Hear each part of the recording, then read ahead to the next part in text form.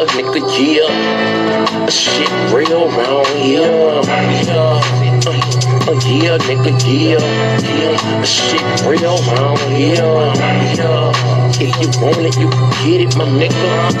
Shit real round here, If you want it, you can get it, my nigga. Shit.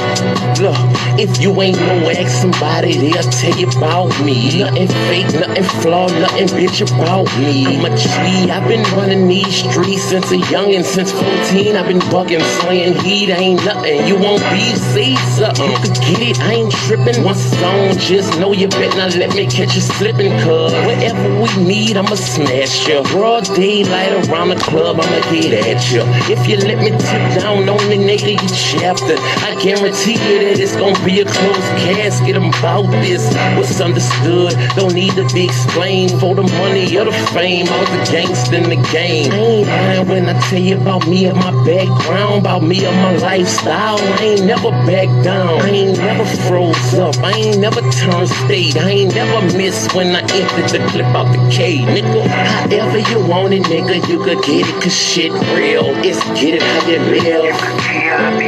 However you want it, nigga, you could get it, cause shit real. It's get it how you live. However you want it, nigga, you could get it, cause shit real. It's get it how you live. However you want it, nigga, you could get it, cause shit real. It's get it how you live.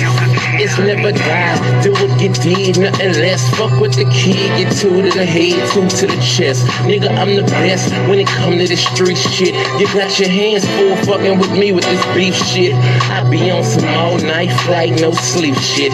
Me, my dog, and 2 Ks, fuck that pro-bleep shit. We coming with it, hunting round drumming with it. You running from it, we running with it. You bitch ass niggas ain't fucking with it. I'm out here, head first, ready to go head up. Walking with your head down, bound to get your head bust. Hit the feds, come, I'm off the scene, off the block. I know the bus move when it get hot. Shut down the shop, open up another on the other side of town. Got and I got pounds. Jizzle was a hustler and a head bust all in one. Don't get it twisted, I do this rap shit for fun, yeah. However you want it, nigga, you could get it, cause shit. So I went all the way down to the trap in ATL. Oh yeah, to I let T.I., you know what I'm saying, to see how they do it. Cause I know how we do it in the hood and the NO. It's street, it's real street. I've been a street nigga my whole life. I was raised in them, wild out, flighted for nights and days in them. Nigga, I played in them, I told the kids in them. In 7th grade, I started trying to get paid in them. If you ain't real, you ain't gonna be safe in them. Bitch niggas get jacked and they hoe get raped with them. I done saw niggas get stabbed and shot dead in them. No reppin', I bust my share heads in them. Leave caught niggas down bad and bust lead in them. The streets getting flaky cause not a feds in them. Putting pressure on busters, getting info from them. Niggas telling it all when it's coming and who from them. Damn, that's fucked up, the streets that change. These bitch niggas straight poison in the game. But Jizzle can't change the streets, that's me. I live and die by the street rules cause I'm a G. I'm a street nigga, a street nigga. That's what I've been and that's what I'm gon' be, nigga. I'm a street nigga, a street nigga. I was taught it by my play like a G, nigga. I'm a street nigga, a street nigga. That's what I've been and that's what I'm gon' be, nigga. I'm a street nigga, a street nigga. I was taught it by my play like a G. A nigga thorough as they come, were raised in the gutters in the slum, known as the number runner son, and the dope man nephew who uncle on the run, the candidate grandbaby hustle for the fun. The yay was sold daily from the dust to the chrome. Like easy in the 80s, nigga stayed in the sun. I swore I'd never run, so I stayed with a gun. I kept my little 380 with the blade to the sun. All I fit with God, play my card, how it come. I'ma stand like a man till it's all said and done. And that's even if they run niggas, cause I know I run with a clique of wild, misguided, underprivileged young niggas. Give a fuck who you is or where you from, nigga. You can get it, we taking over the city. I was raised in the belly of the beast, to say the least. My my role model was doing time, so I learned from the streets. I'm a street nigga, a street nigga. That's what I've been and that's what I'm gonna be, nigga. I'm a street nigga, a street nigga. I was taught it by my play like a G, nigga. I'm a street nigga, a street.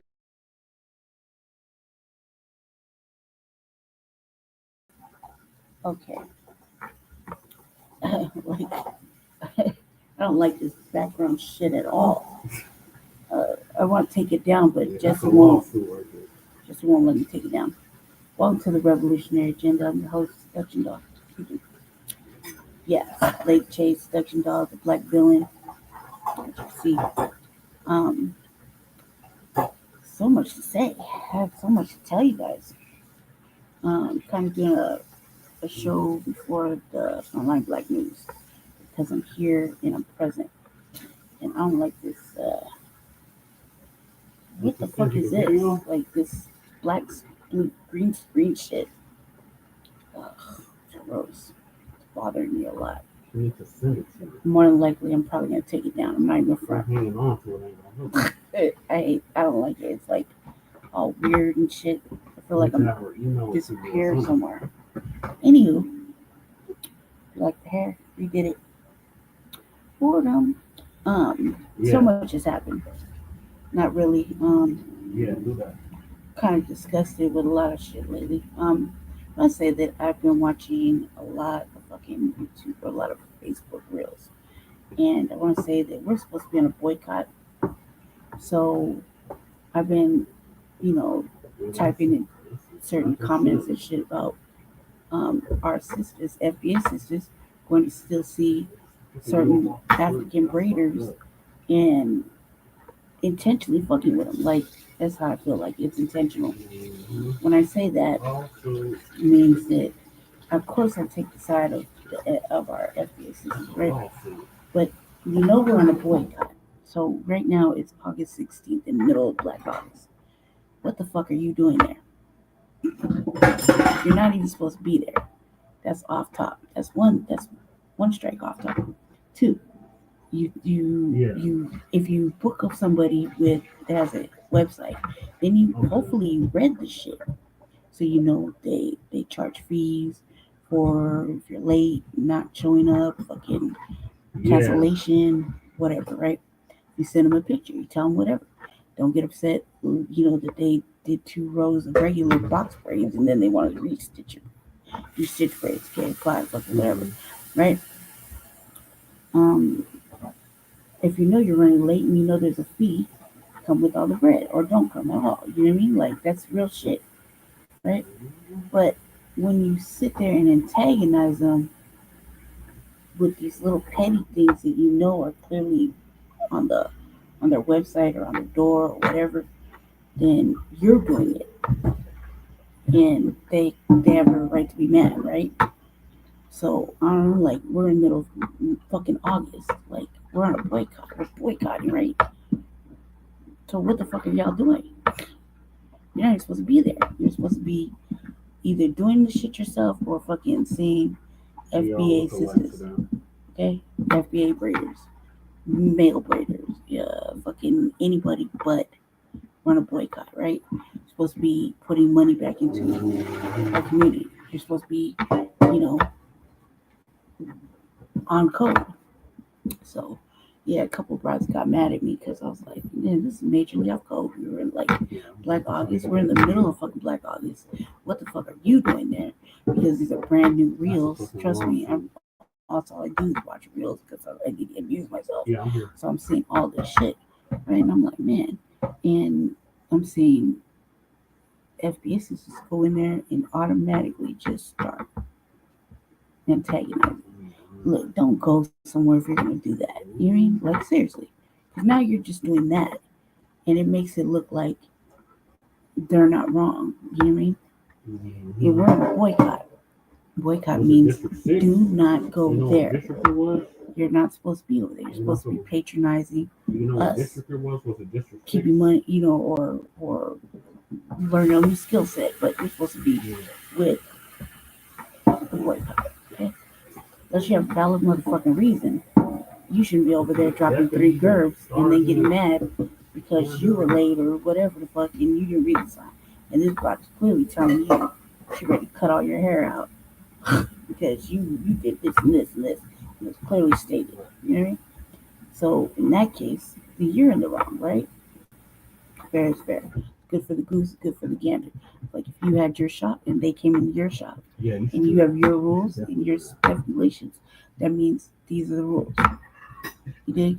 So you have every right to be upset. You have every right to be, when you feel disrespected or rules weren't followed or, you know what I mean? Serious stuff. You know that these broads are like hookers. They take money up front. So at least one was acting like that. So, I'm serious. And they got mad. A couple people got mad. I truly don't give a fuck. The reason I don't give a fuck is because if we say we're doing something, then stick with the motherfucking program. It looks like shabby ass fucking behavior when half of us is on a boycott and the other half is over there not only talking shit and recording, but disrespecting these people by going in there and fucking with them intentionally when you know better, right? You know what they're asking for. If you don't like them, you have a review. It's like you didn't do your research. You didn't look at the reviews. You didn't look at the pictures. You didn't have a dialogue beforehand. You didn't go pop in and sit down and watch this motherfucker parade before you decided to let somebody touch your head. You didn't do no proper research. And you can't say you don't have time for it. You have time. You just don't want to make time. So you can't be that. You know what I mean? Unless you have a good cause. Right? Seriously. Wrong is wrong, right? Just saying. And if you're going to be halfway with us, that's halfway off code. That's not acceptable. That's off topic. Number 2. What else did I see? Man, I want to tell you about my adventure yesterday. But my venture ends in an ugly ass conversation. So I want to say that I'll be the first motherfucker to write off and completely write off family members, relatives, related. I don't care if I was in fucking Bethel.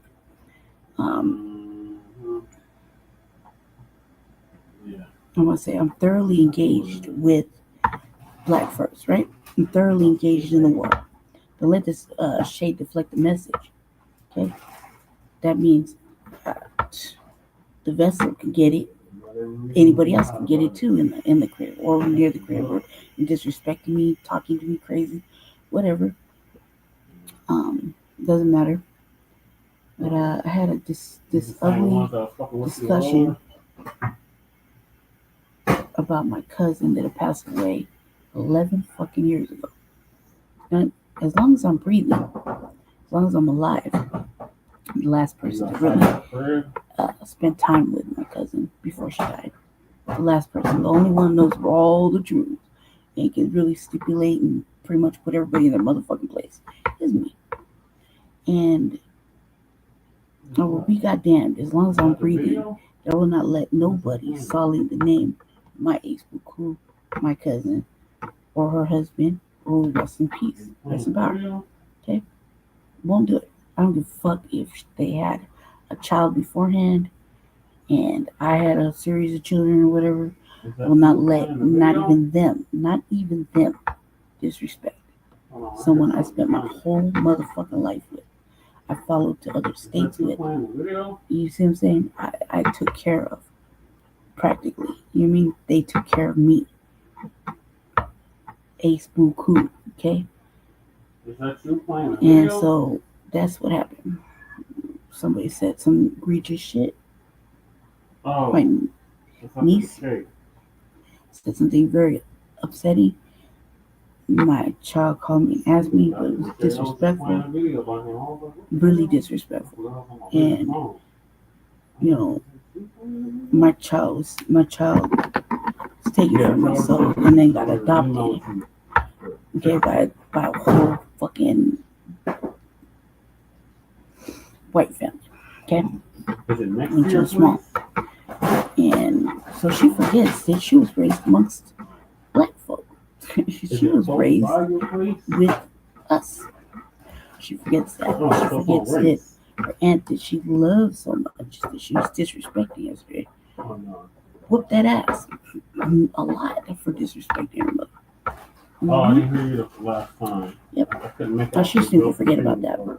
But when Okay. drinking comes into play and Because a I swear, Stop motherfucking was on Josephine. kid makes you feel like, you know, you didn't do anything, you weren't there, you didn't give a fuck. And that's not the motherfucking truth at all. Especially when you got witnesses and motherfucking paperwork to back it up. And they take they violently take your child for no goddamn reason other than, you know, what the fuck they say, right? And adopt, put her in a whole fucking family, different family, take her whole name and strip it, put a whole new name on her, right?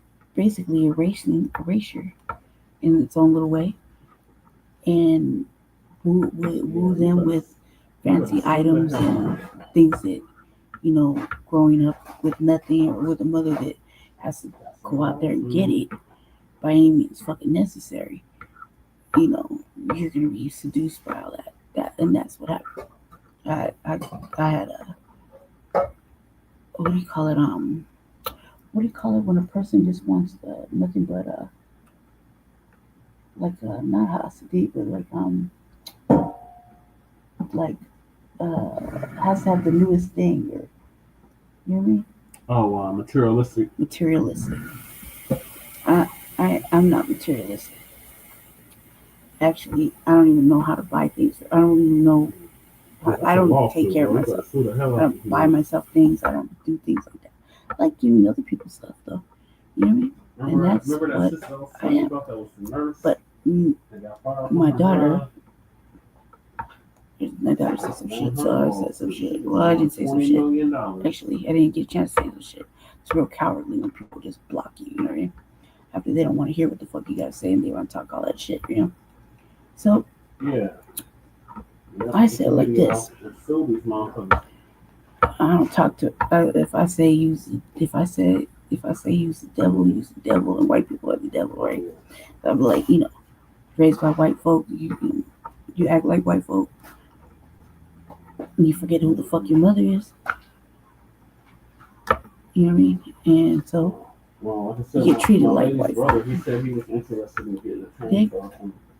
Well, I gotta ask him because I haven't asked him. I don't even know if that's a thing. So,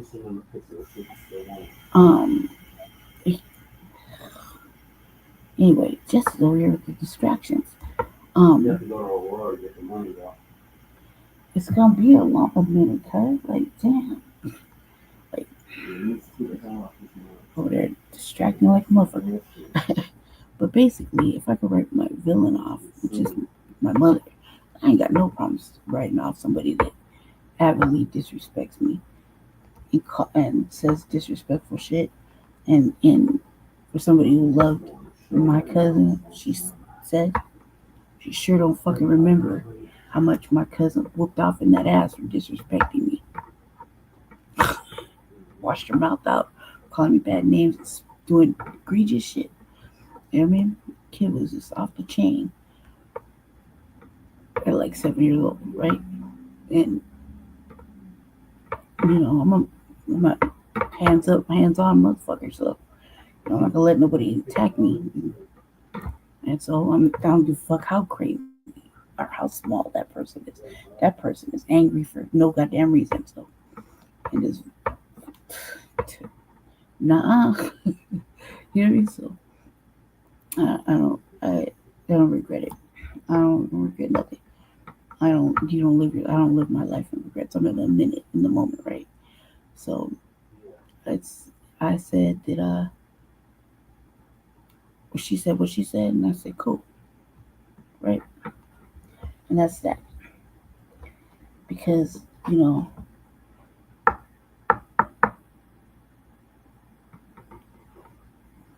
we gotta stop letting motherfuckers disrespect us. Doesn't matter how close they are or how much. Doesn't matter who they are. People are gonna stop fucking disrespecting us. You know what I mean? And think that they can get away with it or whenever just because it's I'm white and I say so. And that's how it would look. Like her saying that, you know what I mean? Because that's how it worked. That's how it looked. That's how it's always been, right? The situation is just like that. So if I would have done something crazy like before, which I already had my issues with that, right? It's like putting my hands on a white person. The little shade deflect the message. Because she would do that. You hear me? Look, I put it past the motherfucker to snitched on me and dined me out when she was 7, and I do it when she's 24 and 23, right? She's just different at it. And she ain't got the, you know what I mean? And I feel like, it'd be like beating on a white person.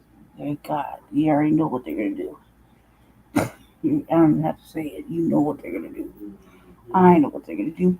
I've already experienced it several times. So, you know what I mean? Several fucking times. And I'm not going to do that again. It's not that I'm not going to do it again. I plan not to do it again. So, I called a couple people. I said shout out to Cookiesy. As a confusing little codified question in regards to the situation. And he gave me a good, solid, codified answer, which the question was if I was on code or not, because I said, fuck that, bro. This is who I am. I don't give a fuck what you're talking about. Right? And cuz said, go with logic. And I started, that don't make that didn't speak to me volumes. Where's the lighter, Jess? Give it to me. Where's my lighter? Is it still over there? I don't need it. Sorry about that. So shout out to our brother Cookiesy. Shout out to Cookiesy. He was available to answer a curious question and distressed call. Well, text message anyway. I was hella crunk yesterday. Hella crunk. But not that crunk. Not that crunk to where I didn't where I can't make fucking serious motherfucking decisions like kick rocks, you know? Also too, family, like, it doesn't matter if you're related to them or not. Sometimes you just came through the vessel and then you are the vessel. You dig? So I just happen to be the vessel for them.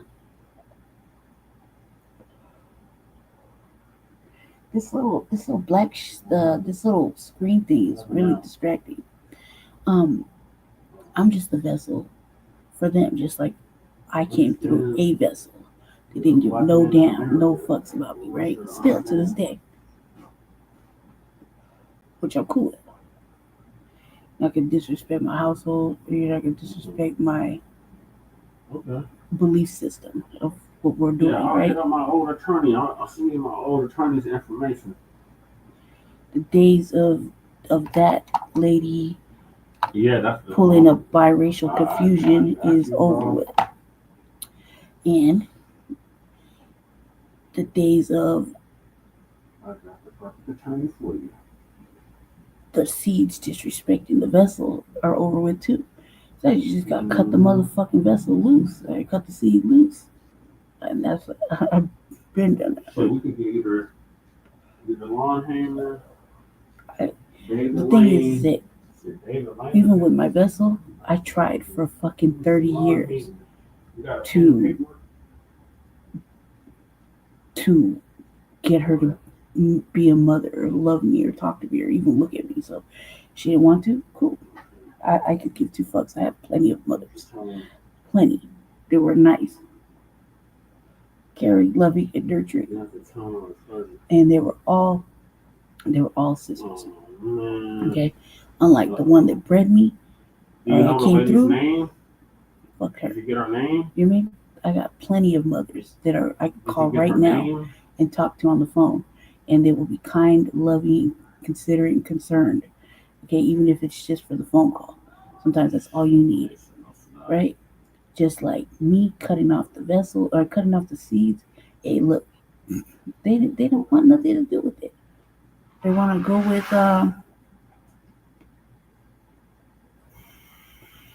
with their father's side, or they want to go with whoever raised her is some ugly ass old fucking fucked off white lady, and she loves that bitch. You gotta get the lady's name at least. She can go ahead, keep her. You don't need no empowered motherfucker like me. Maybe you want me back till the morning though. Too much, and that's cool. I'm good with it. So you have to wait. I'm good with it. I have to be good with it because it ain't my loss. It ain't my loss. I did what I was supposed to do. You know what I mean?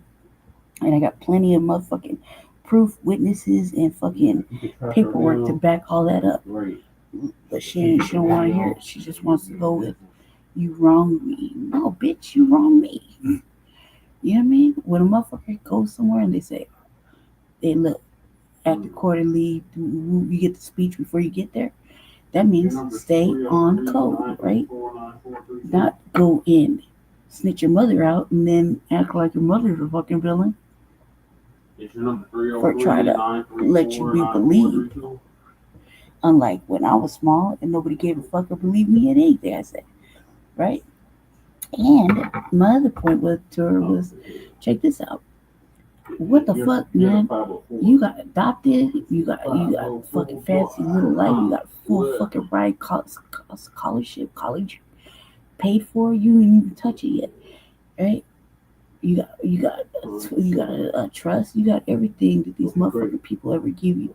I got my fucking generational wealth stolen from me 3 motherfucking times by my fucking villain, right? That's off top. And then, not to mention, I grew up in the motherfucking system with fucking 250 fucking different fucking families. Going through it for fucking a long time, okay? Grew up all fucked up. Didn't even have a fucking fourth education. Yep. So what the fuck was she really mad about? Like, right on point. You love that bitch so much, they gave you whatever. Why the fuck are you tripping with the motherfucker you think is a fucking poor set, right? If that's how you feel, keep kicking rocks, bitch. Like, I was like, you grown now. Now I can call you out your name. Okay. You's a bitch. Go on. Do what you do. You're not gonna hurt my feelings. I have none. The days of me trying to fucking get that person to fucking see what I was telling her, see that I went through all this shit to keep her, try to get her back in the system. It's like, fuck no, intentionally, right? I had been people, even my friends and family, to step in and adopt her, right? Seriously. Like, I had 5 people step up, right? I'm not gonna say that they're black, that they were, right? Serious people with educations and jobs and careers and life and a home to give her. She didn't have to go through all that. And what happened? They said no. They said fuck no. They asked them 2 questions, and that was that. You know what I mean? Whether they thought I was good, I was a good mother, and whether they would let her see me. And they said yes and yes, and then they said fuck no to them. And they had careers, good jobs, I'm gonna send a video to Dr. Bashir. Nice places to live, full homes. You know what I mean? A place for her. Just, you know what I mean? For me, as a fucking solid to me, right? That's a big thing. That means I've done some good ass shit in this world that motherfucking people would step up for me to do me a favor because they're fucking against me, right? Or whatever. This is a long time ago. Very long time ago. But nonetheless, Little bride has her little feelings and she's gonna be upset about shit. I personally think she called to fuck with me when she was drinking. She don't drink well. I could drink all motherfucking day and you won't catch me like that, okay? Angry, aggressive, or fucking getting put somewhere or whatever, right? Trust me, I was mad crunk yesterday. Right. I don't even know how I fucked up my shit. Mad crunk out in the street. Mad crunk. I was. Right? It was outside with the unhoused. Crunk, okay? Waiting. Right, so what happened? Nothing. I went, drove my ass back to my crib. Let my brother tell you, he act like I drove through the door. So I get in. I'm getting me a little snack, you know what I mean? I was gonna watch a movie or whatever, and fucking here we go with the fucking messenger in the block after that. And personally, the language sounded pretty fucking sus. The language sounded like her fucking whack ass uncle, my cousin's brother, who said some ugly shit to me as he was trying to kiss ass to my mama, who was on some other fucking shit with them. You know, you did? So, yeah, that language sounded pretty motherfucking familiar. You know, white people got problems. You know, white people don't know how to talk to motherfuckers like us. They immediately start with the fucking disrespect, and then they want to hurry up and block you so you can't fucking retort. You can't give them they fucking bullshit right back. And all they did, man, don't ask me no fucking stupid ass questions if you don't want the fucking truth. You know what I mean? And I will not, as long as I'm breathing, allow anybody to disrespect my Ace Buku resting for the last 11 years, right? It's probably turning over and over. And her husband, who just passed away, right? Like, because if he was around, he'd probably fucking snatch them both up. Both his numbers, because that's what they did. But no, they only motherfucking these youngins, man. These 20-something youngins, man. They so emo, cuz, and they don't want to hear shit you gotta say unless it's whatever their narrative is. Man, I never in my motherfucking life. And even when I think I'm fucking remembering something the right way, I got a fucking younger baby brother that thinks he's my older brother, and the fucking remembrance of everything. Like, he remembered 2 years before he even came in the world. My life, yeah. So he's already trying to tell me what the fuck it is, and I just roll my eyes and yeah, you're right, and it's like, keep it to myself because it's not even a point. Not even a point to argue at this point. You know, because nothing I say, right? But I'll be goddamn.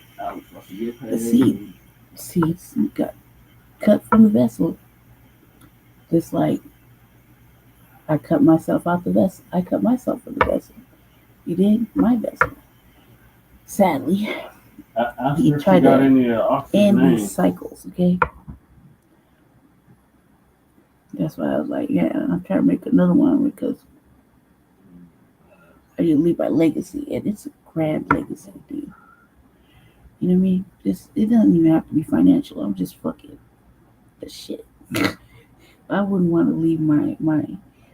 Why wouldn't I want to leave it to something? Why wouldn't I want to leave that? Right? Instead of the motherfuckers going, oh, fuck her. No, fuck you. Kick rocks. All the way. I'm still here, Alex. You fuck what you. I don't give a fuck. I don't care. I don't give a damn. Because at the end of the day, can you hear me now? I brought them here. I was here before all them fucks. Yeah. So at the end of the day, I'll still be here. Or before any of that. You mean they can sit there and cry and go, oh my god, I don't give a fuck. You crying for the wrong shit. And you blaming the wrong motherfuckers for whatever the fuck. You just think you know, but you really don't know. But that's that sense of entitlement for these 20-somethings. You know what I mean? They're so emo, they're so in their feelings. They're just so like they remember. But in all actuality, they don't know shit or remember shit right. Yeah. If they remember, they would remember that fuck the Dolores Project. they would remember all the shit that went down with that, where their mother was ready to fight some big ass motherfucking tall bull dykish ass bitch because I thought they brought her just to punk me. I won't get no punks. You know what I mean? Ain't no pussy up in here except, I'm not even saying ain't no punk pussy ass bitch because ain't no bitch in here. And I mean, goddamn, man, like, that's what I said. I'm glad that it was over the phone because even like this is like the second or third interaction where we've had where it's been disgruntled. And the first time it could have got like whatever, and she was she was a lot of red, all that dead in my face and shit. And I was like, and now you big enough, now you like, now you're a good challenge. You know what I mean? I know you got them hands, you got them for me. Now you're a real challenge. But then I thought about it, I was like, oh, it's a white lady. It's a white girl, a little white girl. You know what I mean? Look like my goddamn mama. Real shit, look like my mama. Don't have no dark features like me. I got dark features, I look like my father. Right? She looks like my mother. And acts like a Karen. The other day, I know if I would have did something crazy, it would have been like, whoop, whoop. Did you? And her, yeah, she, blah, blah, blah, blah, blah, blah, blah. And I'm like, bitch, we gotta go to jail together. Watch out. I'm trying to get you viewers. You know what I mean? I don't care. I was like, it's like, motherfucker, we gotta go to jail together, right? I'm like beloved. You think it's gonna be easy for you in there? No. Not even a little bit. Not even a little bit. Jazz in the building. Is he in there now? Yeah. I can't see him. I can't even see the comments, so either way. So family, yeah, he was in here earlier. I don't know if he's still in here. Okay, family, so this is what we're gonna do. I got a whole bunch of shit to show you. We're really gonna be looking at a couple of things, especially Dr. Umar trying to slang the Shango stick, man, for 500 verbs, right? That's what I'm saying. Yeah. You try to slang the motherfucking Shango stick because $500 to bitches. I mean, like, look, man, why don't you don't want to take no man to lunch and have a discussion? You just want to slang the Shango stick. That's all on video. Anyway, so I got a couple of things. It's a funny mockery. Because, we've been mocking his ass. Killed fucking the whatever piece of Pan-Africanism, you know what I mean, that was left. He killed it. I'm gonna start off with the Muhammad Ali video. Okay. And I just didn't have time. After Frontline Black News, if things still go get her number good, and I'll do another RVA. The reason I'm trying to bulk up on it is because I don't have options to do it at home. So I got to take my time and I got to get it when I can get it. Okay. Shout out to Shabaka for allowing me to utilize the platform. I keep telling y'all, but get on me for a fucking money saving fucking thing. Jesse, will you stay out of the goddamn camera? I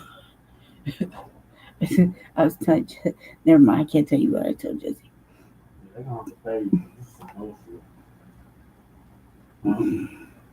I was told Jesse I blamed his new apartment for him having a wide bag. I've been eating good here. You got a new apartment before you just got wide and rotund. You could put up this stupid ass screen because I hate this shit. Alright. I give it like 10 more minutes, 20 more minutes before it gets on my fucking nerves. I take it down. Say, but why you gotta see my background? Right. I don't know. Just who cares, right? This is a small little space he's still unpacking. Y'all can't deal with him unpacking. It's like there's something wrong with y'all. Okay. So let's get to it. Are you just gonna be added to the long list of lawsuits? Let's get to it. Okay. Share screen.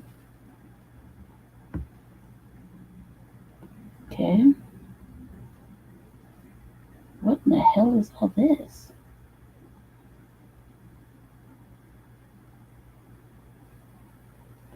Jesse, are you watching? I don't care. Look, people, I'm not like Jesse. I don't really care if the number, if there's a whole bunch of people in here. Oh, see, speak of him. I didn't know if you came back or not, bro.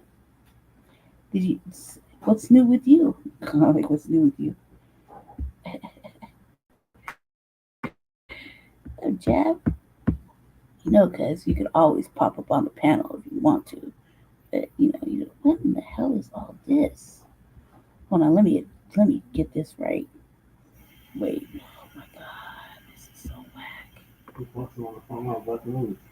Oh, that's good. That's good. That's great. Hold on a sec. Hold on, family.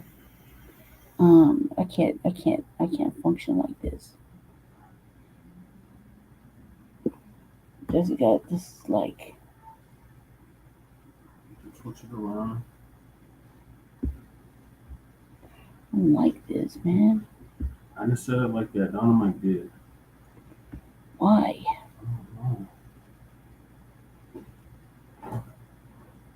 We don't even have a third person in here. Okay. Yeah, you really should.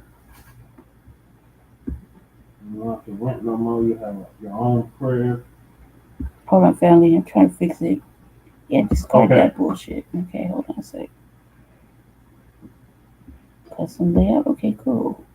No. Jesus Christ. All right. It's all great and shit, but now you're gonna share it with you because I get all excited about this. Nobody. Yeah, right. I'll believe it when I see it. Tessie says that. For what? God, you're such a fucking oh man. See? No, she doesn't. That lady live, man. Just leave that lady alone, man. Let her enjoy herself. She went through a lot. Like, so just leave her alone, please. God damn it. Such a fucking opportunistic fucking fuck. Alright. No. Yeah, my bad. I'm ready. I'm running. I'm listening. That's what I thought. Are you ready for the fight? Yeah. How's the fight going, Jam? Are you ready? Are you ready? Sorry, man. I don't like this background shit that Jesse got me on. Like, really, it's fucking distracting and I can't see shit. You set the background. Because he told me I couldn't just rock with it the way I had it. Hold on a sec.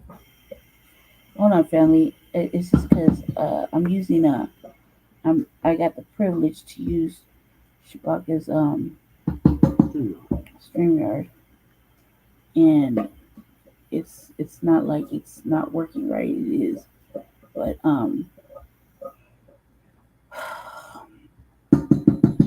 yeah, I don't like how StreamYard does this shit. I don't see.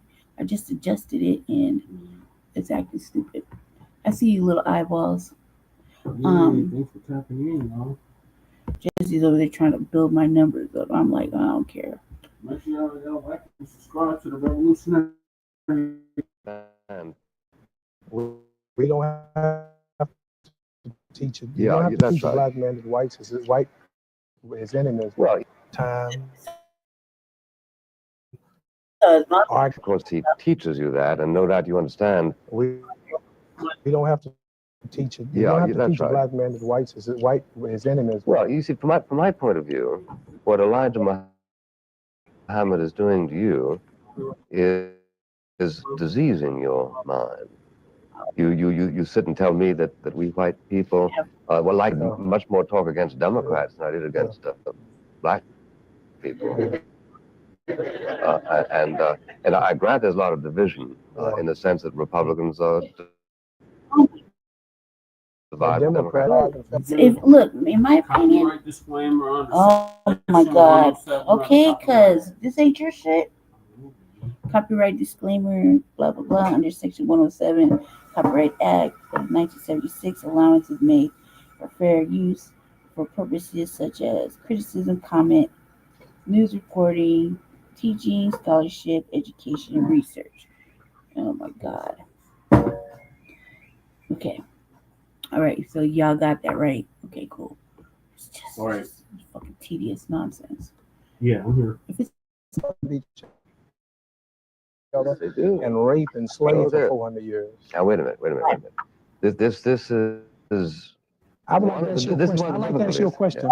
Who, 22 million black people in America, who would you say our everyday common enemy is? What other country or what nationality? I mean, you know, you have the nerve to be on a TV show like this and look at me like I'm wrong for saying Elijah Muhammad is poisoning you by telling you that we're your enemies. Yeah. And I feel it and see it every day. And every black man watching this show know you are enemies, just that you are enemy. You taught us, and your people deal with you. Martin Luther King is bumped up title unjustly. They killed Megas unjustly. All the integrators who love white folks was unjustly kicked out of Washington. They've been deprived of education and poverty throughout the country. They just came back from Vietnam, 12 boys in Chicago, and they said on the television, rebel communist flags. Now you gonna tell me that Elijah Muhammad and trying to make the public think that he's poisoning me by teaching us the truth. If here's his latest newspaper. Now wait a minute. Here's his latest, no, hold it there. Here's his latest newspaper, Muhammad Speaks. Now it's full of truth. You can get the paper in every city. You can buy Muhammad Speaks. And if this, I mean, you're a wise man, but I don't think you're too much wiser than the ones who run the country in the White House. Much wiser.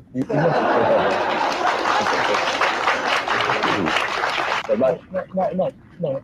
Let me try to make this point. No one challenges nothing he teaches. You're intelligent, I'm intelligent. We all know he's here. So I'm not here to tell you something you don't know about. No. I'm simply telling you that you believe something which I happen to know isn't true. Now hold it. See, What is it that I believe? You believe it's not true. You believe that the entire white community is your enemy. I happen to know it's not your enemy. I doubt if there's anybody in this room who is your I tell enemy. you what. But I do believe that just as Hitler persuaded all the Germans to believe that all of the Jews were their enemy, that the people are engaged in spreading this kind of virulence, and that some very, very sincere people get caught up in it. You're an example of it. And under the circumstances, you end up doing a disservice to the cause that you really want to serve. Would you say Martin Luther King doing a disservice? What is the relevance of that remark? Just whether you went to school or not, explain to me the relevance of that remark. No, I'm asking you the question. I said, you said I'm doing a disservice. You mean because he was killed by a white man? No. So I said Malcolm X was killed by a black man. I'm not talking about that. So what else is new? No, you're getting upset. I'm not talking about that. All I asked you was Elijah Muhammad is doing a disservice or whatever it is that he's doing. Yeah. Well, at one level he's doing it. What's the level? At the level of trying to persuade people that all white people are the same and despise Negro people. All right, now number one. At the level in which he urges you to self-pride, the rest of it he's doing a great service. Let's look at some of the things he's doing. Go ahead, Mr. Ali, excuse me. You say one thing that he's doing that's not so good, trying to persuade black people that all white people are no good. That's correct. Yeah. You have about 180 million whites in America, and Madison Square Garden holds about how many people? You know better than that. About how many? About 20,000. So if you could, which is impossible, fill up Madison Square Garden with white liberals who will die for blacks. Color means nothing. And will give up the whole system and their own people and the richness. I mean, just all out color means nothing. If you could get 20,000, which is impossible to fill. I don't say color doesn't mean nothing. If we had an arena with, if we had an arena with 10 million people in it, of whites, all you say really good and mean right. If you had 10 million, you have 170 million to rule them out. So what I'm trying to say, I see a white man die in a riot. He didn't want to die, or in a demonstration for blacks. America's in Vietnam dropping bombs now. Now, wait a minute, let's get back to Madison Square Garden. Because it's one thing to say that white people aren't the enemies of black people, and another thing to say that color doesn't make any difference. It does. So does race, so does religion. For instance, the Italian, that the fact that somebody's an Italian makes no difference at all, or that he's an Irishman makes no difference at all. The question is, are they enemies? What I was referring to is say that you had some whites that didn't pay attention to color. What I mean, you know, we all equal. That's what I meant to say. It wouldn't help the problem. I mean, there's so few. For every one white that you can find me that you may say that's liberal, it means right, I'm sure that you could find 5,000 to every one who would kill him for trying to help. So there's so few until, here's what I'm trying to say. Why aren't there more dead white liberals? How many can you count?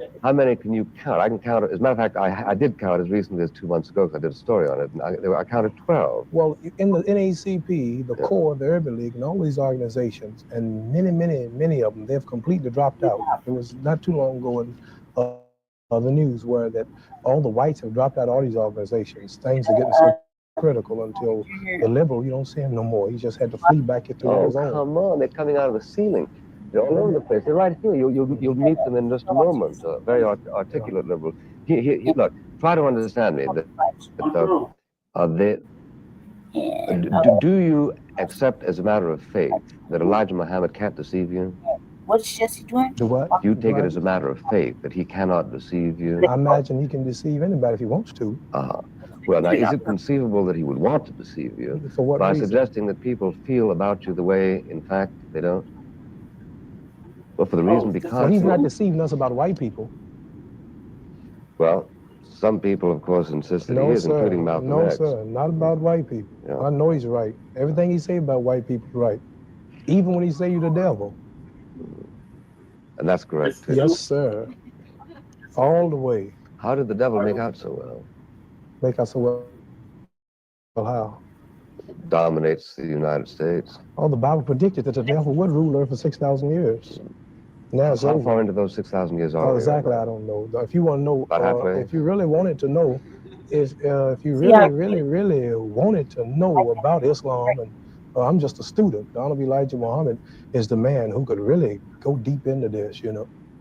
But how do you account for the fact that he has been rejected by, according to his own figures, 97% of the black people of America? Well, how do you account for the fact that none of the prominent, with the exception of you, none of the prominent black leaders of America are subscribers to Elijah Muhammad?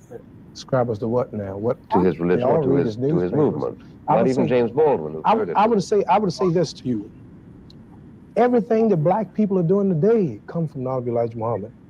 They're having school problems. We want black schools. We want black teachers. This is his program. Being natural. They are black now. They don't want to be called Negroes. This comes out of Elijah Muhammad. Does that really make any difference? Hold it. At the latest, and said, we want separate states from whites. This is stolen from Elijah Muhammad.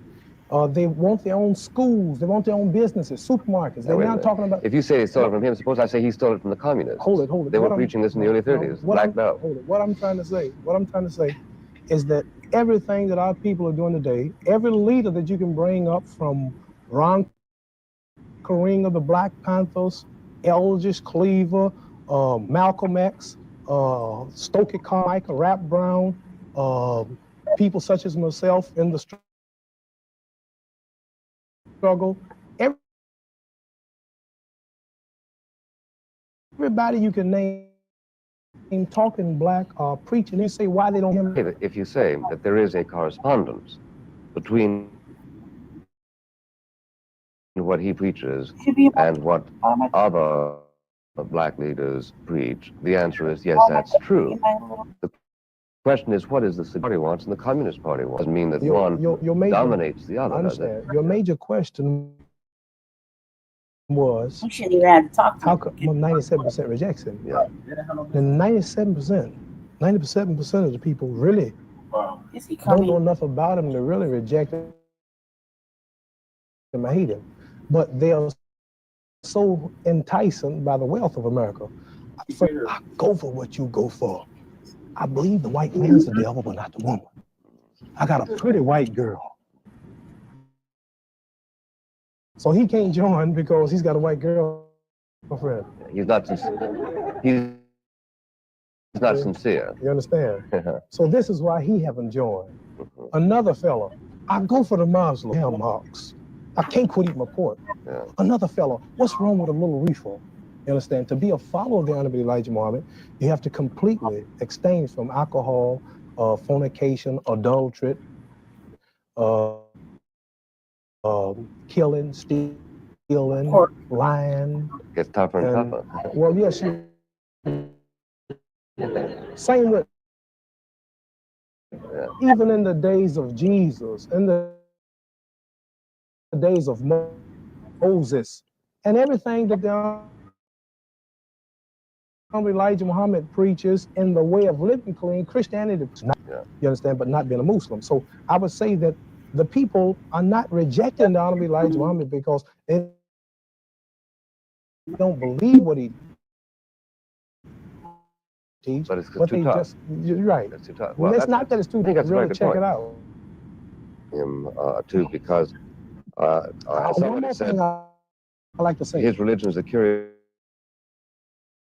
mixture of fear of white people stops a lot. Now, I'm not naming the names, but many of your black people who come on your TV shows every week slip to our meetings, donate to them financially.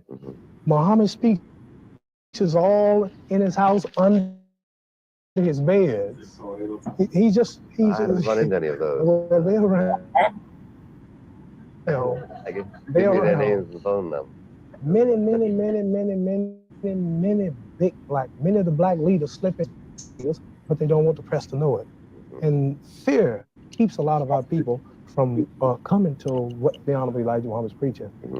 Now, to say, whatever the government's reasons, most black people are convinced that Muhammad Ali was victimized because he is black, because he is a member of the country's most vulnerable minority. Now,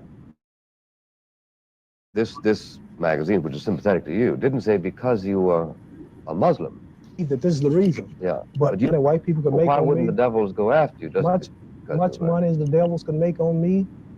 Commercials, advertisements, movies, heavyweight title fights. Man, millions of dollars was made in our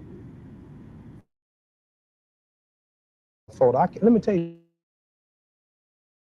something. Why didn't they stick with you then? I want to get an Elijah Muhammad. Man, we take $1 and make $10,000 come from it. But you've written that Elijah Muhammad refused to take your money. Right. Let me say one thing to you. Let me say one thing. I owe him. My Sir Plies was threatened if you let him fight. And the next day, no comment, but no fights off. Why can't you fight outside the country? Oh, they took my passport. They got that early. Well, I'll tell you why.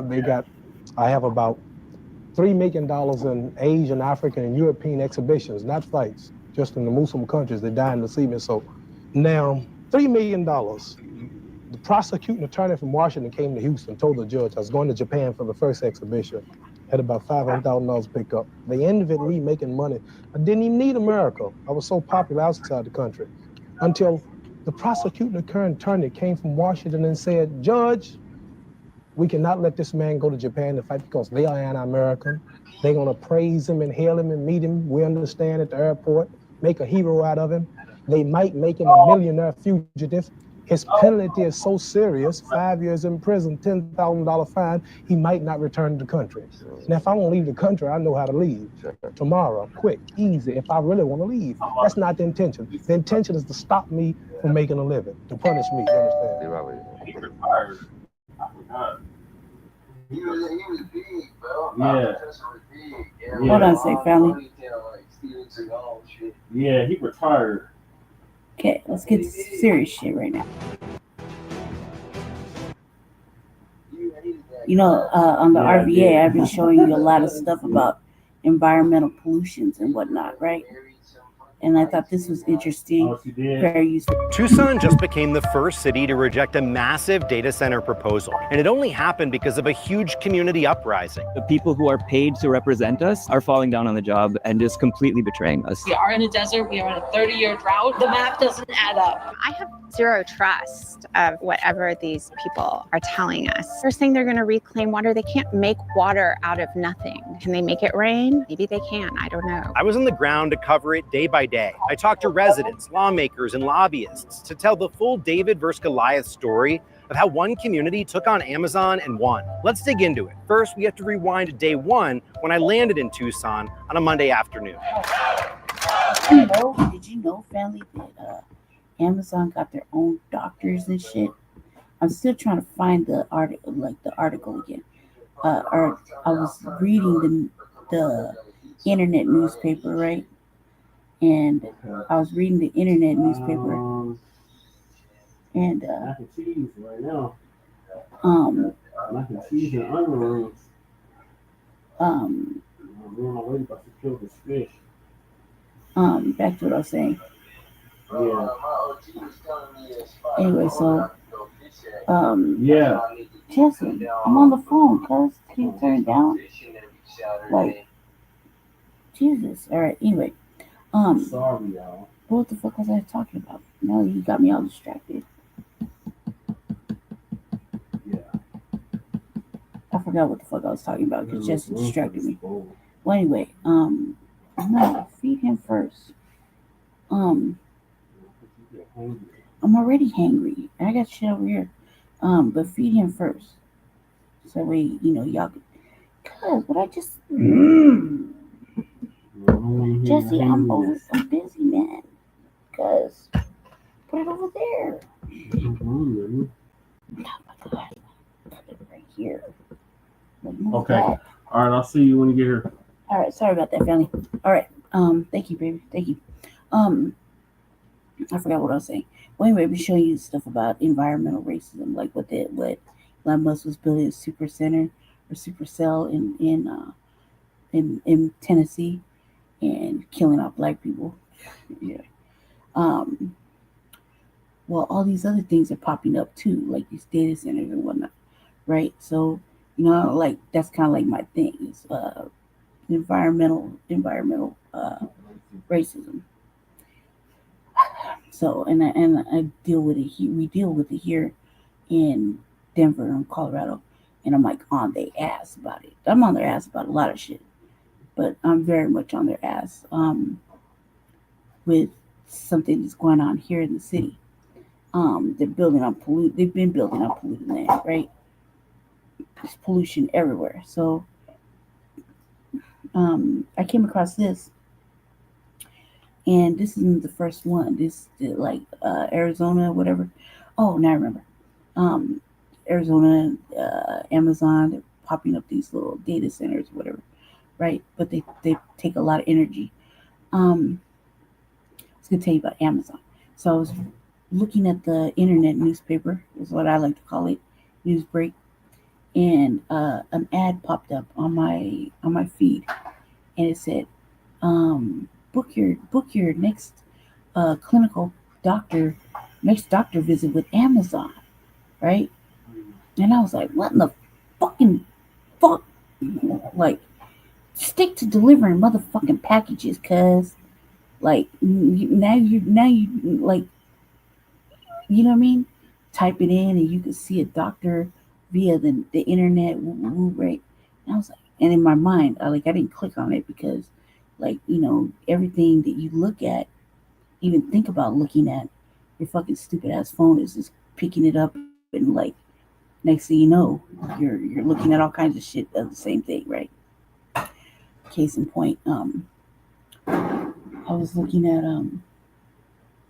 we were at the Black Arts Festival, and I saw this white lady with these little black dolls, and I was like, why the fuck she got them? And I felt like rescuing the little black dolls because I have one, right? Kenyatta at the crib. He rescued, right, from a white lady. Well, the lady we know, right? I shouldn't say a white lady. Very nice lady that used to do Mutual Aid Monday. Okay. And he, however he came by it. But ever since then, motherfuckers are scared to touch her, right? I'm like, cool, right? So I put all my little valuable things on her, because everybody's afraid of her, right? But there was a whole basket full of the same type of fabric, hand sewn black dolls, right? They got little African-esque clothing on, but they're real soft and they're like hand sewn, right? And there's like a boy and a girl, right? And as he's talking to Moray, our friend Moray, Mr. Sankofa, I'm looking and I'm like listening to what's going on, and I'm watching people walk by. I'm smiling and talking to everybody, right? But I'm looking at this little basket like, maybe I should go rescue it. And I had to ask my best friend what the fuck that was about.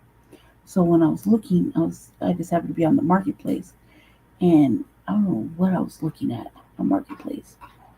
It could have been a whole bunch of things. I was just scrolling, looking, and I was like, "Oh, that's kind of interesting." All of a sudden, I started pulling up different things like African masks. I wasn't even looking at for masks, right? I just had this conversation in my house with my best friend, telling me about these people that these white people that make it a point to collect all these African or black-esque black culture, black things. Okay, I want to say cultural things are they're important to us. They might mean something to us, right? Masks, a doll, you dig? It doesn't necessarily have to be nefarious, okay? But white people go around paying top dollar for this shit for whatever reasons, which I think is nefarious like a motherfucker. Like, why are you doing that? That's not your culture. Like, what the fuck are you doing that for? Like, and why do you have so much of it? So we were having this verbal discussion in front of each other, right? I wasn't looking at the phone, so when I picked up the phone to look at Marketplace, I could tell that the motherfucker was eavesdropping on my conversation, because now that's all I'm looking at. That's all I kept pulling up, right? Or I was talking to myself and I was like, maybe I should go get my drum out of the fucking storage unit. Like that. I was talking to myself. And next thing you know, all I'm seeing is drums. You dig? And I thought it was kind of like, it's not suspect to me. It's exactly what it is, okay? And I was like, eavesdropping ass motherfucking smartphone, woo, woo, woo, right? Oh, they're like, that's why I was like, now it's like, it's whatever it would be, right? I could care too, because it's doing the most, right? I mean, it's doing the most. You don't know what it's doing, who's watching, or whatever, right? And so I was like, man. But when I saw this about Amazon, I was like, first Amazon in Mexico, then this, Amazon this. And then I was like, no, don't let me forget to tell the people that Amazon got doctors. Who the fuck signs up for that? You know what I mean? I just want to be an Amazon network doctor. What happened to delivering packages? You know what I mean? Picking orders, Amazon food. I mean, like, that's real shit, right? Like, where's my phone right now, guys? Let me see it. See, he's gonna call you again, right? Most likely. Like, I'll show you something really crazy, right? And it's just on my feed, like, on my feed, you know? If I'm having if I'm asking ChatGPT questions, like, for example, how much does Jasmine Crockett make? You know what I mean? That was the latest thing. Or, actually, no, the latest thing was me clowning my brother. He was clowning me, and he sent me a picture of him in ChatGPT clowning me, right? And I said, oh, this means war, cuz. Like that, right? I said, just like that. I was like, this means war. We're already at war, right? So I was like, okay, this is what happened, right? I was watching The Scare. Season 2, The Scare, right? And I kept thinking, who's the main actor? The one that plays, the villain, right? And I kept thinking, I was like, man, where do I recognize that face from? Right? It's Trig from motherfucking The Shy, right? I was like, oh, well, cuz you don't even watch TV with me. There, yes. But anyway, they were talking on the show. Okay, I was watching the show at my sister B's house on TV, and I kept saying, man, they were talking about Raggedy Ann and Andy, right? And I said, man, I never liked them motherfucking dolls. I said, ever since I was small, I don't know what the fuck that's about. I said, but I never liked them little motherfucking white, red-headed, fucking scary ass dolls. I was like, it's worse than Chucky to me. I was like, they're ugly ass motherfucking raggedy ass dolls. Not that I didn't have a Starbright though, I did. And the little bouncy thing that came on the thing, but one of these, right? So as I'm talking about the show, right, I'm not even looking at my phone. This is what pops up on my feeds. Wait, hold on. See that? Right? It's because I got the fucking the thing on, right? The blur, so you can't see the back, right? This is what pops up on my fucking on my marketplace. I wouldn't even look at. Why the fuck would I look for some racist ass shit like that? This thing, I don't know what the fuck that's about. I never, not even, never. You couldn't get me to have one, touch one, look at one, hold it, none of that. I don't care. That's my generation. Right? Raggedy Ann's my generation? Yeah. I did have a Starbright though. And the little bouncy fuzzy thing that was on a rubber band. It's like a little bouncy thing with a little alien or some shit. I can't remember. That didn't last long. We destroyed it. Me and my brother. Probably set it on fire or something. I'd have to ask him. Right? So as I'm looking at stuff, I'm just browsing and I'm like, maybe I should get me a new wicker chair. I'm just talking to myself, cuz. Right? What pops up? In my feed. Same kind of wicker chair I got in my house. Well, a little different. You did? Just be popping up. And I'm like, this motherfucking snitching ass, motherfucking eavesdropping, stupid ass fucking phone. Right? Same thing with the fucking the masks and the dolls. I was like thinking they should replace my couch. Drums. I'm wondering why there's so much Native American shit all of a sudden going up for sale, right? And I said that to myself. I was like, that's weird. I said, that's just right after the Muskegee thing. And now everybody wants to sell their drums and they fucking shit. Why is that up there?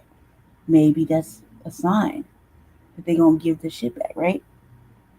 No more $5 pretendians. That's what I was thinking to myself. At least I said it out loud.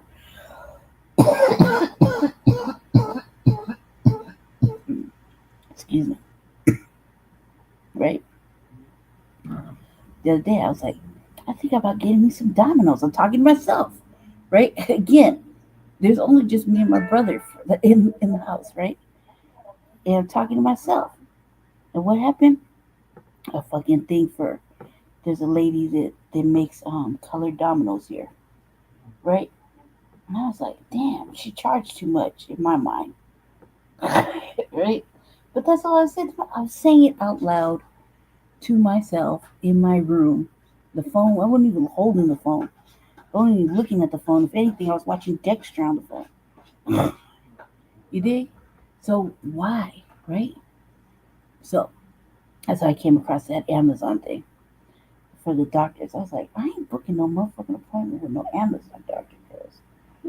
Like, it's one thing I can see the doctor, my own doctor, online if I want to. It's another thing from Amazon. Like, stick to. It's weird when you started dropping off food. Just stick to fucking packages. Like, isn't that what you do? Like, stop trying to fucking do more. You do? Yeah, it's crazy. That's how I felt too. Everything it's like it could when I saw the doll thing pop up. It was like a whole week I was seeing nothing but black. I would say some like masks. I was seeing a lot of masks. I was seeing some things we probably would find like, oh no, right? Like I don't even know. I would just say shit this pertains strictly to us, like the dolls. You know what I mean? Like, you don't see them. Those kind of things are not like meant for people to see. They're not like for public viewing. Like, we have them somewhere. You know, like the only reason you can see mine is because you're in my room. You know, but it's not like it's like displayed in the living room or something. It came through or kicking it in the kitchen. You know what I mean? I got like several things, and they have names. You know what I mean? So they're not displayed for just anybody. You got to be in my room to see that, and you really got to be looking for it because they're so kind of I wouldn't say they're hiding, huh? No, they're just they're not like they're not posted, but they're not hiding either. You see what I'm saying? And so I was like, we're having a discussion, just me and my best friend, because I had a question. I was like, man, what the fuck? Like, should I rescue them? Like, like you did. She's telling me about it. I'm like, why? And then it's obviously something nefarious. Obviously, it's got to be. There's no other reason. But she didn't get to finish telling me because she had to leave. So I was like, more to come with that, because I was like, this is fucking weird, and it's getting worse. So like with the Muskegee thing, right? The native black tribe, all of a sudden, right? All of a sudden, $5 Indian shit was going up for sale left and right, right? And then all of a sudden, I saw something crazy, like they were getting deported or some shit. Yeah. And I started giggling about it. I was like, that's funny as hell. Like, well, right? And then and then I reflected on a conversation I had with Brother Aya about that, right? And I was like, oh man, I can't wait. I gotta find it. So I got this discussion about that. But I was like, why is all their shit going up? Like, it's like literally. And pause right there with that Native American $5 pretendian shit, because I got something to show you after this. Well, not after this, but after this. You know what I mean? It's only like a quick piece that they're putting these surveillance stuff on the tribal land. It started with a town hall meeting. These sessions are really propaganda sessions for the corporation. It's all just been people from the corporation. Data center proposal. And it only happened because of a huge community uprising. The people who are paid to represent. Family, just because everybody else is talking about the same shit on the RVA, we talk about different things because they're really important. It doesn't matter if these are Hispanic people or whatever, white people talking about it. Ultimately, they're hiding the black people that are affected by it. Okay? Real shit. Don't think there aren't black people in fucking Arizona. There's black people in Arizona, okay? Especially right there where the psychic vortex and all that shit is. Yeah. So Sister Ashita is out there, right? So right. So yeah. Okay, so it says Amazon secret plot to build a data center. Data centers. Keep that in mind. Us are falling down on the job and just completely betraying us. We are in a desert. We are in a 30-year drought. The map doesn't add up. I have zero trust of whatever these people are telling us. They're saying they're going to reclaim water. They can't make water out of nothing. Can they make it rain? Maybe they can. I don't know. I was on the ground to cover it day by day. I talked to residents, lawmakers, and lobbyists to tell the full David versus Goliath story of how one community took on Amazon and won. Let's dig into it. First, we have to rewind to day one when I landed in Tucson on a Monday afternoon. It started with a town hall meeting. These sessions are really propaganda sessions for the corporation. It's all just been people from the corporation, from Tucson Electric Power, and from Tucson Water to make the case to the public for why this is a good idea.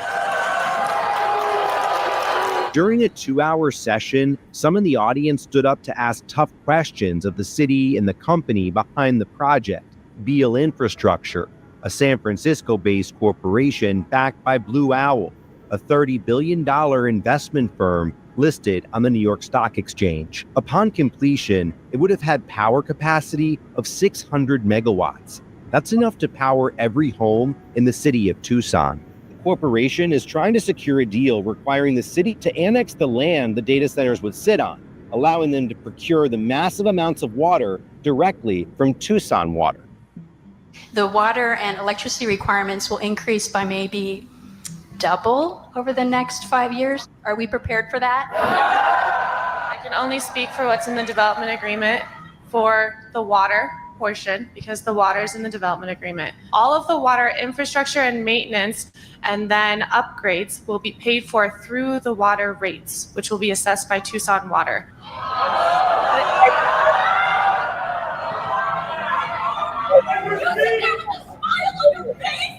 You are asking us to trust Christina with our water when she worked on Meta's data center team for the last 6 years while they were bleeding Georgia dry. By no means am I asking anybody, even the mayor and council, to just trust the word of Beal or even staff on this project. Deals are for rich people and big companies to make a lot of money. I'm a Native American, so I've seen this many times before.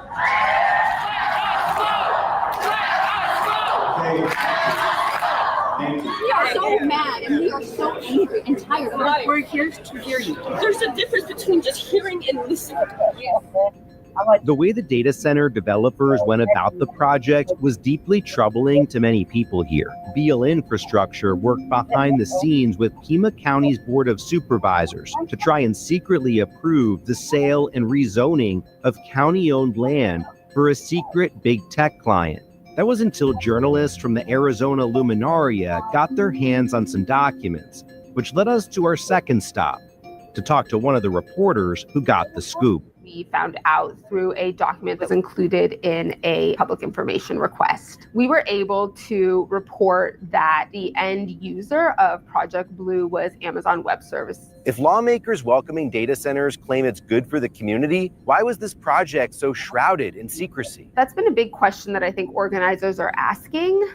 I walk pretty slow anyway. Victoria just moved into this new house with her husband, just a few miles from Project Blue's proposed construction site. Our concern is obviously that this data center and the high water use will further deplete the water table, and that this and other wells around here will go dry as a result. She's deeply worried about the potential water usage in an area prone to droughts. If you knew that a data center could be built near here, I would have looked elsewhere. you wouldn't have bought this house. No, I think it's just more corporate greed and big companies thinking they can do whatever they want.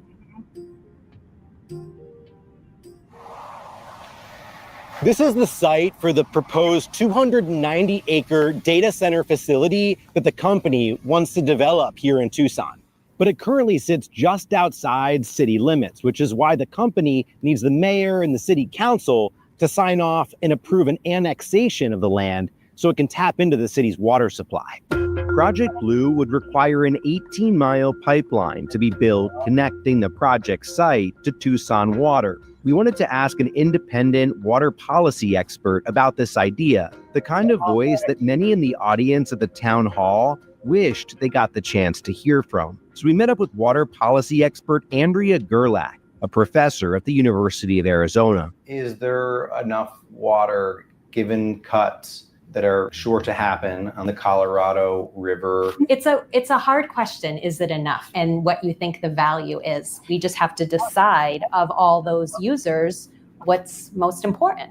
The river did not always look like this. So this is some historic photos from 1889, just a little further up the road. And you can see how wide and sprawling the floodplain was. It was about a mile wide. Angel is with Reconciliación al Río, an initiative focused on the ecological and social restoration along the Santa Cruz River. Purple pipes, if you're in Tucson, you're familiar, it is reclaimed effluent water. When those of us hear that a data center could be using more than 6% of our annual water use, we have to ask, where would that water be better implemented? We asked the developers from Beal Infrastructure for an interview through their PR rep. They responded that they are, quote, only responding to written questions now based on past biased media coverage and editorials in this community. With so much opposition, who's actually backing Project Blue? We met up with Pima County Board Supervisor Rex Scott, who cast the deciding vote back in June to sell the land to Beal Infrastructure. It's a dry place, and water is a fight here. Absolutely. So why did he decide to back a project that so many people here think is a terrible idea. I am not just enthused with the vote that I took, I'm proud of it. This is a battle between tech billionaires and people, working class folks who want to protect their water. Do you see this as a fair fight? I do, because we're talking about 1% of our total water portfolio, 6% of our reclaimed or recycled water. Supervisor Scott says he doesn't think the people should be able to vote on this. I don't think that in a representative democracy that you put everything to a public vote. I make decisions as a normal course of my responsibilities as a county supervisor. The same can be said for council members. Which brought us to City Hall. It's 112 degrees here, and we're at City Hall, and there's a line of people around the block who are here to oppose Project Blue. What made you come out to wait in line outside? I think it's really dangerous that Amazon as a company is trying to come to Tucson to extract our resources. Everything that we've heard so far has been from the company that's going to profit off of it. I'm a Tucson native and I'm actually 7 months pregnant. So really for the future of our family. Inside, city council members were in heated discussion about the project. So we're moving on to item 8. And then a motion to kill Project Blue came up for a vote. Your Honor, I think we got to take the vote. Let's vote. Item passes. And just like that, in a surprise, unanimous decision, the project was dead, at least for now. The developers promised $250 million in tax revenue, 3,000 temporary construction jobs, and 180 permanent jobs. But their contract committed to only hiring 75 workers. But in the end, the community and the city council didn't think it was a good enough deal. This is pretty historic because this is really one of the largest rejections of a data center project across the country. What do you make of that? So we're going through a process to define data centers and make sure that there's guardrails in place to protect the community from any sort of vulnerability like that. For me, this is not an NIMBY issue. This is a matter of all of our communities, our cash-strapped municipalities aren't forced into situations where we are in a race to the bottom with each other, competing with each other for these terrible deals. We, the human race, only get one shot at the AI revolution. We don't get to try things and see what works and then try again. If we screw this up, we're toast. But I would say that it might be a celebration at this point. I have never seen community come together so quickly and so powerfully. And that is why we beat Amazon.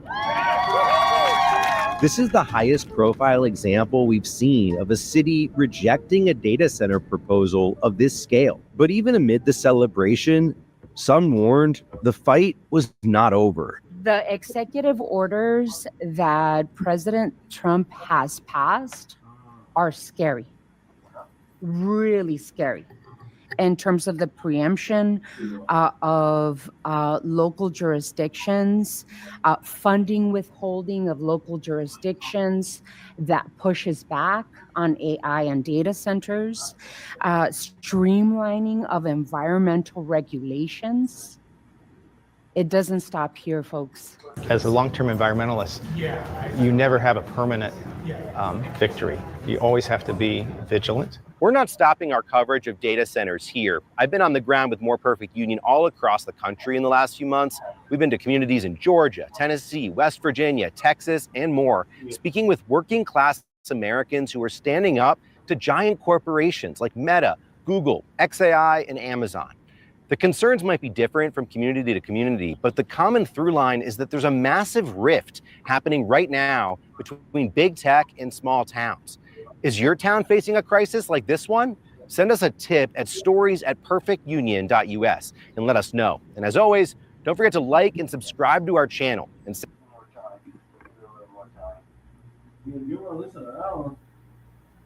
when were you talking to her about 5:30?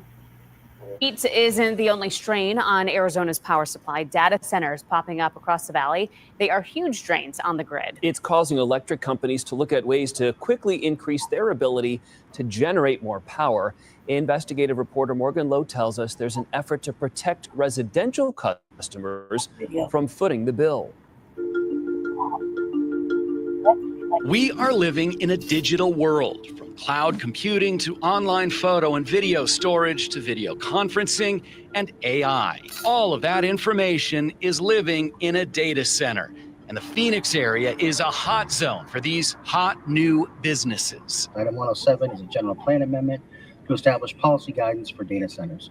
Last week, the issue took center stage at the Phoenix City Council. We are concerned about the increasing intensity of impacts that the unchecked expansion of data centers are having on our city and state economy and small business community. The council was considering whether to regulate where data centers can operate. These can be the size of the neighborhood. The power demand on these things is severe. Council members got an earful. These facilities pose serious threats to our environment, infrastructure, and communities. Data centers are big and they use a lot of water and electricity. This single data center at 40th Street in the Loop 202 is 80 acres in size and requires its own electrical substation. There are about 140 of them in the Phoenix area, and dozens more are waiting in the wings. I think it took everyone by surprise. Kevin Thompson is the chairman of the Arizona Corporation Commission, which is investigating whether the state has the infrastructure to handle the data center rush. Data centers are a 24/7 operation. They have to keep the servers cool, and that takes a lot of power, a lot of air conditioning to do so. Do we have the resources? Do we have the electric capacity, the water capacity to continue to grow this business in Arizona? Is it sustainable? Not at the moment. The pressure is on power companies like SRP and APS to come up with the additional electricity. Right now, data centers use about 350 megawatts of APS electricity. The all-time high peak demand for APS was 8,200 megawatts last summer. But if all of the data centers that want to set up shop were able to, APS would need to deliver 19,000 megawatts. Do you have the electric generation capacity and transmission capacity to serve every data center that wants to come to the valley right now? So we have made commitments to certain amount of that energy to serve, but we do not have the energy and transmission infrastructure to support the amount of energy that's being requested of us. Patrick Bogue, Data Center Strategy Director at APS. He says it's going to take years to meet the demand. APS is currently turning away data center customers. What's to stop APS or any other power company from saying, okay, well, we're going to supply electricity to these high-paying customers, and maybe the service to mom and pop isn't going to be as good? Yeah, so ultimate goal for APS is reliability and affordability for our existing customers.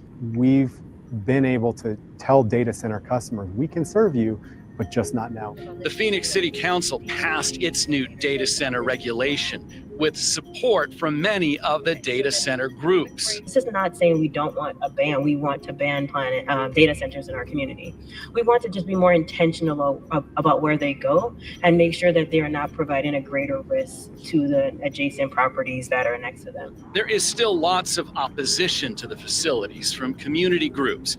It's a message Kevin Thompson at the Corporation Commission understands, but doesn't necessarily agree with.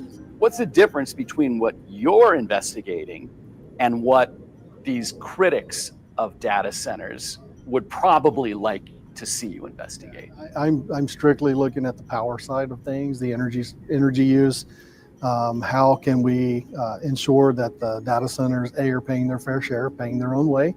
Thompson says the data centers need to pay for any infrastructure upgrades required to get them the additional power they'll need. Do you think that the utilities and the data centers are going to be amenable to that idea? I don't think they have a choice. Morgan Lowe's here with us now. Morgan, for people watching us at home, should they be concerned that their residential power bills are going to rise for the companies to expand the grids and generate more power? Would that trickle down like that? Yeah, everybody is saying no. The Corporation Commission, the So, power. like, it's talking about our city, and we're in Colorado. And oh my God, I'm so sick of it. I'm like, can we just go one motherfucking week without being in the news, right? Let me go over here real quick. Share this other thing. The thing is that they tried to slip in a nuclear reactor in our like literally right down the road, right? In another little area in Montbello, right? Or Green Valley Ranch, whatever, near the airport, right? A nuclear reactor. And when you do more research on it, which I've been reading on it, it was motherfucking the energy company. Try to slip that shit through. You know what I mean? And didn't tell nobody nothing about it. Like, suddenly here it is, you know what I mean? By the airport. And I'm thinking, a nuclear fucking reactor? Are you crazy? Like that's the first thing like all Denver's gone. The whole fucking Colorado's gone. It's just big gaping hole after that. You know what I mean? For what? I don't even care. It doesn't even matter for what, right? The fact that they were gonna put it right there is fucking ridiculous. You shouldn't even have that shit.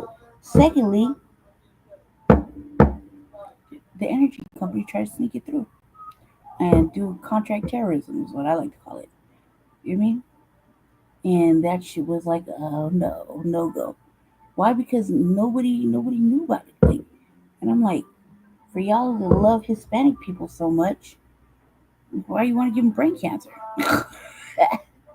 Now it used to be black people there. That was all Hispanic people there. You know? And I'm like, God, the nuclear energy causes brain cancer, right? I mean, or no? Come on, cuz, what is going on right here?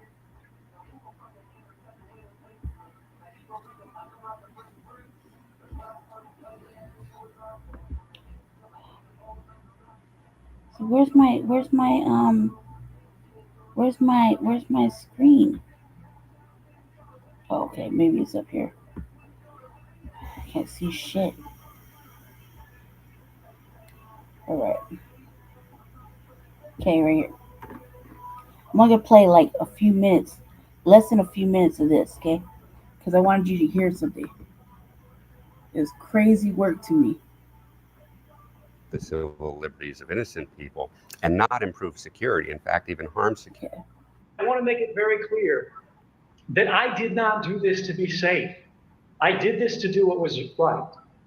And I'm not going to stop my work in the public interest just to benefit myself. Data center. NSA Deputy Director Rick Legend later condemned Snowden at another TED Talk.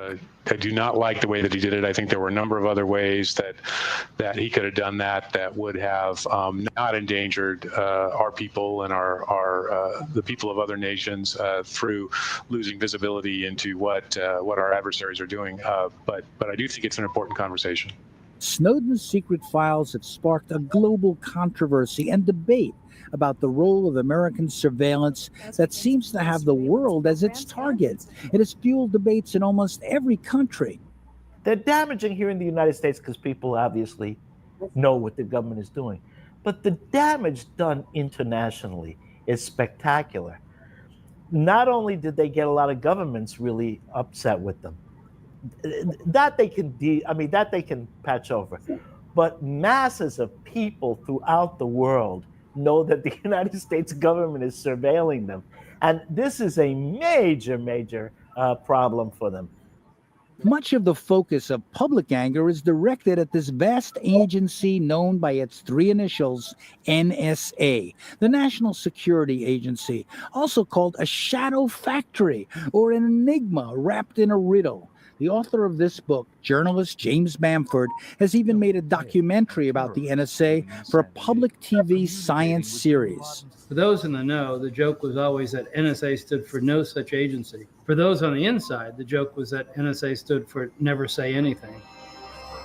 Manford and a small army of critics are now dueling with former NSA officials and their defenders. Lawyer Robert Litt works for the Director of National Intelligence and downplays the dangers of the NSA. The intelligence community and the executive branch is subject to significant accountability. We have accountability to the Congress. People may question whether that accountability is good enough, whether it's structured properly, but we still have a degree of accountability. And the president, of course, is ultimately accountable to the public. The NSA is trying to convince the public that it's not dangerous, but at the same time, it's become obsessed with dangers within, a so-called insider compromise that is now consuming their attention. Why? In the post-Snowden period, the U.S. government is facing a big problem internally to deal with what they call insider threats. As many as 4,000 people they suspect of perhaps getting involved in leaking documents or being an insider threat. On the other hand, they have a problem from Congress and the media, which is denouncing the NSA and denouncing surveillance. So they've come up with a new term and a new program. It's in this report here, National Security Through Responsible Information Sharing. Now, what does that mean? It's not really clear, but the idea is to coordinate the intelligence community and to have the people in Washington linked up to the people at the local level, even at the tribal level, on Indian reservations to try to create an integrated police state apparatus. At least it could be used for that, although right now it's just for responsible information sharing. And one of the things about this book that I found interesting was the acronyms, the nicknames of all the organizations that are part of this network. 6 pages of acronyms of organizations and their defenders, lawyer that is now consuming their attention. Community, and to have the people in Washington linked up to the people at the local level, even at the tribal level, on Indian reservations to try to create an integrated police state apparatus. At least it could be used for that, although right now it's just for responsible information sharing. And one of the things about this book that I found interesting, 1,000 people they suspect of perhaps getting involved in leaking documents or being an insider threat.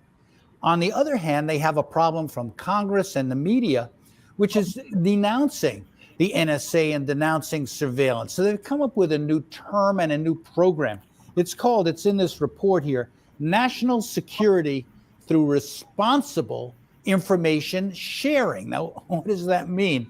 It's not really clear, but the idea is to coordinate the intelligence community and to have the people in Washington linked up to the people at the local level, even at the tribal level, on Indian reservations to try to create an integrated police state apparatus. At least it could be used for that, although right now it's just for responsible information sharing. And one of the things about this book that I found interesting was the acronym. To set it up on tribal land is like diabolical. You know what I mean? Like diabolical, family. Like, you know, you think that they're over there chilling, living their fucking best stolen life, right? And they're not trying to fucking work with the man. You know what I mean? No, they work you right there with racism and white supremacy to fucking surveil. That's diabolical. You know what I mean? I mean, that little piece right there was enough to me to be like, oh my fucking God. And this is a 6-part series that I was watching. So I was like, I gotta just like, fair use. But I was like, this is good. And I was watching it. Hold on. I was watching it and okay, let me go back to where I was. Watching it, I was like, Jesus, man, this is crazy right there. This is crazy work. Crazy ass work. These data centers and these you're not sharing your information like you want to. Like it's something like You consciously, hey, have my information. Let me take yours too. No, it's not sharing because it's theft, it's stealing, it's a whole bunch of shit. You know what I mean? It's an invasion of your privacy if you ever thought there was such a thing. You know what I mean? If you ever thought there was a such a thing as privacy. We're gonna stay on this nuclear shit for a minute, okay? Because I thought this was kind of interesting. Let's see. Okay. Interesting shit, man. All this, like,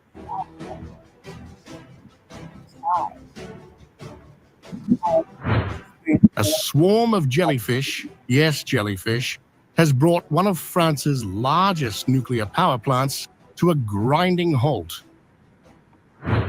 What some online chatter first hyped as a possible cyber attack on the Graveline's facility has turned out to be something far less high-tech and far more squishy. Operator EDF says a massive and unpredictable swarm clogged the cooling system's filter drums late Sunday, forcing 3 reactors to automatically shut down before midnight. Followed hours later, and with the remaining 2 already offline for maintenance, the entire plant, capable of powering 5 million homes, went dark. EDF insists there's no threat to the safety of the plant, its workers, or the environment.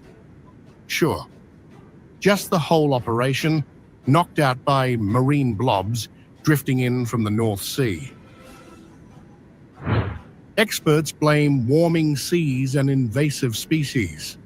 Derek Wright of NOAA Fisheries explained, jellyfish breed faster when water is warmer. The reproductive window is getting wider and wider. He added they can hitch rides on tanker ships, entering in one port and getting pumped out halfway across the globe.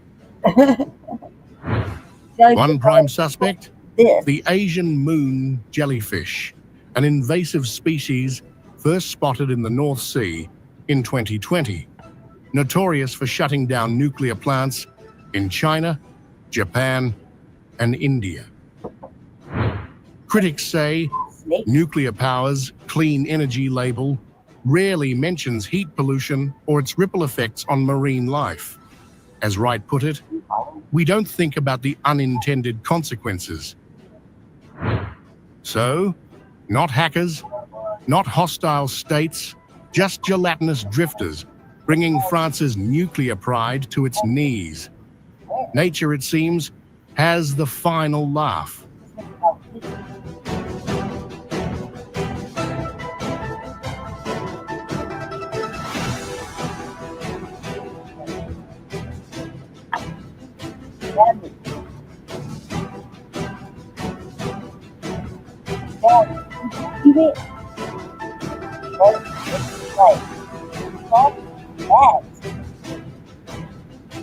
So what you talking about, cuz? She's like, we shut this nuclear shit down. That was 11 days ago.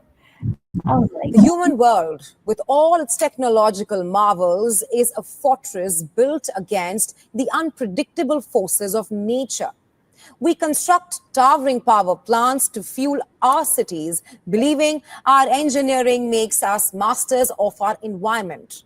But in a stunning silent blow, the animal kingdom has just struck a crippling blow to one of France's largest nuclear power plants. Our next report tells you how. The French nuclear power plant at Gravelines, a colossal coastal bastion of energy production. It's designed to be impervious to all but the most catastrophic of events. Its sophisticated systems, from its reactors to its cooling apparatus, built to keep the lights on for millions, a testament to the power of human ingenuity. But its defenses, so robust against conventional threats, were utterly helpless against an attack from an ancient and unexpected enemy.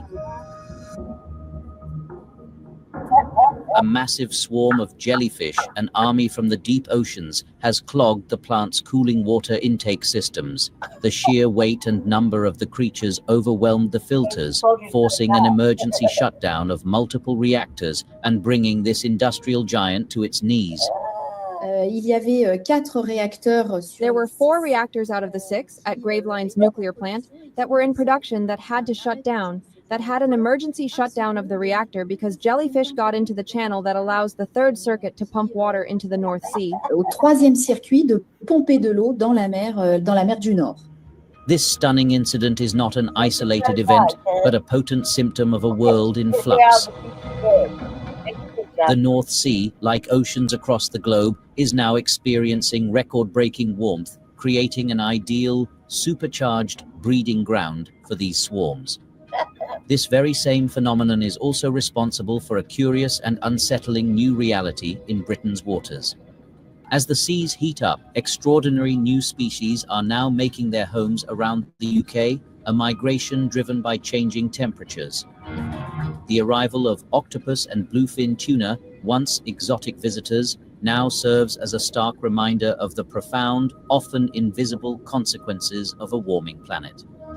The jellyfish in France and the new species in the UK are 2 sides of a single global story.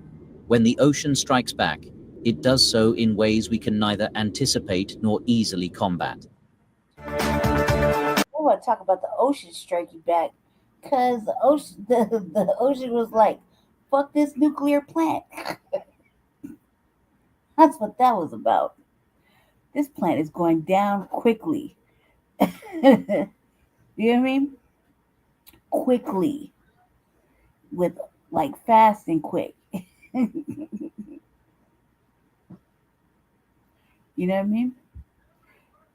Jellyfish, cuz that was nature coming to like, fuck this. We gotta do something to try to save these stupid fucks.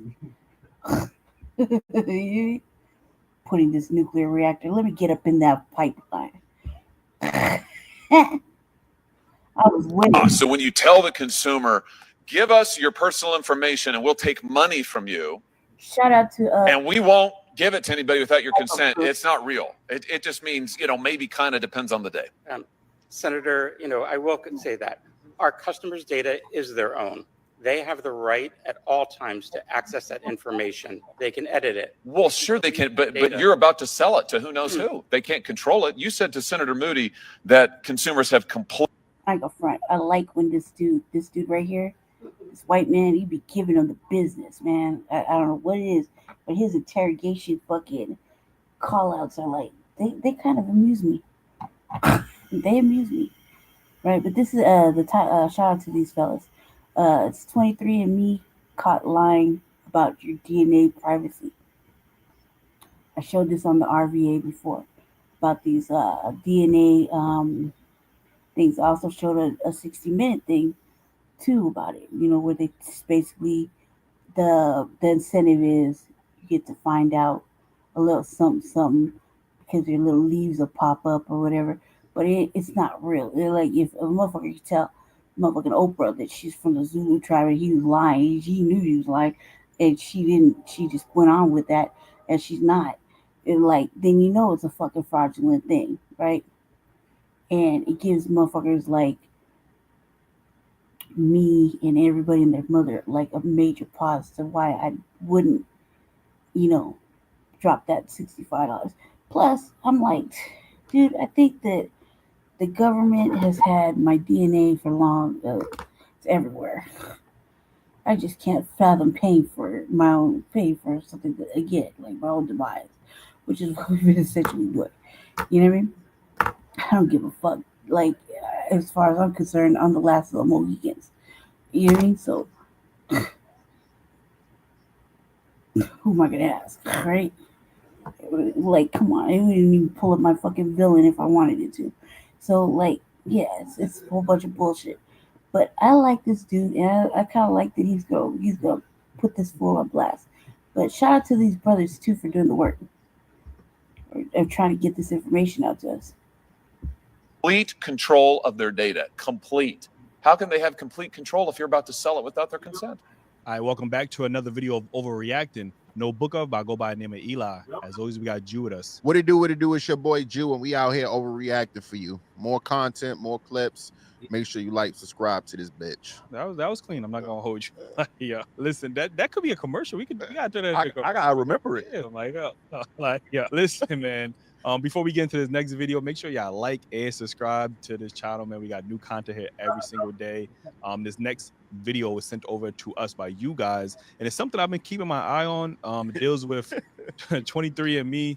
23andMe, the DNA, website and stuff like that. You ever used this before? I never used it. Oh, okay. But this stuff make me a lot of where we talk about data and privacy a lot. Yeah. And we're gonna play this video and we're gonna come back and give our thoughts on it. Code, your privacy commitment, said that consumers had a right not to have their information shared with anybody else without their consent. I mean, I've got your privacy statement right here. It says that without their consent, you can't share their information. You're about to sell it.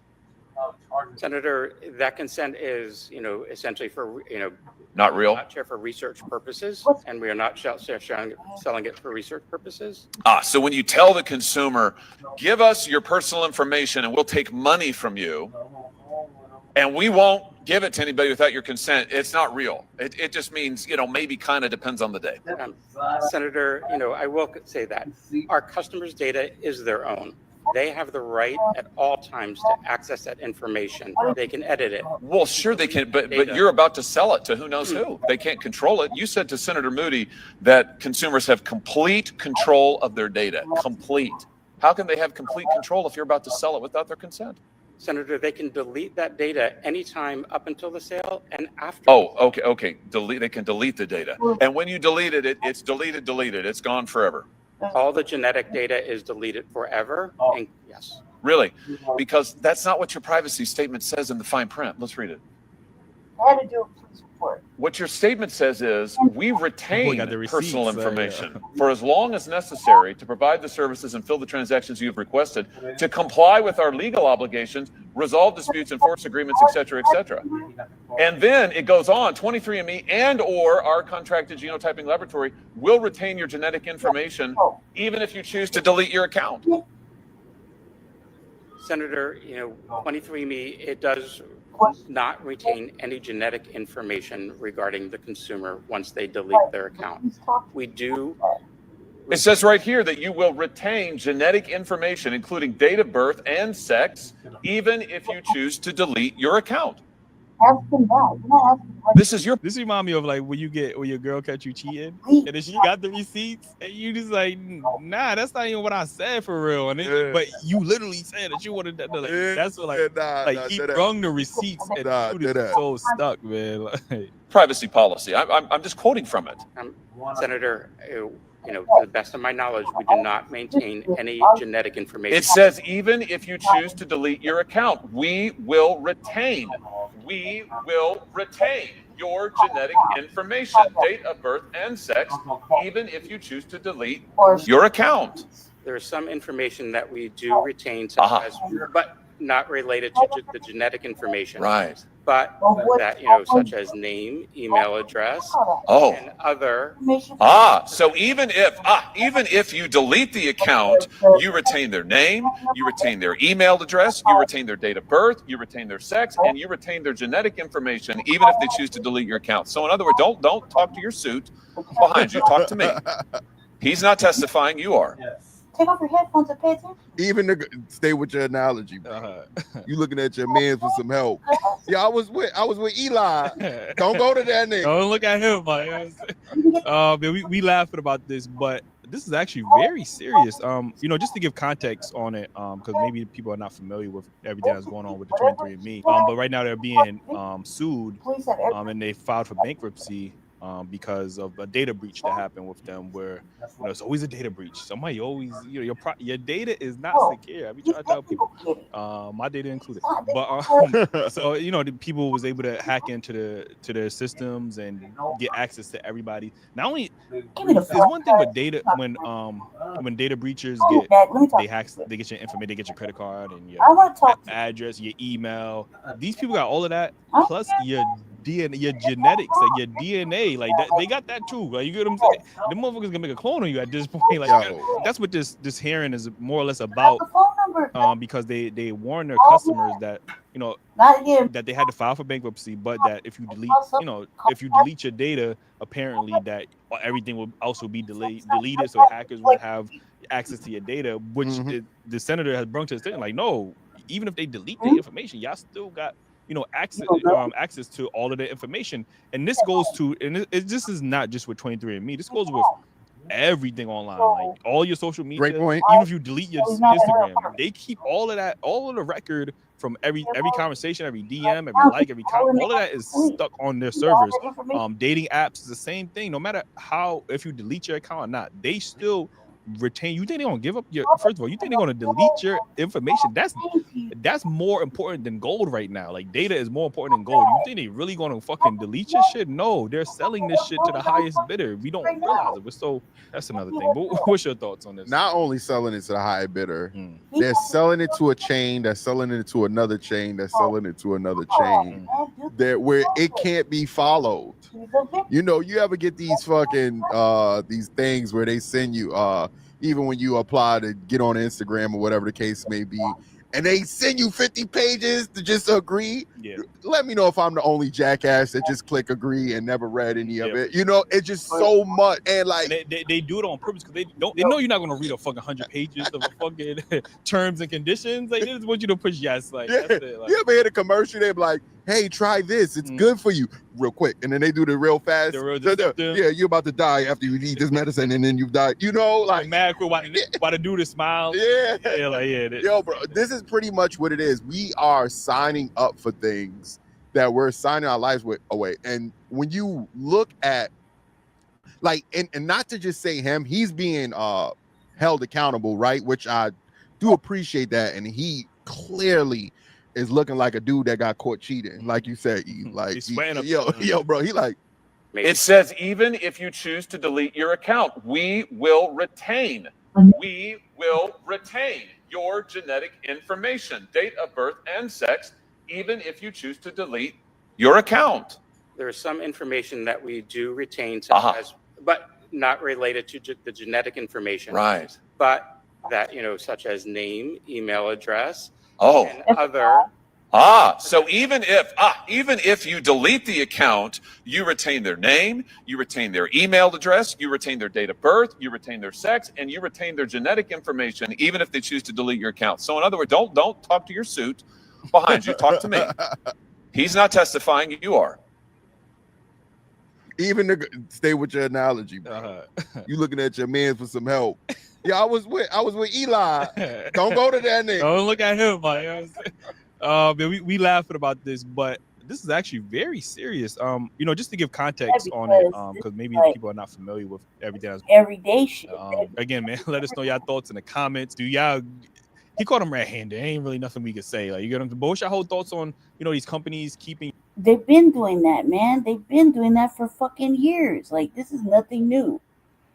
The fact that Congress or the Senate or whatever they're doing right here, my bad, is talking about it now is like, it got them in the hot seat. Good. This has been going on. Okay. Let's get into some different news.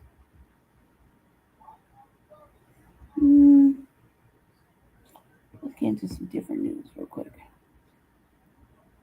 I want to get to the aliens. I want to get to a lot of shit, but give me a second. All right. Got a couple little short ones, so they're equally important.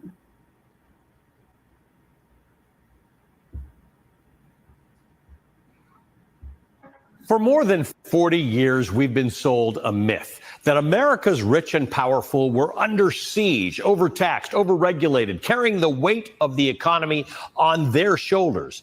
And then if you ease up regulation on them and they prosper, the benefits will trickle down to the rest of the population. But the reality is that economic policy hasn't even remotely punished the elites in this country. It has simply rewarded them. And it's done so at the direct expense of working people, the middle class, the working class, and the working poor. Let me explain the root of the problem. According to the American Economic Policy Institute, largely because of technology, from 1979 to 2019, U.S. worker productivity grew 59.7%. That meant a worker is 59.7% more productive at their job. But that worker's reward for all that extra output is a 13.7% wage increase over the same period. So putting out 59.7% more work, getting paid 13.7% more. That's a 46% gap. The amount, one might argue, that workers are being underpaid relative to their output. In more practical terms, that's about a $9 an hour in lost potential earnings for a typical worker. Now let's focus on just the middle class for a moment. From 1979 to 2019, middle income workers saw just 13% growth, as I mentioned, in wages adjusted for inflation. America's lowest paid workers fared worse, gaining just 3%. But the already high earners, the top 1%, their income is up 160% over the same period. Take the top 0.1%, their income is up 345%. Oh, damn. I can do this all day, by the way. I can show you different examples that prove the point that the rich are not getting squeezed or paying more than their fair share of anything. Let's look at it one more way. Take all the income earned by households in the United States in a given year. The share of that total U.S. household income that goes to the middle class was 62% in 1970. By 2022, it had dropped to 43%. The upper income share did the opposite. In 1970, 29% of all income earned by households in America went to the upper class. By 2022, it was up to 48%. These numbers come from the Pew Research Center. Our current politics is focused heavily on trade. Trade has been a major culprit as America made choices to be the world's consumer rather than the world's factory floor. Trade deals like NAFTA, which Donald Trump negotiated into the U.S.-Mexico-Canada agreement, displaced about 683,000 U.S. jobs, mostly in manufacturing. In industrial towns, that wasn't just job loss, it was economic identity loss. The theory was that displaced workers would somehow magically find new jobs. But according to the U.S. Bureau of Labor Statistics, those who did often saw their annual pay drop by an average of $7,900 when forced into new, generally lower wage work. Youngstown, Ohio is a perfect example. Once a steel powerhouse, it lost about 50 manufacturing jobs in 1977. The U.S. steel industry had over 500,000 manufacturing jobs in the 1970s. By 2015, that was fewer than 142,000. But here's the thing, we're still making steel, and productivity in steel making has soared. Because in 1980, it took more than 10 labor hours to make 1 ton of steel. Today, it takes about half an hour. So that productivity earned the steel makers billions of dollars, but workers didn't get paid more because of it. Did you see my new chair? None of this is inevitable, by the way. It's policy. Tax codes that favor capital gains over wages. Deregulation that strips workers of protections, trade agreements that prioritize corporate margins over community stability. Every one of these decisions tilted the playing field toward the top. There is a way that the corporate profits from these trade deals could have been shared by workers, and some of the extra revenue the government earned from them could have gone to retraining and relocating workers to places where jobs are better, but we didn't do that. We just let the rich get richer, and our industrial towns dwindle into nothing. But that's largely over. America, for better or for worse, has left its position as a global manufacturing titan behind. We are increasingly an information economy, and we need to lean away from trade wars that have no objective and into policy changes that would tilt us back toward regular working people. If we want to reverse this, we have to make deliberate systemic choices. Universal health care, end the tie between jobs and health insurance. Countries with universal systems spend 30 to 50% less per person than we do and get better health outcomes. This is a fact. This reduces the economic insecurity that forces workers to cling to bad jobs for health benefits.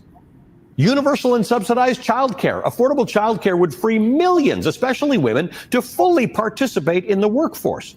Quebec's subsidized childcare model increased female labor force participation and paid for itself in new tax revenues from all those mothers who came back to the workforce. How about a national affordable housing infrastructure plan? Launch a public-private housing initiative to build millions of affordable units, coupled with zoning reform and incentives for mixed income development. Pair that with strict anti-speculation measures to keep homes in the hands of residents and not investment funds. Right now, individual home buyers are largely being locked out of the housing market because of high home prices and interest rates. But those high prices aren't scaring away investors who got the money to spend and who are dominating the real estate market. According to the property analytics firm Cotality, this year, investors who buy homes to flip or rent have made up about 30% of purchases of existing and newly built single-family homes. 30% are being owned by people who don't live in those houses. How about building resilient clean energy infrastructure? Invest massively in modernizing our grid, expanding solar, wind, and battery storage, hardening our systems against climate shocks. This creates good union jobs while reducing our vulnerability to extreme weather events. How about targeted climate policy? Implement a national carbon price and reinvest revenues into transition assistance for workers in fossil fuel industries. Fund large-scale reforestation, wetland restoration, and urban heat island mitigation projects. We've been told that prosperity trickles down, but it hasn't. It's been sucked upward.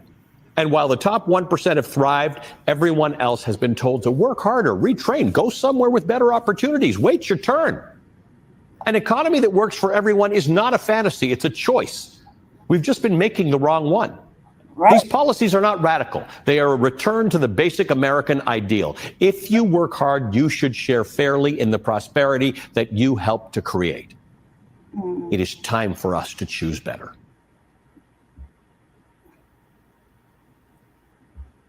Oh, wait. Wrong one. Sorry.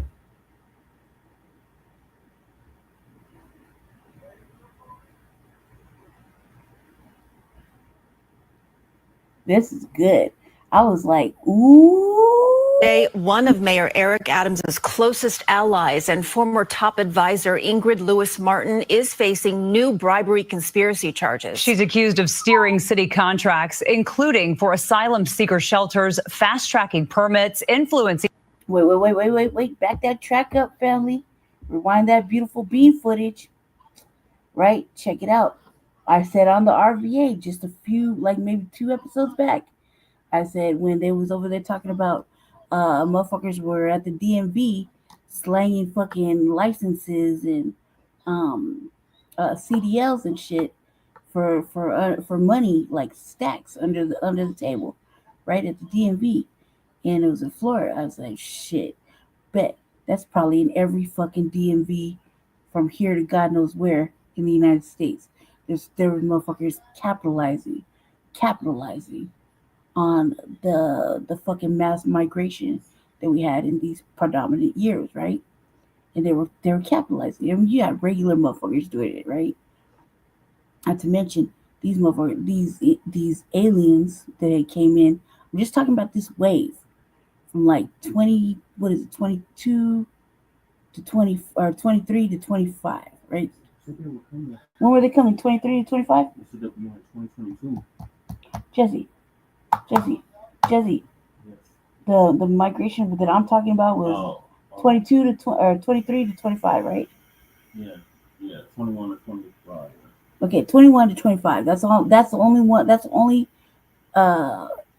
aliens that we're gonna focus on. Okay, that need to go back, right? They were getting fast tracked through the system. They're getting they were over there boo-hooing and fucking crybabying at city council talking about, we just want to work. And I was like, man, don't believe the hype. Then I don't believe the hype. They know how to get it how they live. Don't believe the hype, right? They were doing survival sex out in the street, all that extra shit. I was saying it, right? Okay, so we're just gonna focus on those prime years. Well, so when I saw the shit on Florida with the motherfucking DMV, right? Slanging fucking licenses, driver's licenses, CDLs, so these individuals could work regular jobs, and they're under the guise of if you know the rules of the road, you can get one, right? But they was paying under the table. I said, bet they're probably doing that in every single motherfucking DMV in every fucking state, right? I said, everyone, you know, that lack moral compass and shit, you know, was capitalizing or benefiting or profiting off of this situation. And the immigrants or the aliens were making out like a fat rat. Okay?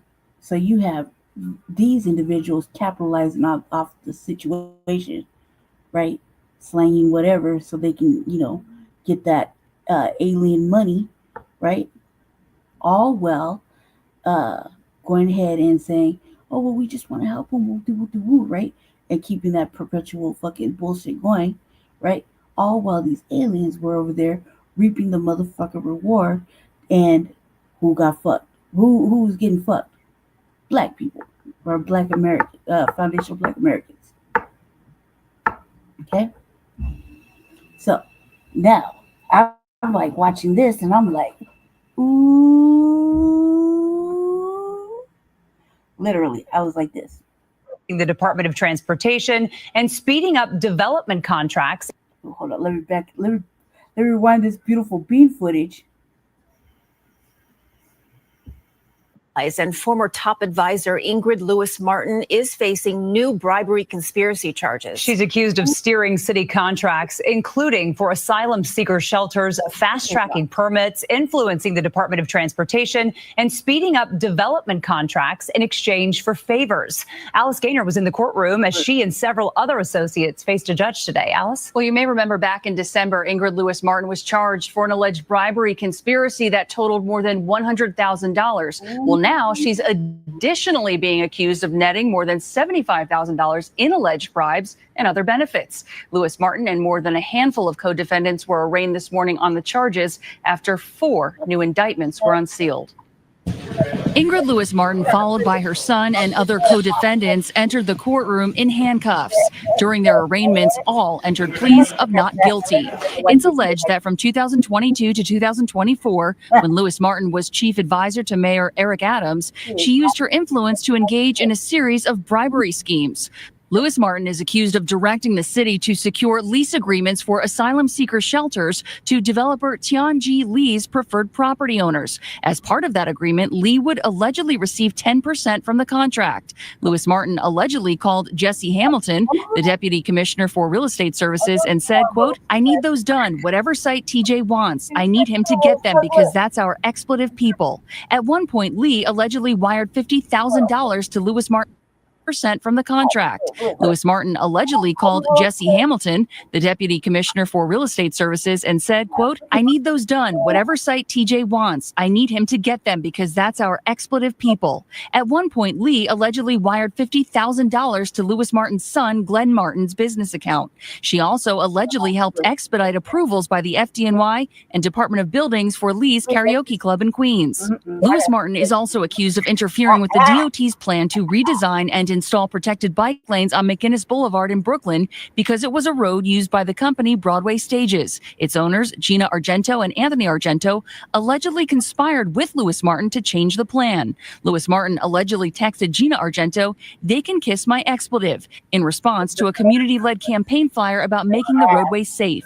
In exchange, the Argentos allegedly transferred $2,500 to Lewis Martin's bank account, provided more than $10,000 in catering for a Gracie Mansion event, and secured a small role for Lewis Martin on the TV series Godfather of Harlem. Other accusations include Lewis Martin, her son, and Hamilton conspiring to push projects in Brooklyn, the Bronx, and Queens for real estate developer Yeshia Landau, who in exchange allegedly paid for more than $5,000 of renovations at a property Lewis Martin owns and at Hamilton's residence. All defendants were released and declined comment when leaving, but an attorney for the Argentos said, We're going to beat the case. and an attorney for Jesse Hamilton said Hamilton has made the decision to resign to focus on fighting the allegations. And I ask everybody in the public to reserve judgment till we let the truth come out. An attorney for Ingrid Lewis Martin says, quote, her only so-called offense was fulfilling her duty, helping fellow citizens navigate the city's outdated and often overwhelming bureaucracy. At no point did she receive a single dollar or any personal benefit for her assistance. The next court date for all defendants is September 10th. Christine and Jessica. Thank you, Alice. Now, Mayor Adams is insisting he's not accused of anything in this new round of indictments, but in the court of public opinion, he will apparently not escape unscathed. As you can see, sitting next to me, political reporter Marcia Kramer joins us to talk more about this part of the story, and it's very well connected, Marcia. Yes, Christine and Jess, Mayor Adams' opponents are certainly trying to make political hay out of the latest indictments, but that may not be the worst of it, because there is much in the new case to remind voters of the corruption charges against the mayor that were ordered dropped by the White House, and it's certainly not an onslaught that the mayor needed right now. New Yorkers are paying the price as another flurry of indictments continue to erode their trust in our democracy.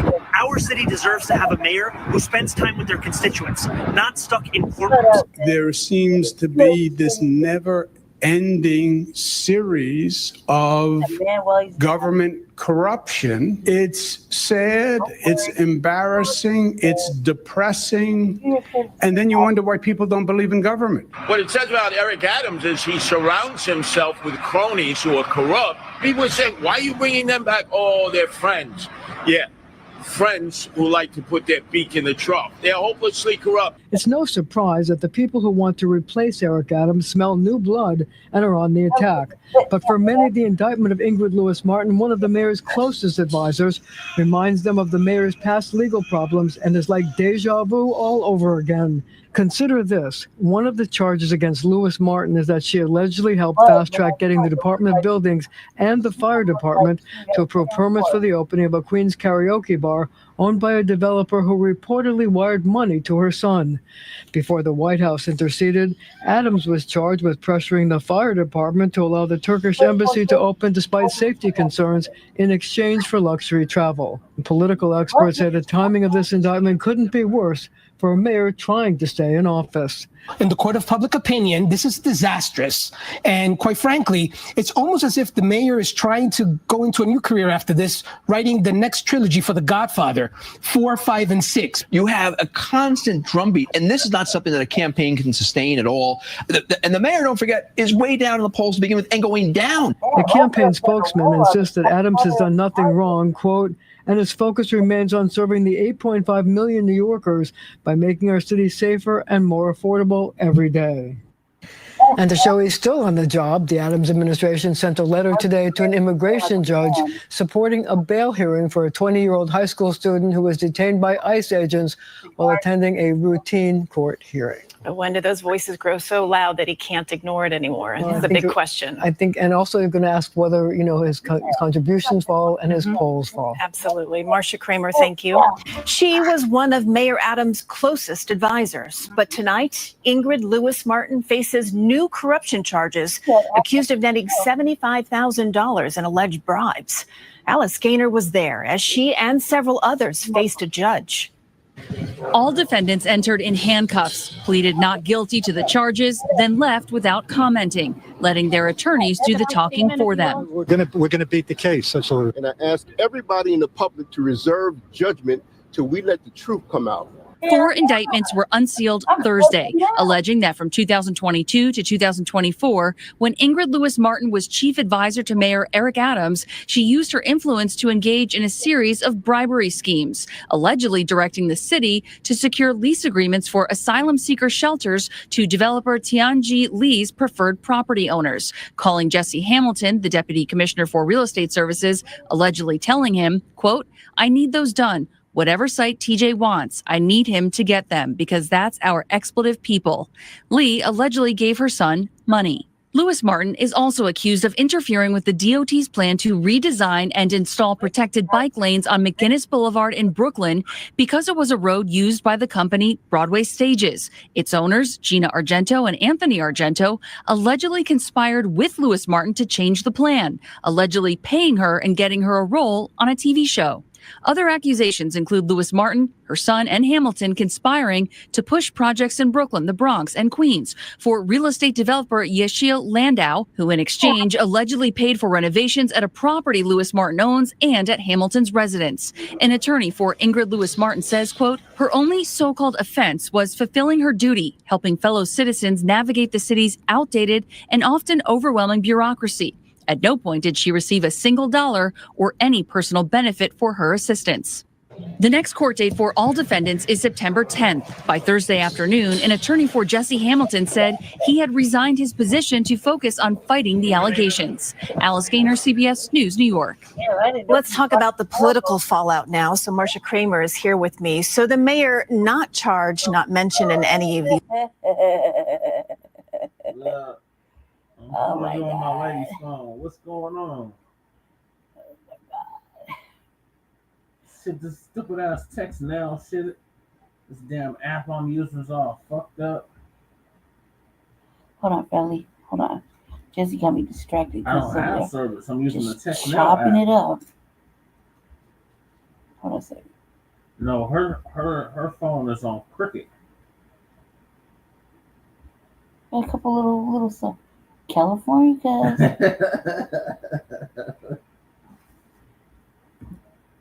So I'm gonna just go back to Metro by TV. It's crazy.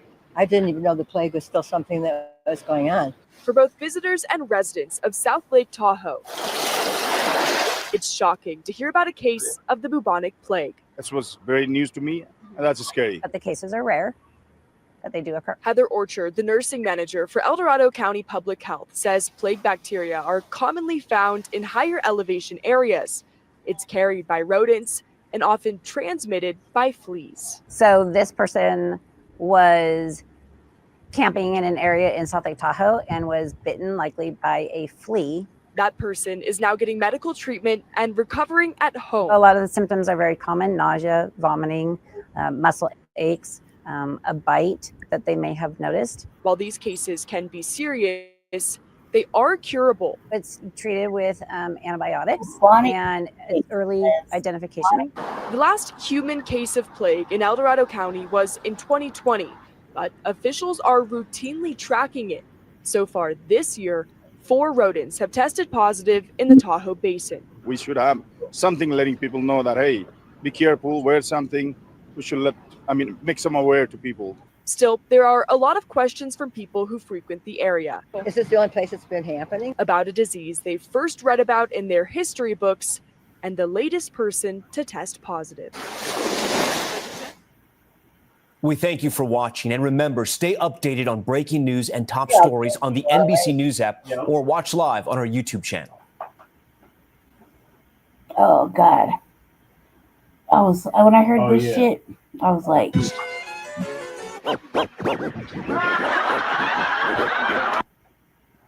Stephen A., is that what you was mad at? Is that what you was mad at? You don't think you would make a good housewife?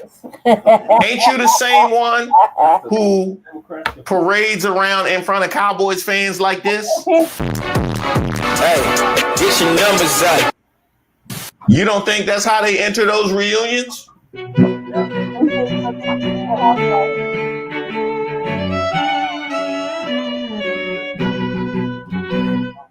Shout out to all of the subscribers and the members here on the channel. I'm Reese Waters, and this is Street Politics. Now, when we last heard from Stephen A. Smith, I'm sure everybody's heard the news by now that I will not be returning to ESPN. No, not you. No, Stephen A. Yeah, we talking about Stephen A. right now. I can't get a video about you cleared.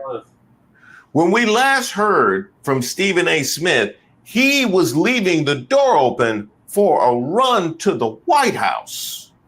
Are you really thinking about running for president? Is this something you think? Listen, I have no choice because I've had elected officials, and I'm not going to give their names, elected officials coming up to me. I've had folks who are pundits come up to me. I've had folks that got a lot of money, billionaires and others, and have talked to me about exploratory committees and things of that nature. People have walked up to me, including my own pastor, for crying out loud, who has said to me, you don't know what God has planned for you. At least show the respect to the people who believe in you, who respect you, who believe that you can make a difference in this country, to leave the door open for any possibilities 2 to 3 years down the line. But in the same breath, when you think about what Trump is getting away with, when you think about what you brought up about Steve Bannon, who's trying to be slick because he's looking at a non-political individual like myself, looking at me as a populist, but you better be careful what you ask for, because some of the stuff that Trump and the right has been trying to get away with, like circumventing the 22nd Amendment of the Constitution, talking about how there could be a third term. If any GOP member, if any Republican supports that, I don't want to hear a word out of their mouth ever again about the following the Constitution, the Constitution, the Constitution. That's what they've been living off for years. Because I don't mind the thought of tussling with these folks at all, on the left or the right. All of them disgust me, to be quite honest with you.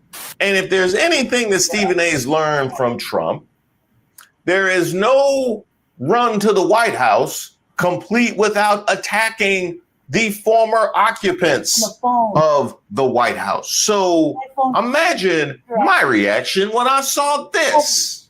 Michelle Obama is laughing. Stephen A. Smith tries to fire back after Michelle Obama shades first take. What he brought up instead left fans confused. An unexpected online back and forth between former First Lady Michelle Obama and ESPN personality Stephen A. Smith has become a trending topic. Obama brought up Smith during a recent episode of her IMO podcast, which is co-hosted by Michelle's brother, ex-college basketball coach Craig Robinson. Now I get why Stephen A's mad. I get why he's mad, because it's not because of Michelle, it's because of Craig, because he sees ex-college basketball coach, and then that takes him back to his own college basketball experience. Yeah, that was, and we would call that an experience, not a career. That would be, kind of like how you have a day experience. That was an experience. Let's hear what she said. I listen to ESPN for an hour. It's like watching The Real Housewives of Atlanta. It's the same drama, and they're yelling at each other, and they don't get along. Stephen A. Smith, he's just like every other talk show host. Real Housewife. He would be, right? It would be amazing. So that's why I'm like, what's the difference? It's just, it's just sociological drama. I mean, the fact that people over seasons of working together still can't get along. Right. They still have the same arguments. Stephen A., is that what you was mad at? Is that what you was mad at? Oh. Yeah, fries. You don't think you would make a good housewife? Ain't you the same one who parades around in front of Cowboys fans like this? Hey, get your numbers up. You don't think that's how they enter those reunions? You don't think that's how they enter those reunions? Talking about having the same arguments. Ain't you the same one that made your tiff with LeBron about the fact that you thought Michael Jordan was better? Because apparently that was something that needed to be rehab. Isn't that you? And I would also say, similar to what she's saying about Real Housewives, people be disappearing for no reason. You know, the housewives just be pop up and disappear. Yeah, people be disappearing for no reason. That's what Skip Bayless, and then that's what happened to Max Kellerman. Yeah, yes. Also you, Shannon.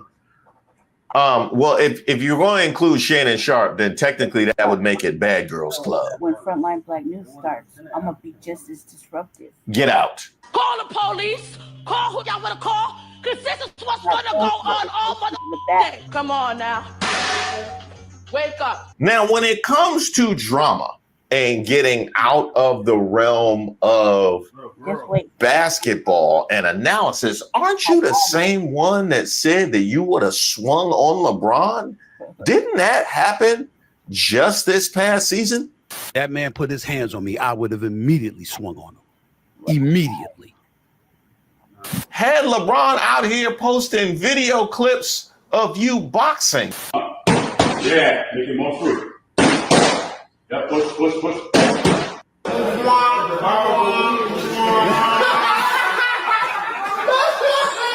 Yeah, that was you. And then you were also the one that threatened Kevin Durant. Now, didn't you? Don't want to make an enemy out of me. And I'm looking right into the camera. And I'm going to say it again. You do not want to make an enemy out of me. Do you really want me to come out of this seat and go back on the scene? I am a black man on national television with a big mouth. You threatened KD and you threatened LeBron. You know, you should go at Steph Curry and just hit all the three greats of this era. Smith got wind of Obama's remarks comparing his work on ESPN's First Take program as a bombastic analyst to the dramatics of Real Housewives of Atlanta stars like Nene Leakes, Kandi Burruss, and Portia Williams.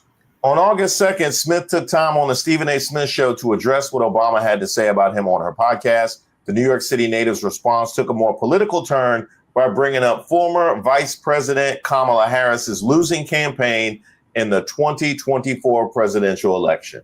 Kamala Harris gonna have to go down there. You know what I mean? She gonna have to go down there. That's what it's gonna come to. This is what my opinion is.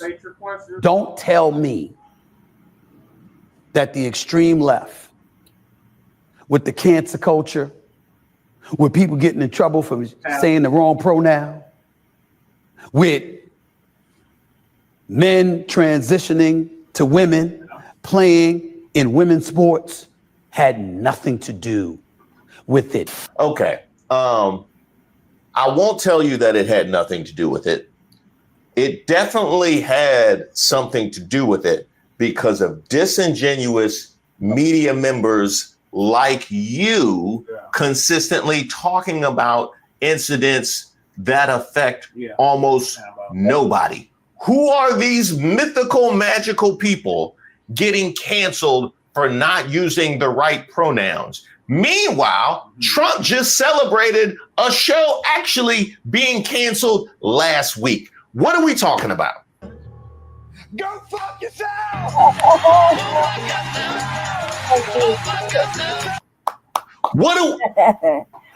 You know why? You know why it was an issue? Because of people like you. Yeah.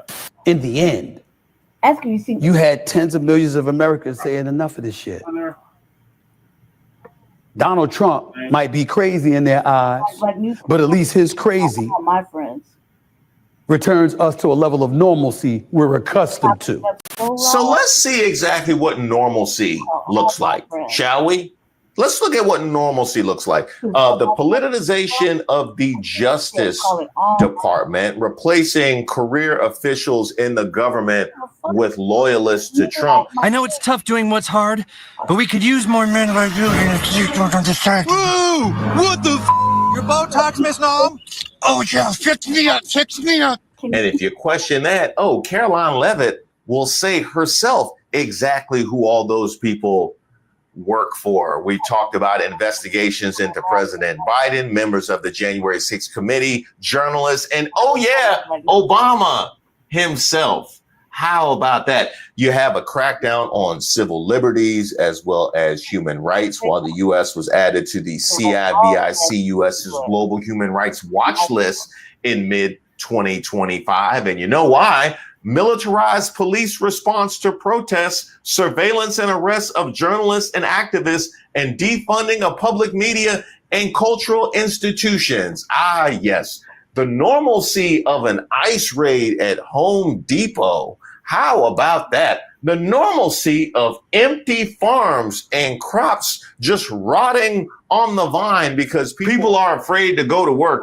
The normalcy of journalists being sued for doing their job or activists being deported. The normalcy of people that are legally in this country or actual U.S. citizens being stopped and detained because of open racial profiling.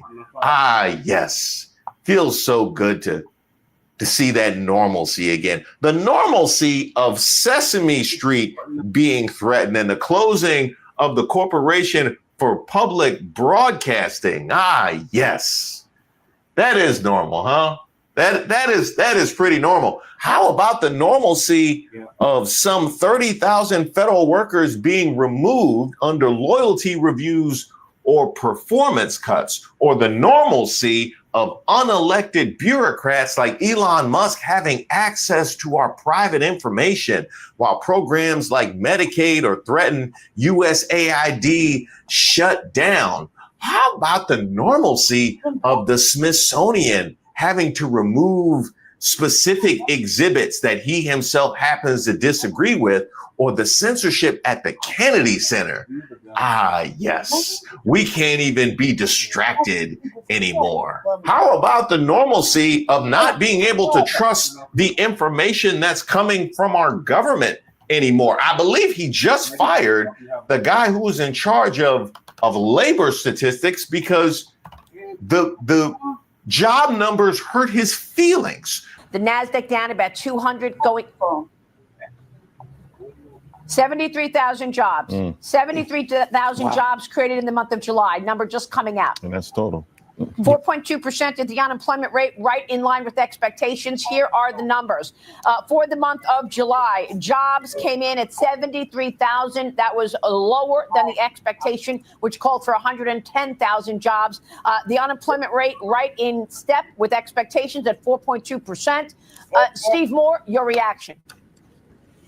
Look, I think this is all a result, this disappointing number is a result of all the turmoil over tariffs and the trade wars. And I want to push back on that. I think this is more about the Federal Reserve. Again, we've got a bifurcated economy. The Fed is they have a regressive approach here, right? They're trying to still clamp down on this economy, but it's not working. It's hurting 70% of the folks out there. Look at delinquencies. Look at all of the things that are hurting the average household, I think, and also small businesses. Stop the cap. Stop the cap right now. Stop the cap. How about the normalcy of cuts to FEMA and trying to distract people from what happened in a flood because of those cuts to FEMA by bringing up Epstein? Ah, the normalcy of sending Congress home early because you don't want them to gain any traction in trying to reveal who's actually on the Epstein list. The normalcy of feuds with people like Charlemagne the God and Jon Stewart, and the normalcy of people in your own party sounding the whistle and saying we need to do something or this might be the end of our republic. Tell you what, 6 months in, Steve, and here we are turning back on the campaign promises, and we bombed Iran on behalf of Israel. Yes, it was on behalf of Israel. We're entering a nuclear war, the World War III, because the entire world is going to erupt. And you want to know the people that are cheering it on right now? Their tune is going to drastically change the minute we start seeing flag draped coffins on the nightly news, on Fox News that brainwashes all the baby boomers, and on CNN that brainwashes all the Democrat baby boomers. And that is exactly how this is going to go down. How about the normalcy of No Kings protests? Yeah, I remember all those No Kings protests that we always had during the Biden years. I would like to see you,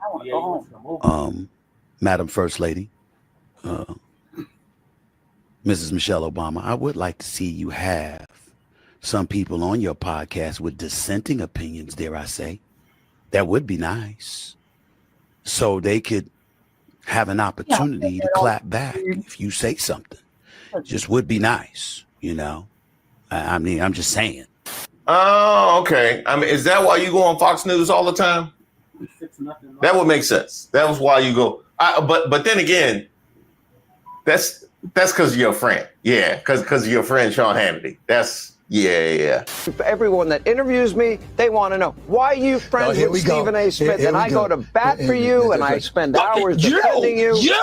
Michelle Obama, I want to take this opportunity to remind you that while you are revered by me personally and I truly, truly mean that with the greatest sincerity, How you gonna try to soften the blow? I'm still a bit salty at you. When you were campaigning on behalf of the former Vice President Kamala Harris, who I'll get into in a minute, by the way. Keep in mind, they didn't want to do that. And you were giving a speech, I believe it was in Detroit, if I remember correctly, but I'm not sure. It was in the middle of the day. It was carried live.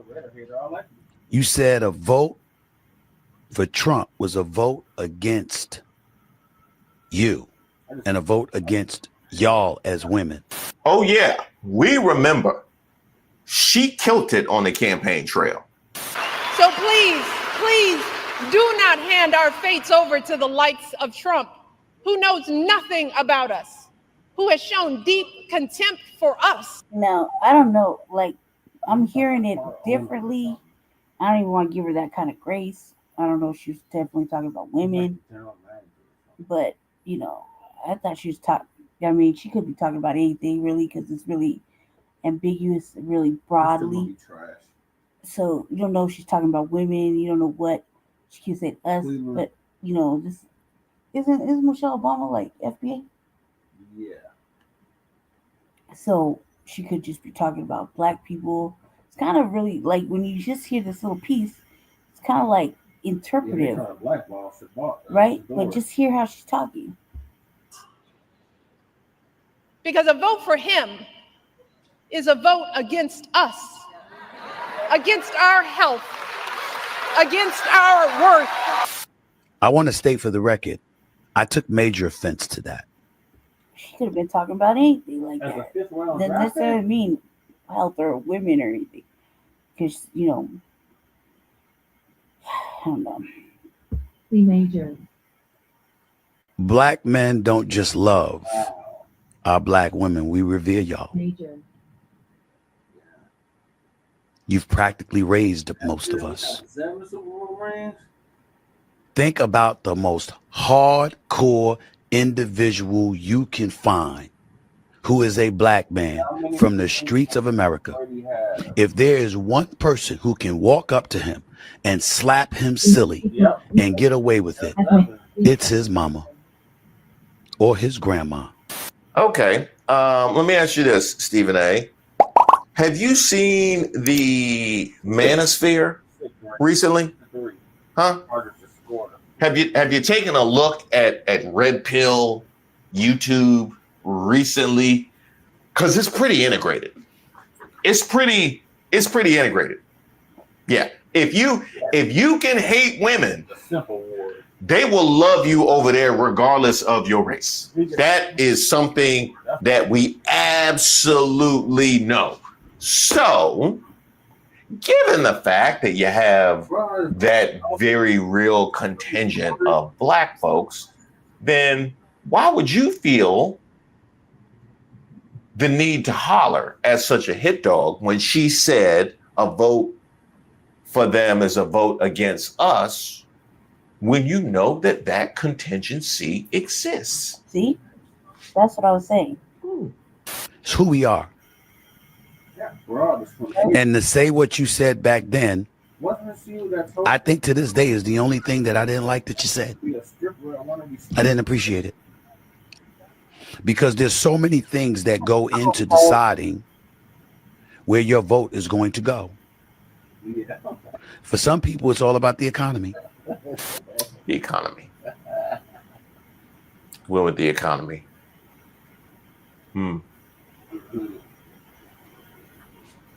What else you got? For others, it's all about national security. National security. You mean Hexa? Hexa? That kind of national security?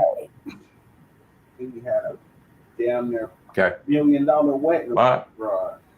For some people, it is immigration. Okay. Immigration. Okay. That is $1 million wedding. Cool. So these would be the same folks that were taking shots at Biden because of his deportations, right? And because they can't keep a consistent narrative, whether or not Biden was deporting all these people, or whether or not Obama was the deporter in chief and whatnot. And you can't keep a consistent narrative about that. Trump, one thing we know is he wants to make sure that the cruelty of what he's doing is on display at all times.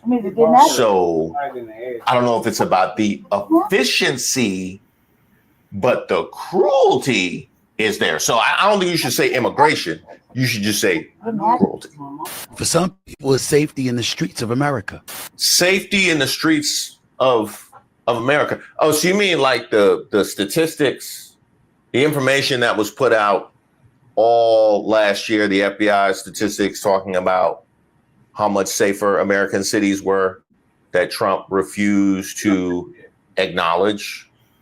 And now you see what he does when he has control and access over the information. When there's information that he doesn't like, you mean like that? Oh my God. For some people, it's all about the economy. For others, it's all about national security.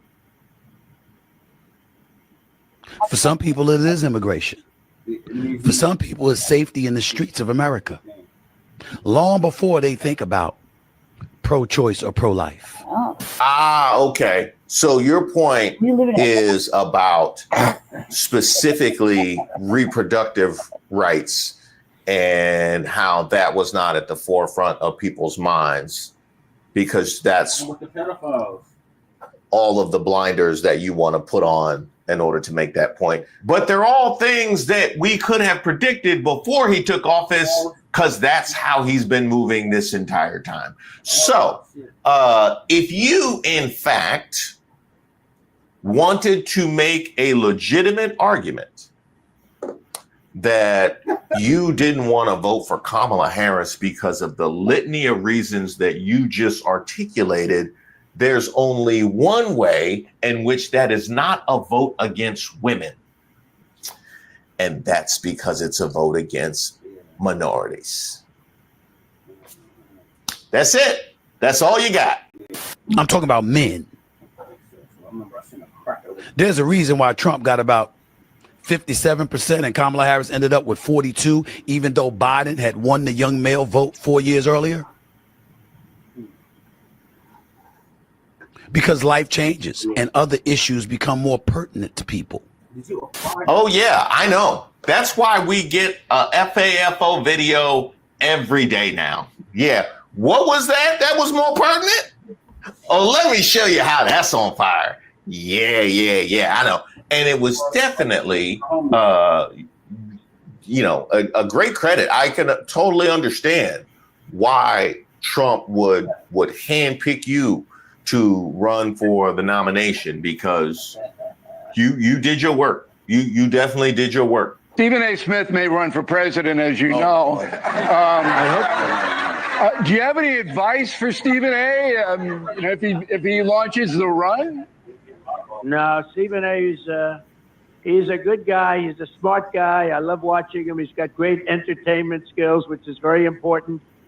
People watch him. You know, a lot of these Democrats I watch, I say they have no chance. I've been pretty good at picking people and picking candidates, and I will tell you, I'd love to see him run. All right, there you go. By the way, while you're here talking to Michelle Obama, you might want to close the daisy chain, because I last brought her up when I did the video about Candace Owens, who you have indeed had on your show. Strangely enough, you didn't ask her about that French First Lady stuff. Yeah, that's gone badly. We got an estimate this weekend from a legal team. It is going to cost us millions. I don't have that money. I really don't. I got to tell you, like, the estimate that we got, and I want to be clear, this is if it goes all the way through. So they said, like, from start to finish, if they don't drop this at some point, blah, blah, blah, here's how much it's going to cost you just to get through the deposition phase, how much it's going to cost you all the way through. And they are estimating $5 million. It's like a lot of money. And we do not have that money just laying around. We could actually sell some t-shirts. I just picture people wearing this, like, at the grocery store, like walking by each other, and like, we know what it means. Now, I brought up Michelle Obama in that particular video because I thought she might be interested in the grounds for a lawsuit for the MAGAs that you love to attract so much. Candace probably knows. So if you could go ahead and close the loop on that situation. I would appreciate that. And also, I would also send Candace a note. Tell her that Nick Fuentes is looking for her. I was 17. What's your excuse?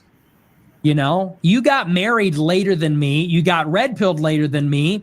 You became a truth teller later than me, and you haven't gone through a fraction of what I've gone through. And she wants to call me out. That's what she texted me. She goes, "I'm calling you out." And my response to that is, bitch, you have no right to call me out. And maybe it's time for you as a woman to sit down and shut the f up. That's me, a man. You want to say, make me a sandwich? Okay, this is me, a man, telling you, a woman, to sit down and shut the f up before you call out anybody else. Sit down and shut the f up, bitch. Come off the bed.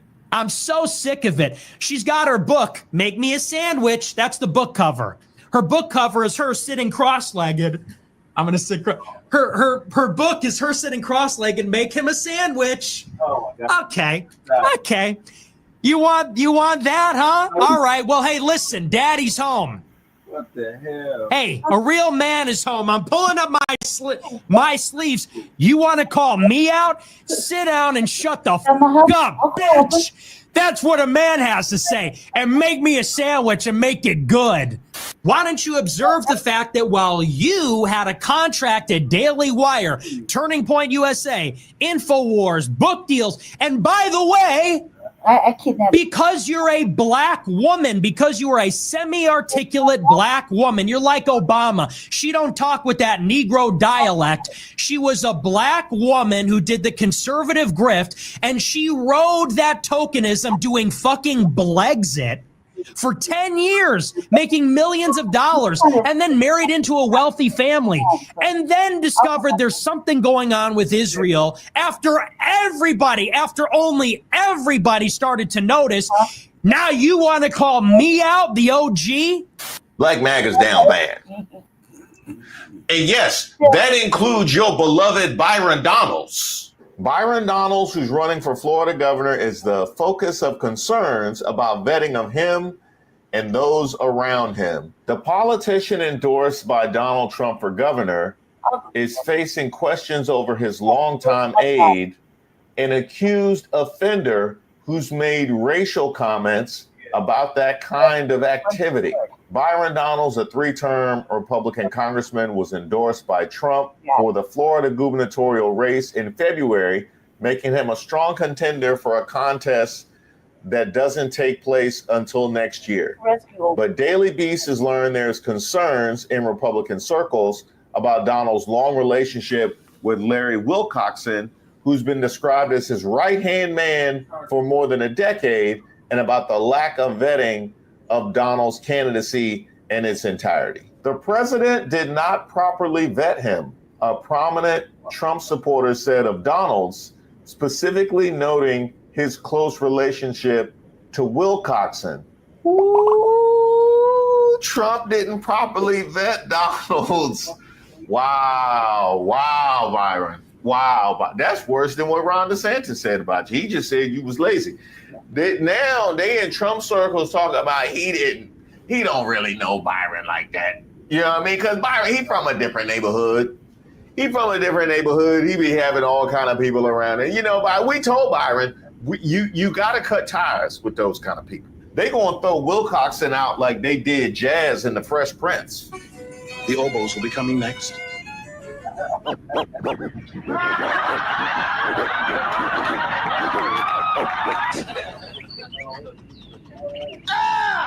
Thank you guys so much for watching the video. Don't forget to like and subscribe on your way out. And special shout out to those of you that have given me such warm feedback for the newsletter. That really means a lot because I know how hard Regina works on that. It's something we thought would add a lot of value to the channel. Ooh, okay. Hold on, Belly. Hold on. All right. We're going to do some, wait. Hold on a second. We already have a think tank. It's called the Harvest Institute. It's time to get into some, should we do aliens or Dr. Umar? Think tank. It's called the Harvest Institute. Dr. Claude Anderson. You don't know who Dr. Claude Anderson is? All right. Powernomics. Oh my God. Yeah, how could he not? All right. All right. Yeah. Aliens coming, y'all. And he used to work for the Carter administration. Okay. Before I even open this video, I just want to say, yeah, you know, it's funny how we you know are laughing about this. FBAs, how we laugh about this, right? And we speculate and we kind of giggle to ourselves, right? What if? Oh my God. Let's see if I can find that real quick. Okay. I'm gonna see if I can find this video, right? Now it's kind of funny how we are, okay? Meaning FBAs, okay? Yeah. Now I want y'all to listen to how Africans are reacting and what they think about us reacting to it, okay? And just hear what they're saying, okay? Just hear what the Africans are saying. Okay? Yeah, our shit is funny as hell. We're just funny that way. Yeah. Okay? But I want y'all to focus on the African sister and what she's saying, okay? Hey guys, how are you all doing? I came across this video on my FYP on TikTok. I don't even know how to react. A lot of people are so concerned, you know, when they actually heard the news that the aliens will be coming in November. People kept saying things like, is this how unserious Americans have gotten?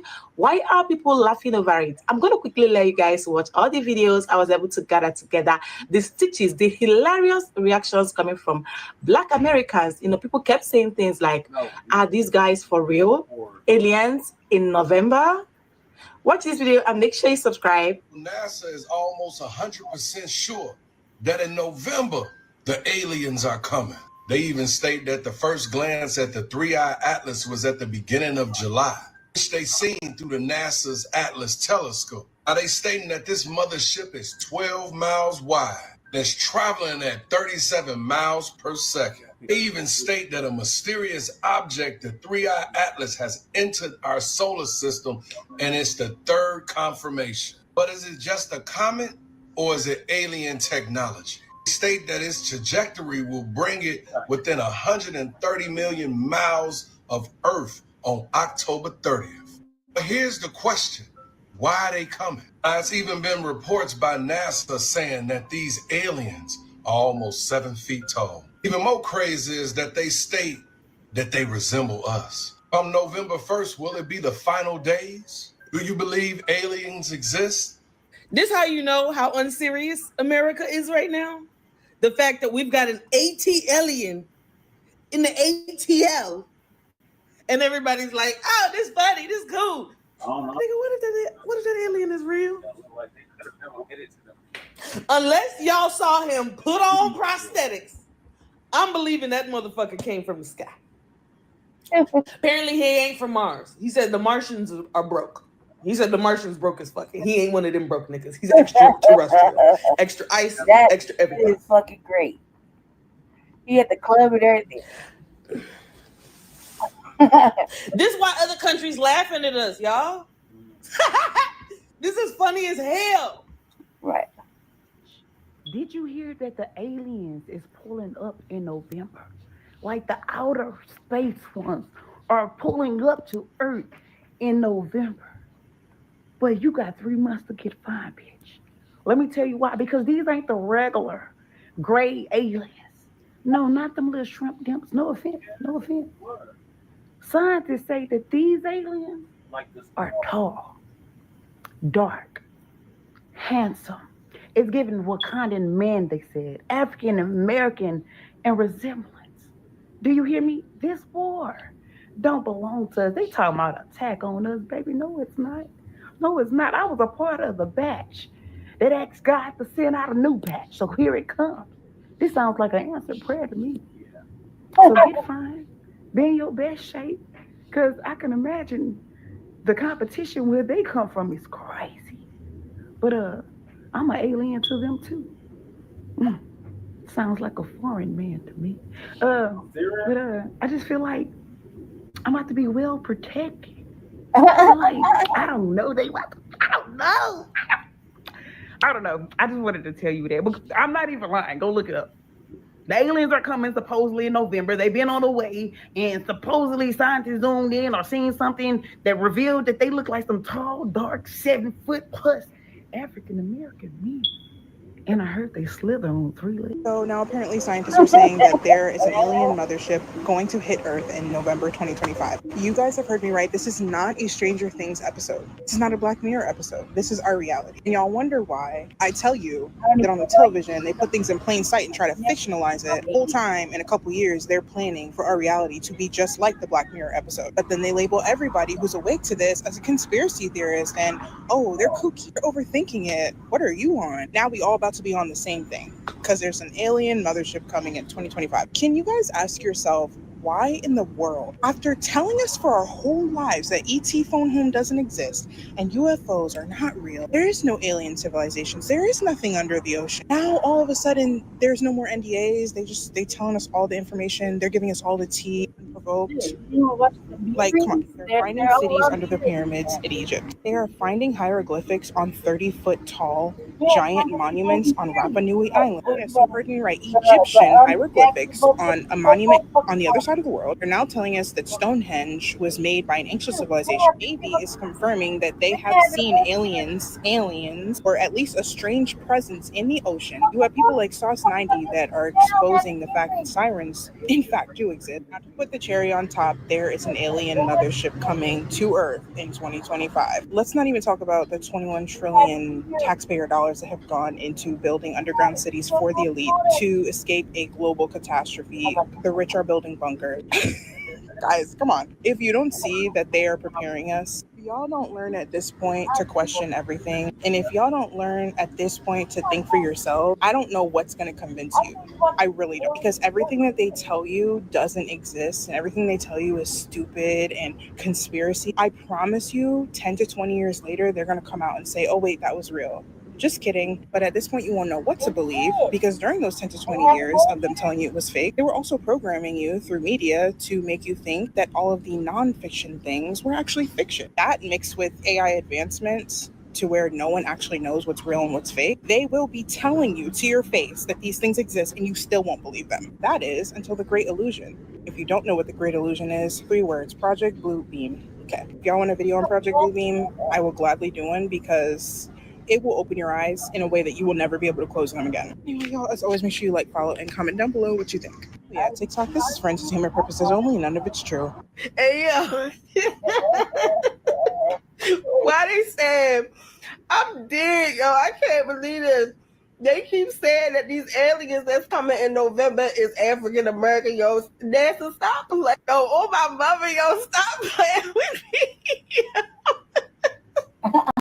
Yo, how do y'all know that these niggas is African American? Like, how do y'all know that they African American?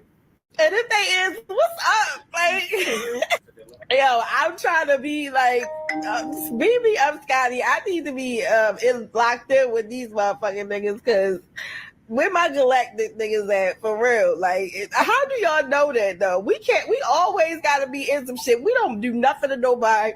We be chilling, be smoking, doing whatever, and all of a sudden now we the aliens. Like, come on, bro. Make it make sense. Y'all got me crying and shit. Yo, this shit is so funny, my nigga. Like, oh my god. There was an alien spotted in Compton. A woman had saw it on her Ring camera, and the news is making a report about it.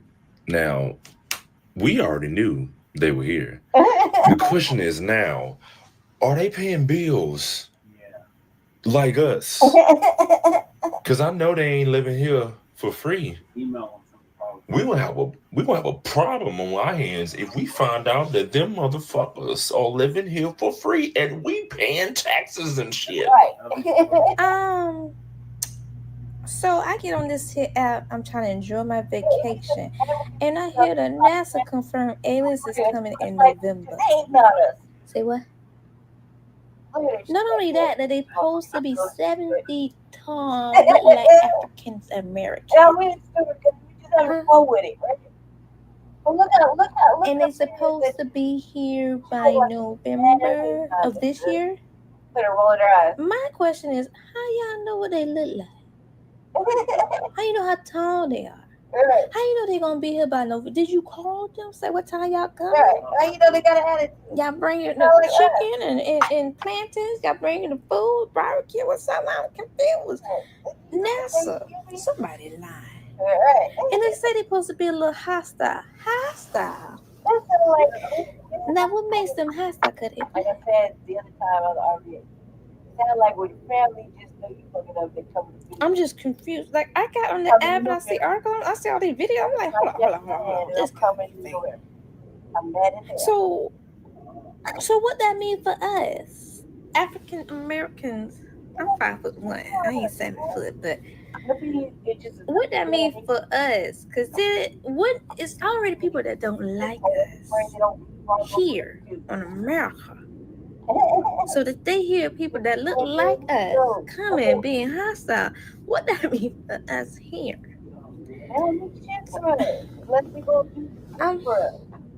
I heard this conspiracy theory, right? Well, I don't think it's a conspiracy theory. I think it's an actual real fucking story. Because here's the thing when it comes to this story, right?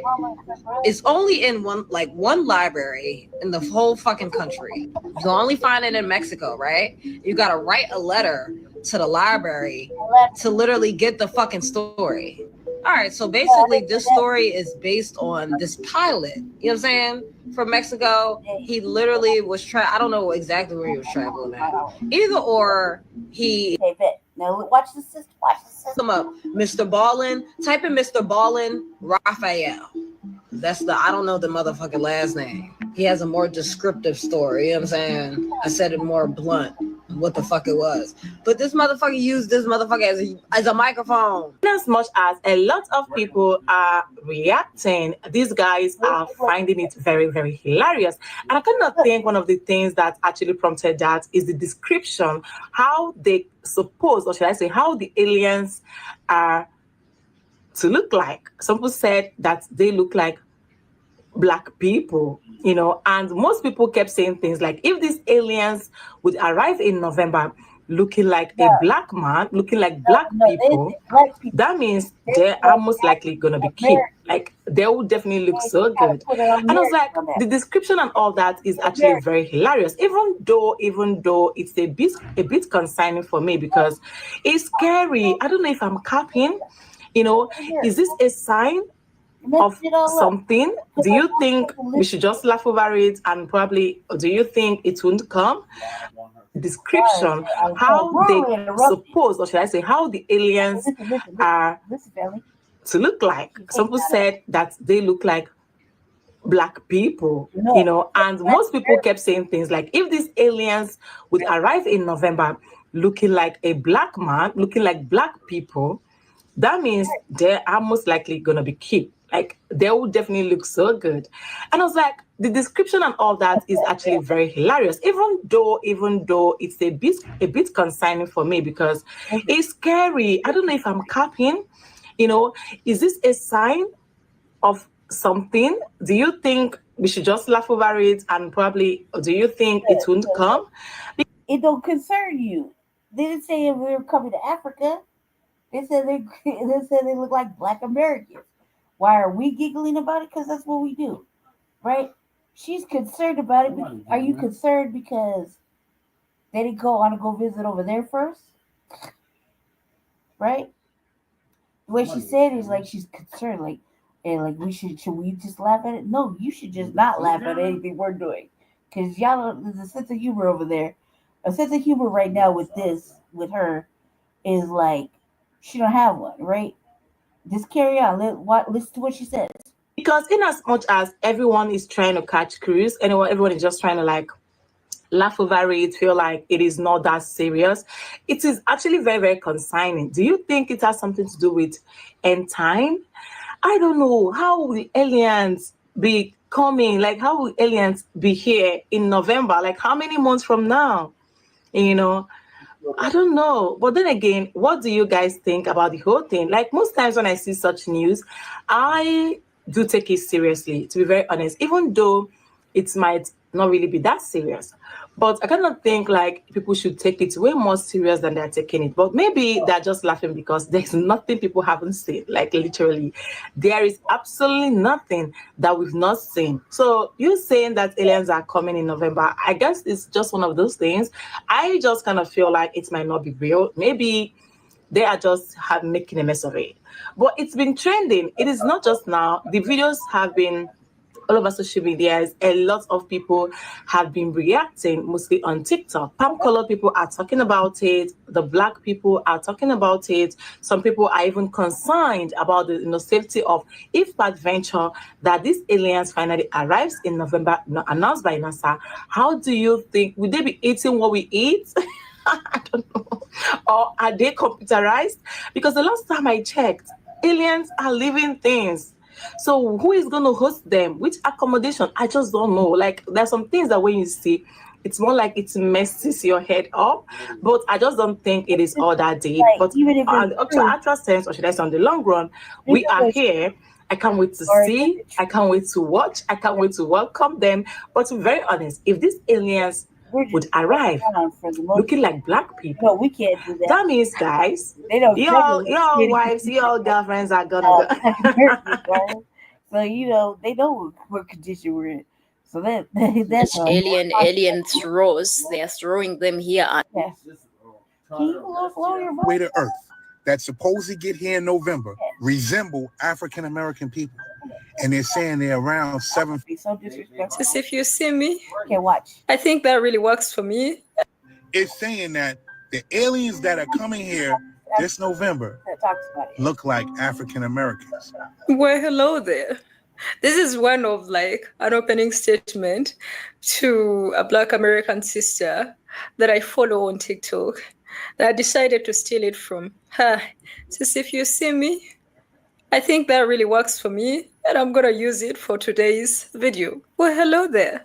Did you know that allegedly there's going to be an alien invasion in the United States of America on November 1st? Emphasis on allegedly, because apparently NASA said, yes, NASA scientists said, yes, it is coming. And they're saying, actually, they look like African Americans, 7 feet tall. They're going to have an attitude, and they're going to be aggressive. How did they meet them and talk to them? I don't know. From some of the claims that are in here, I could not believe my ears. We have to probably listen and watch some reactions from Black America. We'll come back and talk about it, probably dispute some things. Just do me a favor, like the video, share it, subscribe, and let me know what you think in the comment section. I'll be back.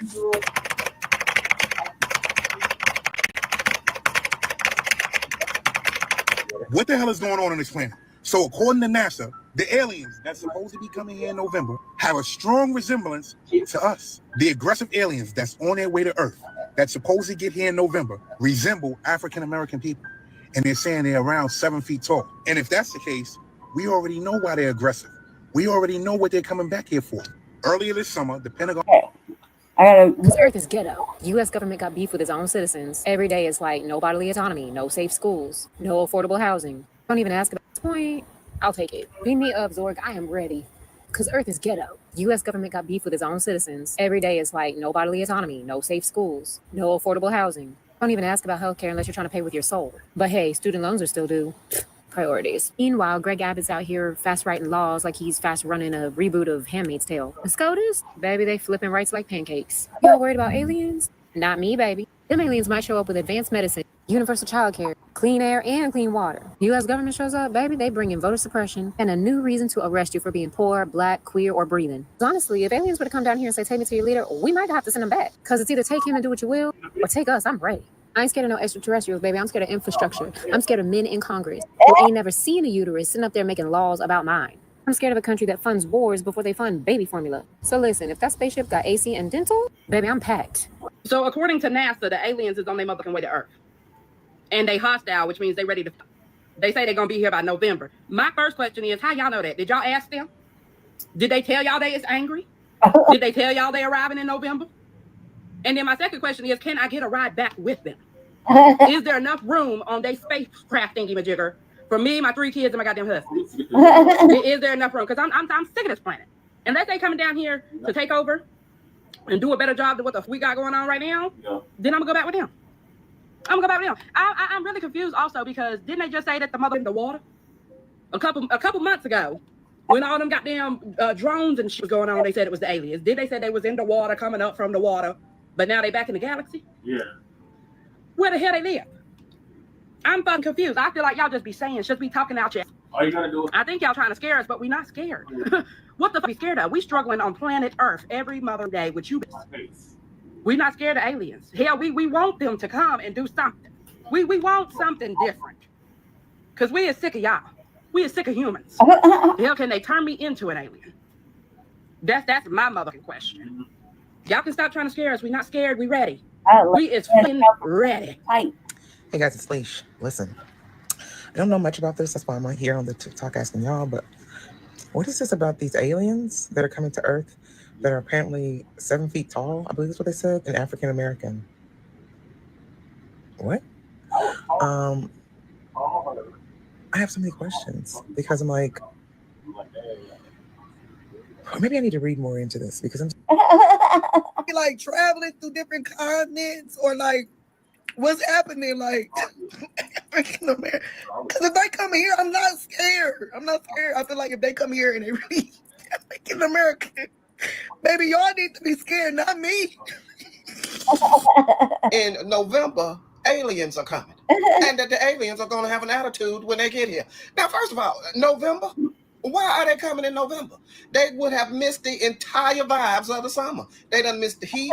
They done missed cookouts. They done missed block parties, the BET Awards, Beyonce's World Tour. They done missed everything. Hell, they could even pull it up with Juneteenth and got a fuck late. But they don't want to come down here during the fucking holidays?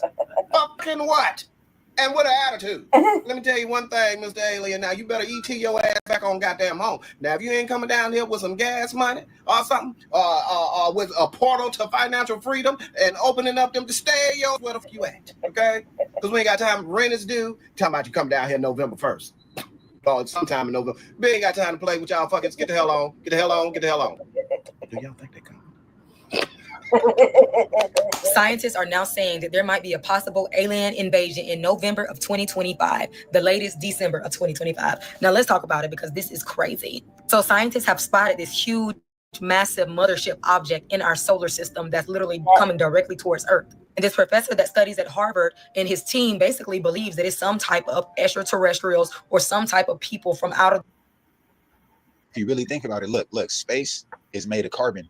Carbon is melanin, right? So they're gonna be black.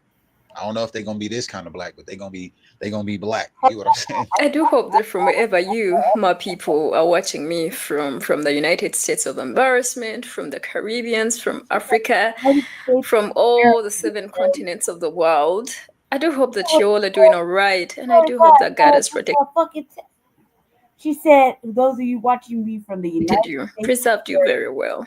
Thank you for always coming back to this little Penguins channel. Yes, I do appreciate all of you, my members. You're me amazing. I wish I could kneel down and say thank you. But you know I appreciate you. So thank you so very much. Today, this episode is talking about aliens and alien invasion to the United States of America. And there are claims in here that they're going to be looking like African Americans. First of all, these claims are disputed. It's not true. So whoever formulated this was a lie, okay? It was a lie. And the fact that a lot of people who are running with it, then keep in mind, it's hilarious. The United States of America. And the fact that some people would even be excited about this is also hilarious, because I would be worried if they are perpetuating that these creatures, these so-called invaders, will be looking like our people.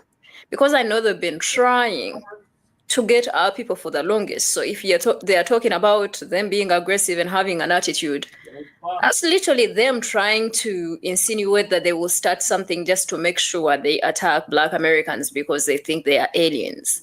Yeah, so that wouldn't even make me happy at all. But to these scientists, my goodness, when are they ever gonna stop? Yeah, with these so-called invasions. The other time it's in the water, the next time or it's in the air. What should we believe? Goodness. Why do you keep why do you keep digging for things that you don't even need to be digging? I understand, probably for safety purposes for our planet. I mean, that would make sense. But if they are better in technology, don't you think they would still, outnumber you and outperform you? Yeah. Another thing, I feel like there's an agenda that is starting to develop. And this is a narrative that is being thrown out there in the public, and people are going to start believing in some of these things. Some people believe these are conspiracy theories. Some people believe these things are real. Some people believe the world is more spiritual than we see it. And I believe I belong to that side. The world is more spiritual. And I feel like that there's definitely something the Most High is trying to do. And I feel like with this so much alien throws, they are throwing them here and there.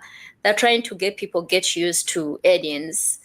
Maybe when there's something deeper that will actually happen. So when it happens, they cover it up with alien invasion. I met a lady that was on TikTok. She made a statement. And she was like, yeah, they're talking about an invasion. But just in case, on that day, there's a certain number of people that disappear and vanish out of the blue, and they tell you they're captured by the aliens. Just know. And you're still here on this planet, just know you must have witnessed the rapture.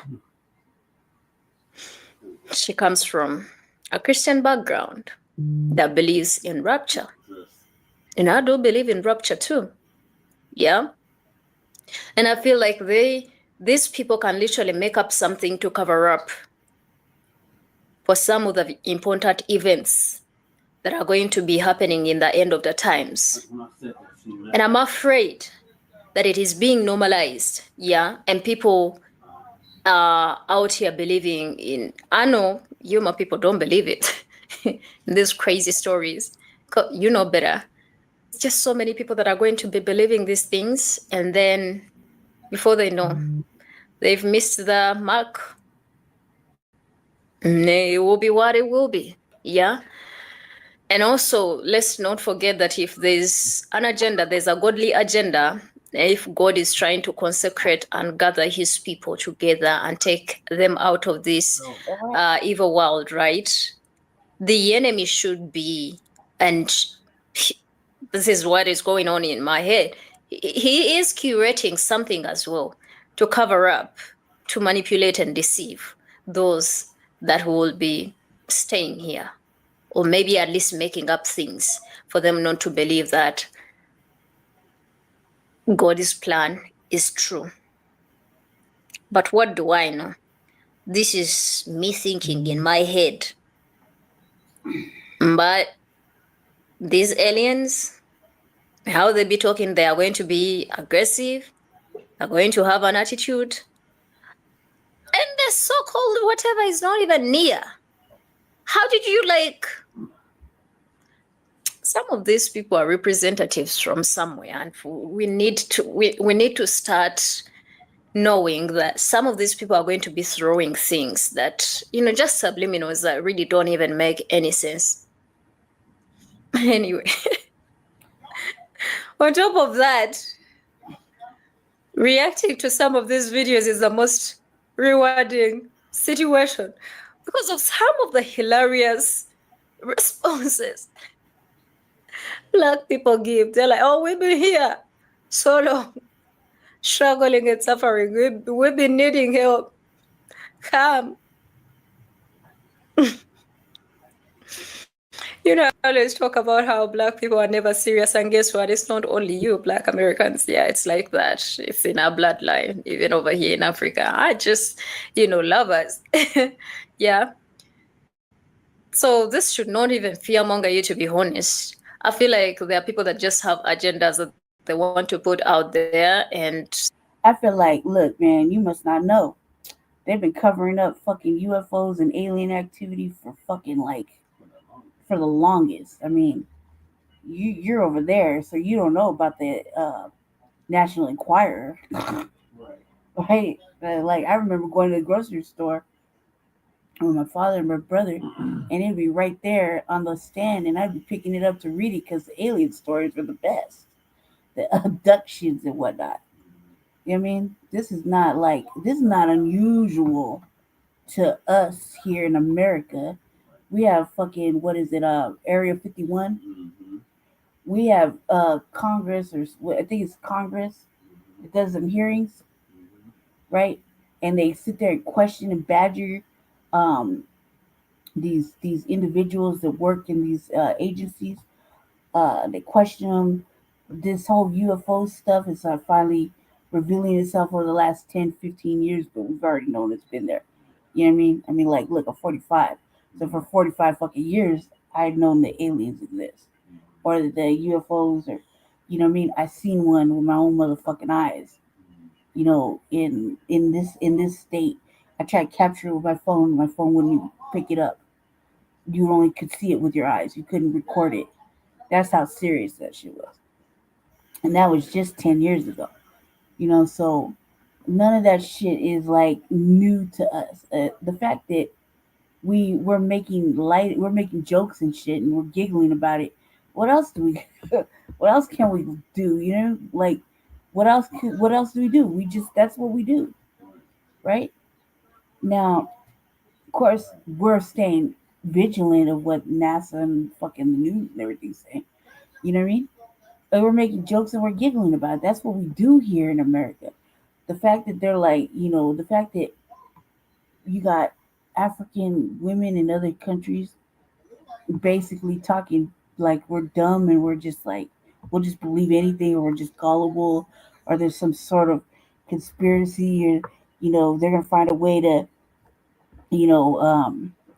harm Black Americans. God, that's like every day. They don't really need a reason. And an alien invasion isn't a reason for them to harm us. You did? It's not a reason. I mean, they can use any reason. Just you know what I mean? Any reason to harm us. So it's not like there's a real fucking secret fucking agenda. That's what they do. Right? Or they're gonna make a way to, fight nuclear weapons on whatever. Again, that's what they do. The government, racism, white supremacy, just the known fact that they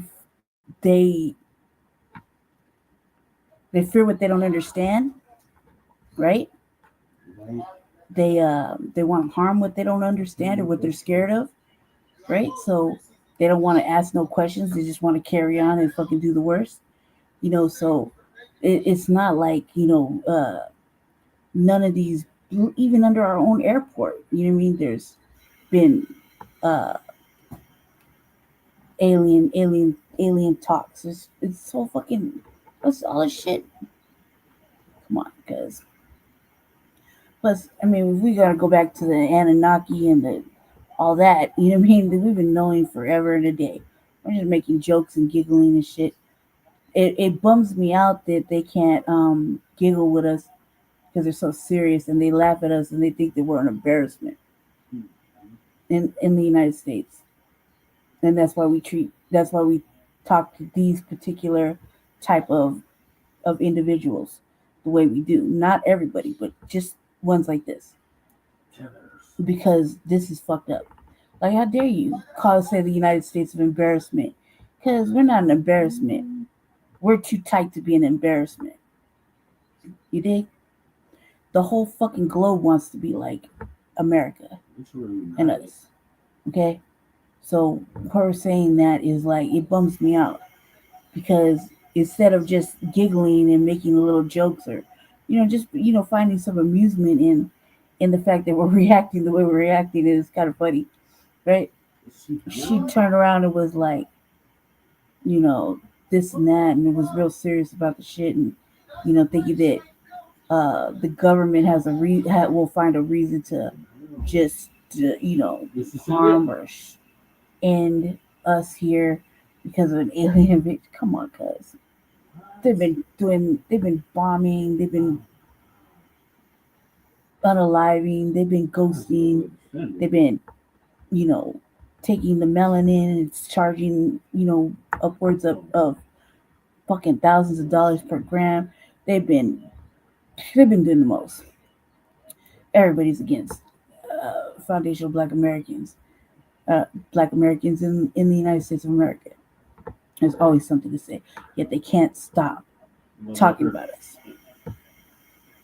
They can't stop. They just can't stop. Yet they always have some ugly, derogatory fucking shit to say, and it really bums me out. But that's what I wanted you to hear, family, because I thought it was funny. It's funny how we react. We're giggling about it because that's what we do here in America, right? And we have an amazing sense of humor, right? And we giggle and we laugh at each other. We do these little TikToks or whatever, and it just bums me out that that's how they verbalize it. You know what I mean? She said United States of embarrassment, and then she just carried on with the derogatory shit, which I found, which was completely fucking. You know what I mean? I'll show you a couple, like one more thing, maybe two more things, and then I gotta get off. Okay. Instagram, any of that stuff. But this is good. You'll like this. This goes along with what we're talking about.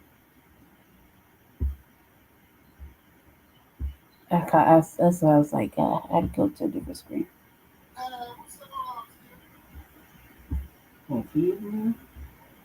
You'll like this. It's be good. And then later on, I'll come back. Yeah.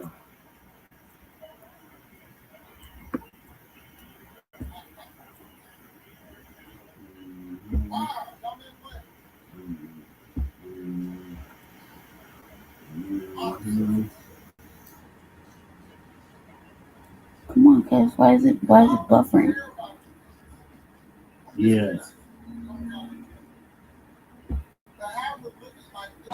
We say hello to a new. Something's now happening. You can actually feel the excitement in the crowd. Bernie, some of these people have been out here since 2 o'clock this morning, so the aliens aren't scheduled to arrive before noon. But as you can see, the crowd is getting pretty excited as America prepares for its first encounter with space since NASA went bankrupt back in 1998. It's quite a circus. Thank you, Stryker. Of course, we will go back to Plymouth Rock the moment the aliens are sighted. In other news, the Environmental Protection Agency has added Hartford, Connecticut to its list of cities to be evacuated by year's end. Carcinogen levels there have topped those found in Baltimore last year. The gap between black salaries and white widened. Wait, something's now happening at Plymouth Rock. Stryker. Well, as you can hear, Bernie, there's definitely something going on now. We can't see anything yet, but this humming is definitely growing louder.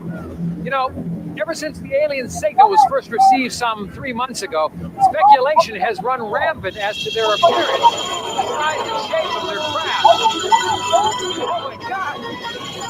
Literally, a spacecraft of this material nowhere right over our heads. That's absolutely amazing. And this is literally an unbelievable sight. As I look to my left, I see Vice President D'Amato and Secretary of State Buchanan approaching the microphone. For those of you who are concerned, President Taylor, of course, is safe and secure in an undisclosed bunker until it's determined whether or not aliens pose any threat. Hello. Hello. Is this on?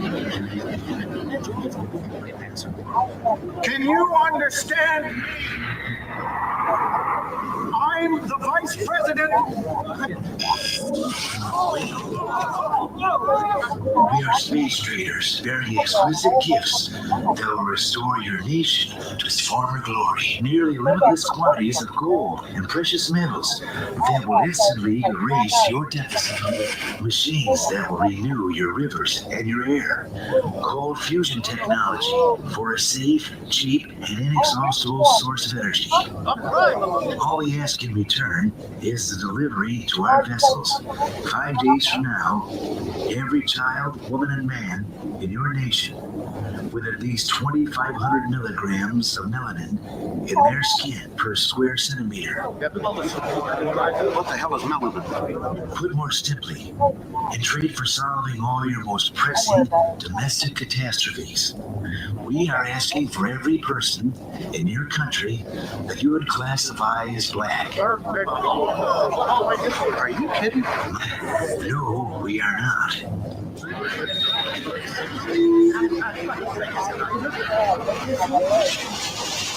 What are you going to do with it?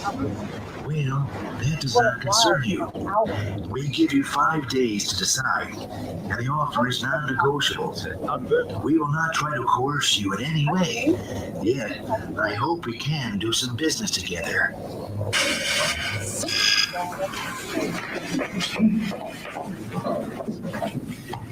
We wait all this time for a UFO and they come here with this? It's all bullshit, right? Maybe. Maybe this day is going to go down in history. An end to poverty, end to pollution, cheap, unlimited energy for every American. Sounds like a hell of a re-election platform. Sam, I have to go on record as saying this is crazy. But what? Well, welfare rolls would be cut 40%. Food stamps, Medicare, drug abuse programs slashed. May I add something, Mr. President? You know, if I could guarantee the prosperity of this great country by giving life or taking off of those space traders, I'd do so without a moment's hesitation. You know, the Secretary's courage is not unlike that American men and women have exhibited when called to military service. Well, some go more willingly than others, but almost all go with the knowledge that they might never come back. I don't believe what I'm hearing. Doesn't anybody see a downside to this? You know, Casper's absolutely right. The guilt that many whites would feel for sending the blacks away could take a severe psychological toll, with medical costs possibly reaching astronomical levels. This is madness. Our military services would be decimated, depleted of 30% of our manpower. But with unlimited energy, think of the weapons you could create. Mr. President, Sam, you were elected by the slimmest of margins. Your African-American vote was key. I don't expect them to be thrilled, but how can I put this delicately? Their future electoral clout is going to be severely limited. Casper, let's be honest. Do you really think the aliens will treat them worse than we have? No, the real issue here is spin control. The decision has to be the will of the people and not the administration policy. How about a national referendum? Have MCI fire up a couple of those yes and no 900 numbers. I'll be damned. We're on to something here. Professor Golightly, you look like you want to say something. Gentlemen.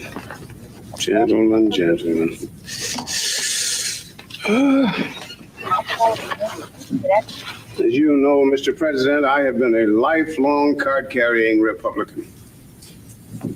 I feel I was instrumental in your moderate wing wresting control of the party from religious extremists. I have often supported this administration's repeal of affirmative action legislation, not protested its decreasing handouts to the poor.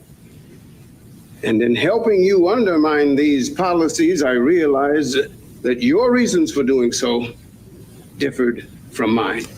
And yet I was always a good soldier for the party. I sincerely believed and still believe that black people need to learn how to stand on their own 2 feet without the crutches of governmental legislation. But I'm afraid I must protest in the strongest terms possible what I've heard in this room today. What is being proposed cannot be passed off euphemistically as selective service. At its best, it is group banishment.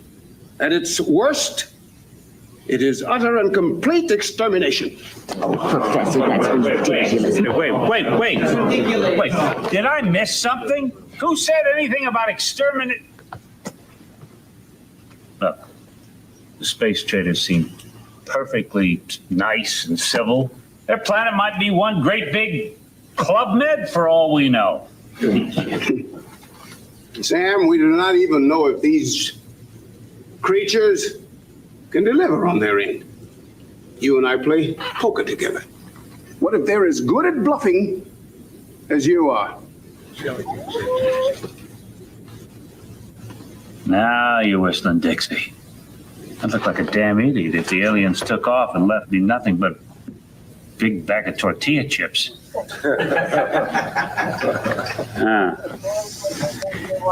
We'll ask them for a peek at the goodies. And if they're not BSing, we'll schedule a national referendum on the night before their deadline.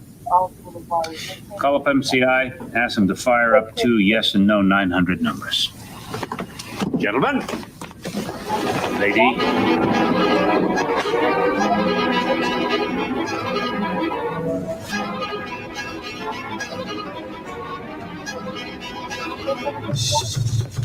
Yes, talk to me. Well, first of all, I'd just like to say I love your show, Bertice. I watch it every day. But my comment is this. Black people have always been complaining about how bad they're treated here, so I would think they'd just be tickled pink to get a free ride someplace else. Oh, yes, the free ride is fine. It's the return ticket I'm worried about, okay? Well, Dad, it looks like your chickens are finally coming home to roost. Look, little Miss Militant. I mean, give Dad a break, all right? How was he supposed to know? Besides, I'm sure this will all blow over in a couple of days. Right, Dad? Right. We're going to take a break right now. When we come back, you're going to meet a black psychic who says he's had his bags packed for 3 years. Stay with us. Well, I have to tell you, this is absolutely the most amazing thing I've ever seen. The Statue of Liberty has actually been turned into gold. Now, officials from Fort Knox here confirm that it is solid and it is pure. Officials estimate the value of the gold at over $15 trillion, enough not only to pay off the federal deficit, but also to give every remaining American, a tax-free year. This just in, alien craft have vacuumed the air over Denver and Los Angeles. Smog levels are reported at 0. And live from Chicago, our news team is sending these pictures from Lake Michigan.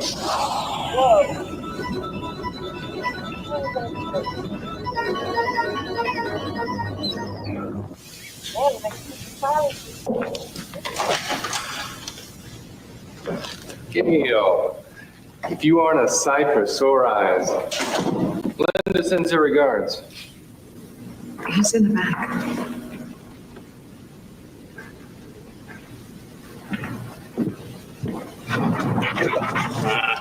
Whoa! Good doggy.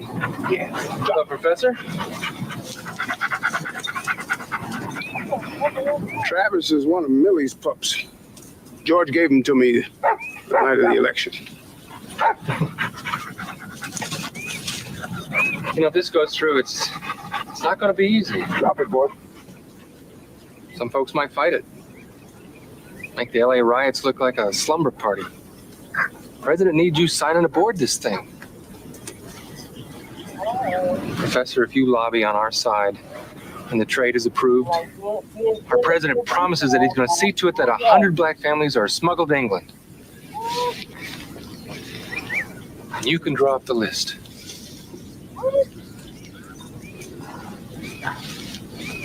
I gotta go.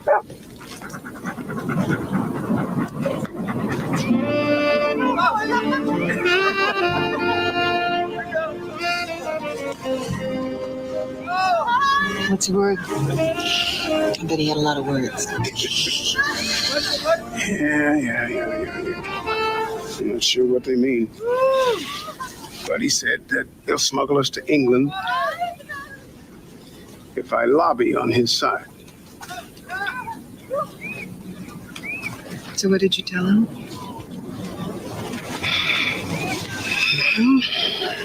I'm not sure, Gail, that they even need my help, given the state of black leadership. Please, unity. We cannot all speak at once. All right.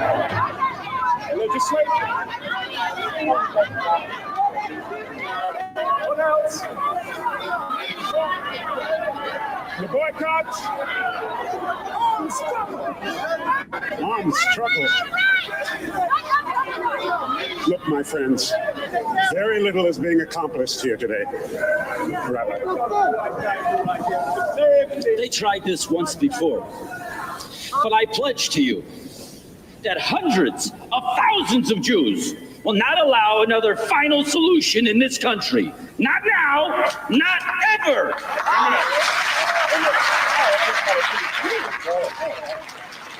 You just know once we go, you all are next. Latest tracking polls indicate support of the trade at 40%. The melanin content of 2,500 milligrams per square centimeter that the traders requested roughly corresponds to a light brown skin complexion. Dr. Eric Fannin of Johns Hopkins, Dr. Fanone will explain. Doctor. The amount of melanin in one's skin varies according to how dark or tan we might be. At 2,500 milligrams per square centimeter corresponds to the darkness of, what I'd say to be an ordinary paper bag.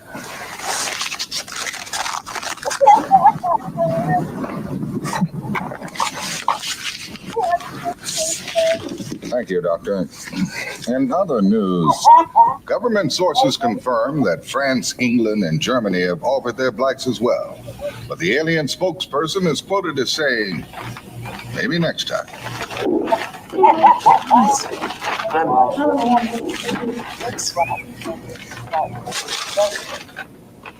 What's this?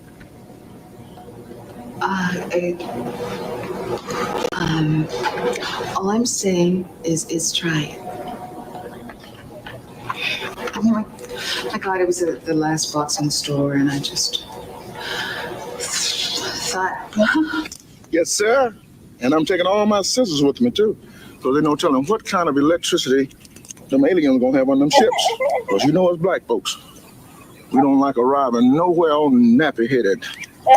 So you really think they're going to send us away, huh? And I told you the one about the American dream? No. That's what all the niggas swimming back to Africa with a Jew under each arm. You're outrageous. But you know, Piggy, we could fight back. Like the Palestinians. Rocks and guns.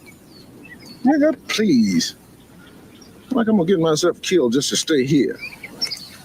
I just hope they got them little bottles of Remy Martin on the flight.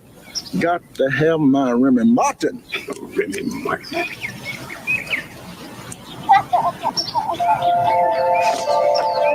Wait, hold it. Where you going? I'll be right back. Rich folks are crazy. Lisa, this is crazy. If the president didn't listen, why should they? Because they're capitalists first, Caucasians second. What do you think I've been doing on these corporate boards all these years? This is what it's all been about. Listen, black people have been calling me an Oreo ever since I was 12. After tomorrow, they'll call me a hero. and if it doesn't work, what about the family? What about you? Could we live with ourselves if I help them send black people away? No. Call you tonight.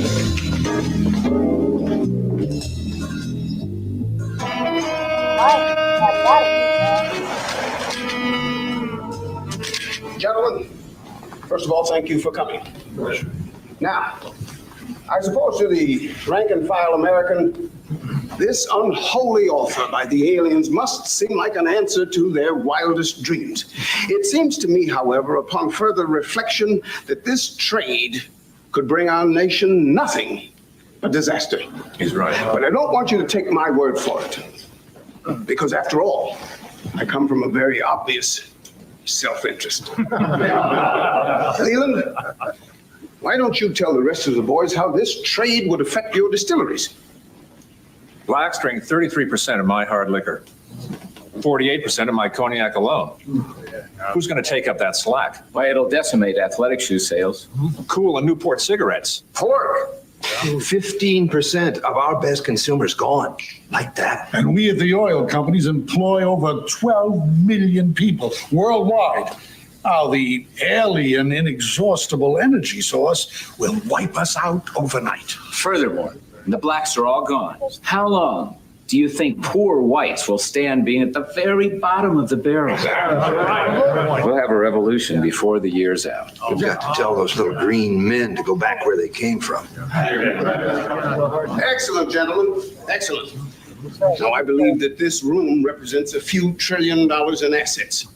I propose that we mount the largest ad campaign this nation has ever seen. We buy up every minute of radio and TV airtime, every print ad, every billboard, even every goddamn bus bench, and we flood them with the anti-trade message, SOS, save our soul. We'll have whites on their knees begging blacks to stay. By executive order, the president has banned African Americans from leaving the country before tomorrow's birthday. Mommy, This would you just pretend this isn't happening? News now. You know, Sis Ruth, my great-grandmother, she used to clean white folks' houses on the main line in Philadelphia. Another news. She told me, Mexican. you know, they may not like us, but they sure can't live without us. Don't worry, baby. They can't live without us. Oh, Mommy, Has been flooded. Guatemalans clean their houses now. Actor George Hamilton vowed today he too will go. Cigarettes! Cognac! Cigarettes! Cognac! Did you know that the African Americans won over 500 of 850 Olympic medals awarded to the United States? Yes. Thanks. Cigarettes! Cognac! Cigarettes! Cognac!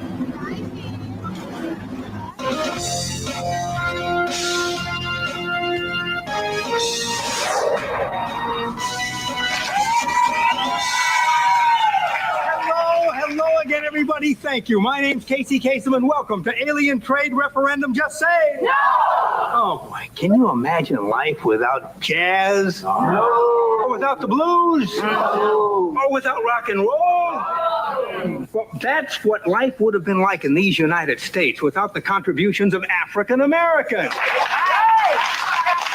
If this referendum passes, and we vote to send dark-skinned people up into outer space, I'll tell you one thing, you can forget about ever seeing another dream team again.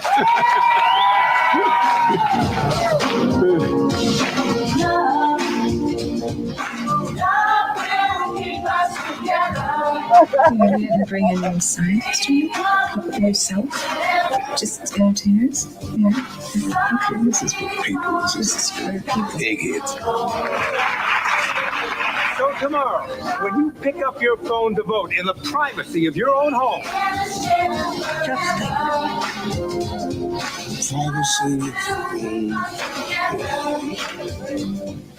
My people, oh, my people, the sit-ins and the boycotts of work, we are ahead in the polls.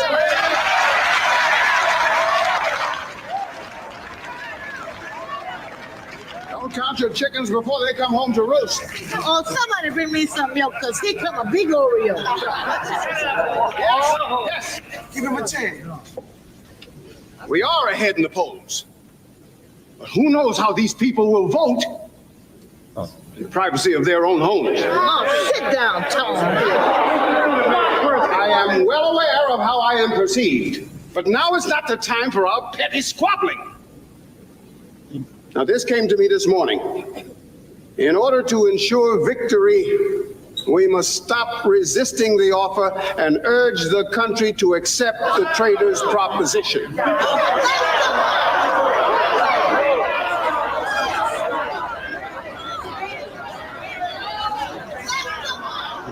major motivation for racism in this country is the deeply held belief that black people should not have anything that white people don't. Yeah. Well, not only do whites insist on better jobs, higher incomes, better neighborhoods, better schools, but they leap to gobble up our language, our dress, our music, and our dance.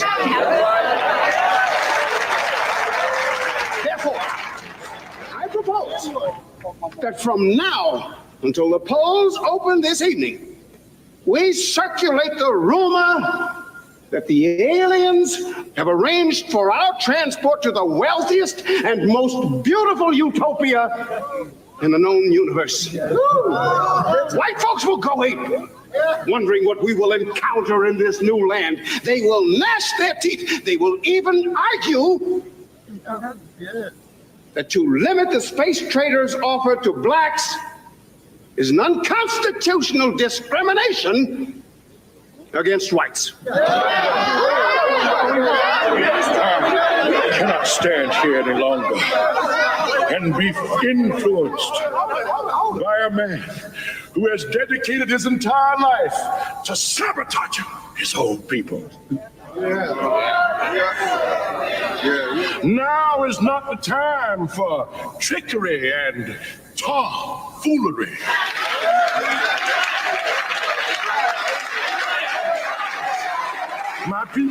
My people were brought here involuntarily, and involuntarily is the only way they're gonna take me out.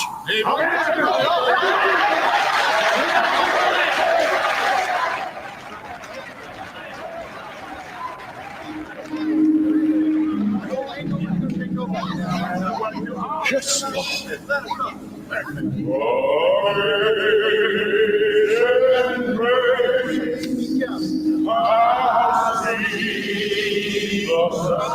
Without power, must use cunning and guile.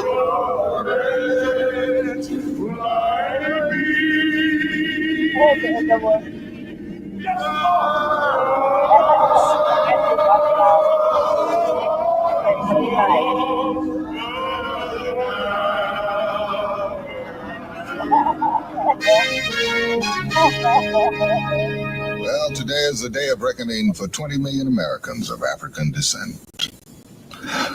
Voting will begin in just a few seconds from now.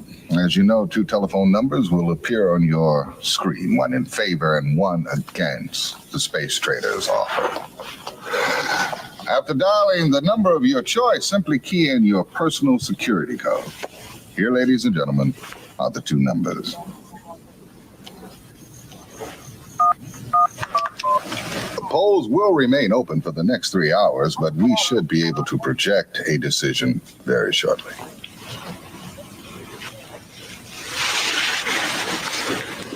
Wait. Yeah.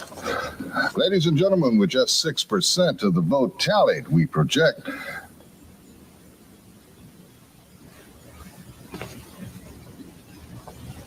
that the referendum will pass by a comfortable margin.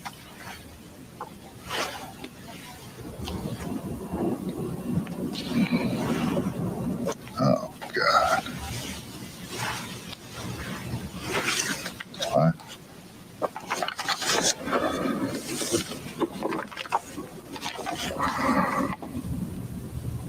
Collection centers will be set up tomorrow morning by the National Guard. The aliens say that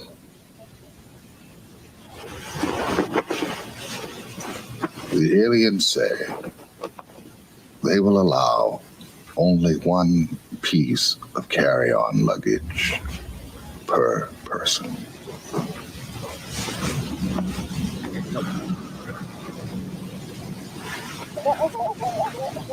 Oh,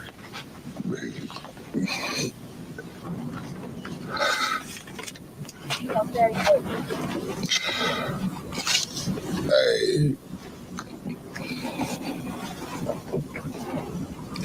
This is Bernard Shields. Goodbye. That was dark.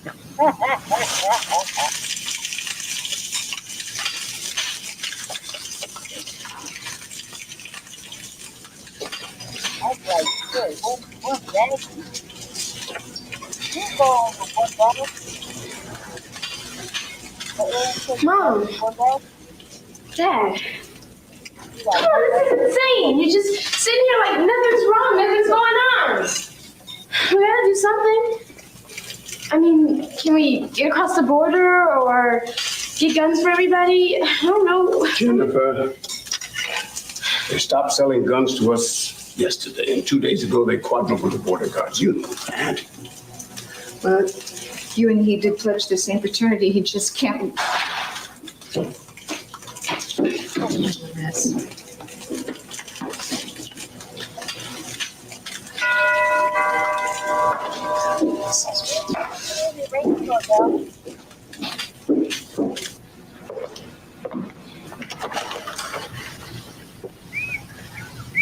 Morning, Gail.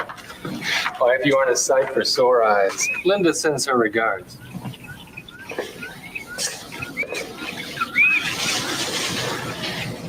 England? Promise is a promise.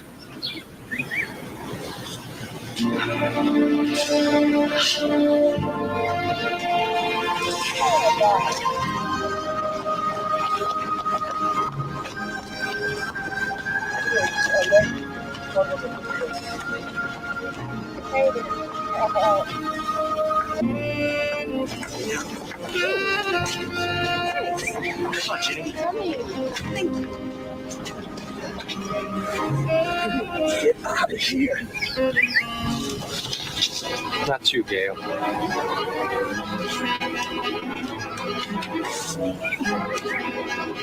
Promise is a promise.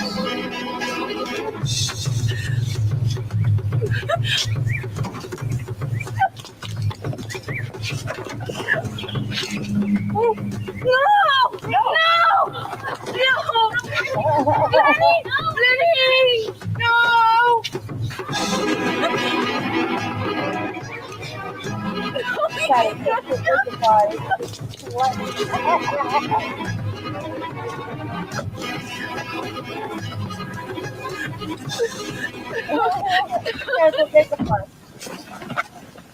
You knew it was hopeless as soon as the idea was out of the bag.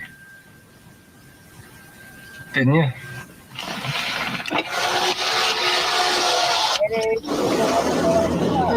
All right, people off the bus and on the beat. Come on, Doc, let's move. Get your belongings. Get off the bus. Stand up. Right, get ready. Your family can stay here. Let's go. Let's go. Off the bus and on the seats. Let's follow along. If you can't carry it, leave it behind. Push wild, no talking.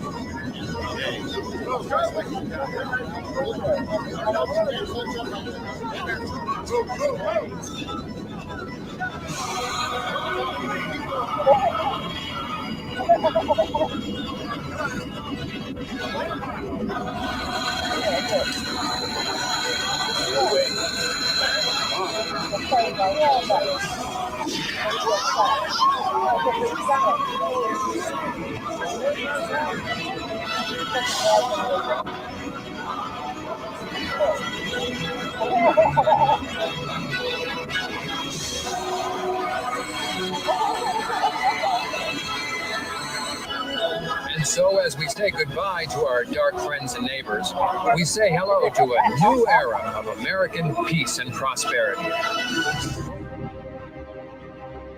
Who are the biblical Israelites? The word. Okay, that then starts to get into propaganda.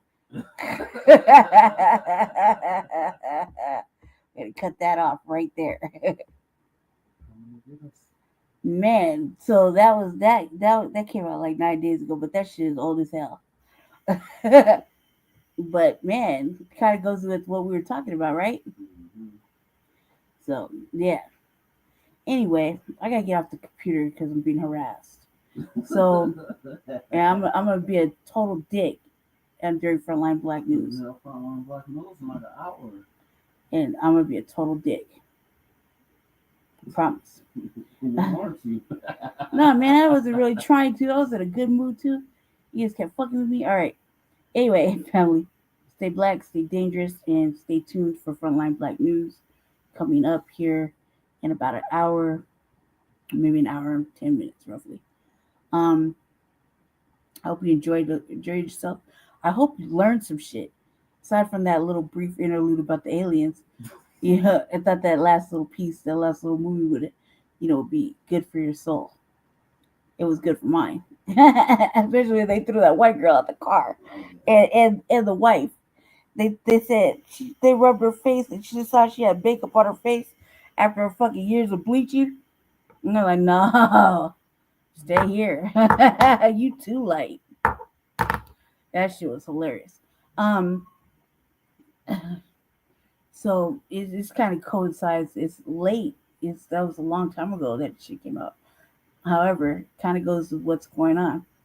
I was gonna show one more thing, but just keeps fucking with me, so I gotta go. I may be back. I probably will be back after Frontline Black News, so that we can talk about Dr. Umar selling the Shango stick for about fucking 500 gerbs. I could just imagine though what he's gonna say to the young boys. If he had saved the school. Look, Daddy Umar had to go slang that thing to keep the schools running. You just gotta do what you gotta do. I'm sure that's gonna go over right. Right? I mean, can you imagine going to school? Or imagine if it ever. I mean, let's just pipe dreams, fucking fantasy. It's never gonna happen. The school over there, he's over there teaching the students. And I'm like, how'd you do this, Dr. Umar? Slaying that thing for $500 to bitches, and I bought him a free lunch. But I'm like, man, you probably get some money if you just take some men and shit too. You just only opposed to just having lunch with bitches. That means he's trying to slang that thing, man. I slang the Shango stick. Anyway, I got a whole bunch of stuff about that. And I just think it's funny that, man, this late in the game, after everything that's came out, now you want to be a gigolo? I'll just go ahead and get you an OnlyFans and sell pictures of your feet. You know what I mean? Just man, he ruined it all. Like he killed him. He's killed his whole fucking career. Like, who could take this seriously? You know what I mean? Like, I couldn't take it seriously, especially if I was going to go to school or whatever. Especially if I was a young boy. Oh, so you out here just slanging dick? I don't want to learn from you. I can do that on my own time. I don't need to learn that. I need to learn about Frederick Douglass. Did Frederick Douglass sell the Shango stick? Did Marcus Garvey sell the dick? Questions. We know that did not happen. You know what I mean? Black queens forever, snow bunnies never. Right? And he's over there slanging. So, technically, he's for sale. So, snow bunnies could get at that too for $500. He opened his horizons. Pretty soon he's going to be doing lots of strange things for change. But can you imagine, though? Can you imagine? Somebody say, don't you want to go to this nice, good school, young man? No, man, you were slanging that thing. What could you possibly teach me? If I wanted to learn from somebody slanging that thing or selling drugs, I just go in the corner. The internet is full of people slanging that thing. Oh my God. You know what I mean? And they do it for free. There's whole sites devoted to it. She's slanging that thing for $500. Come on, cuz you got to build up to that. You got to crawl before you walk. No way. He's like, and this, what do you say? This, what do you call it? This Detroit beard. Come on, that beard is raggedy as hell. Just like the other, like you guys are just hanging out. Like, it's like hot. You know it's hot there. I was like, God, man. You're slaying that thing. Talk about, you gotta donate $500 and the lunch is free at a restaurant of your choice. Man, what the fuck? Flying you out, man. I want the whole thing for $500, right? Not me. I'm not saying me. No, not me. What? God damn it! I gotta go. I gotta go. Jesse being a hater. I gotta go. Body's been hating all afternoon. Stay black, stay dangerous. Join us for Frontline Black News here shortly. In about an hour, maybe an hour and 10 minutes. And then after that, I'll be back to talk some shit. So I'll be back. Thanks for hanging out with me during the RVA. Yeah.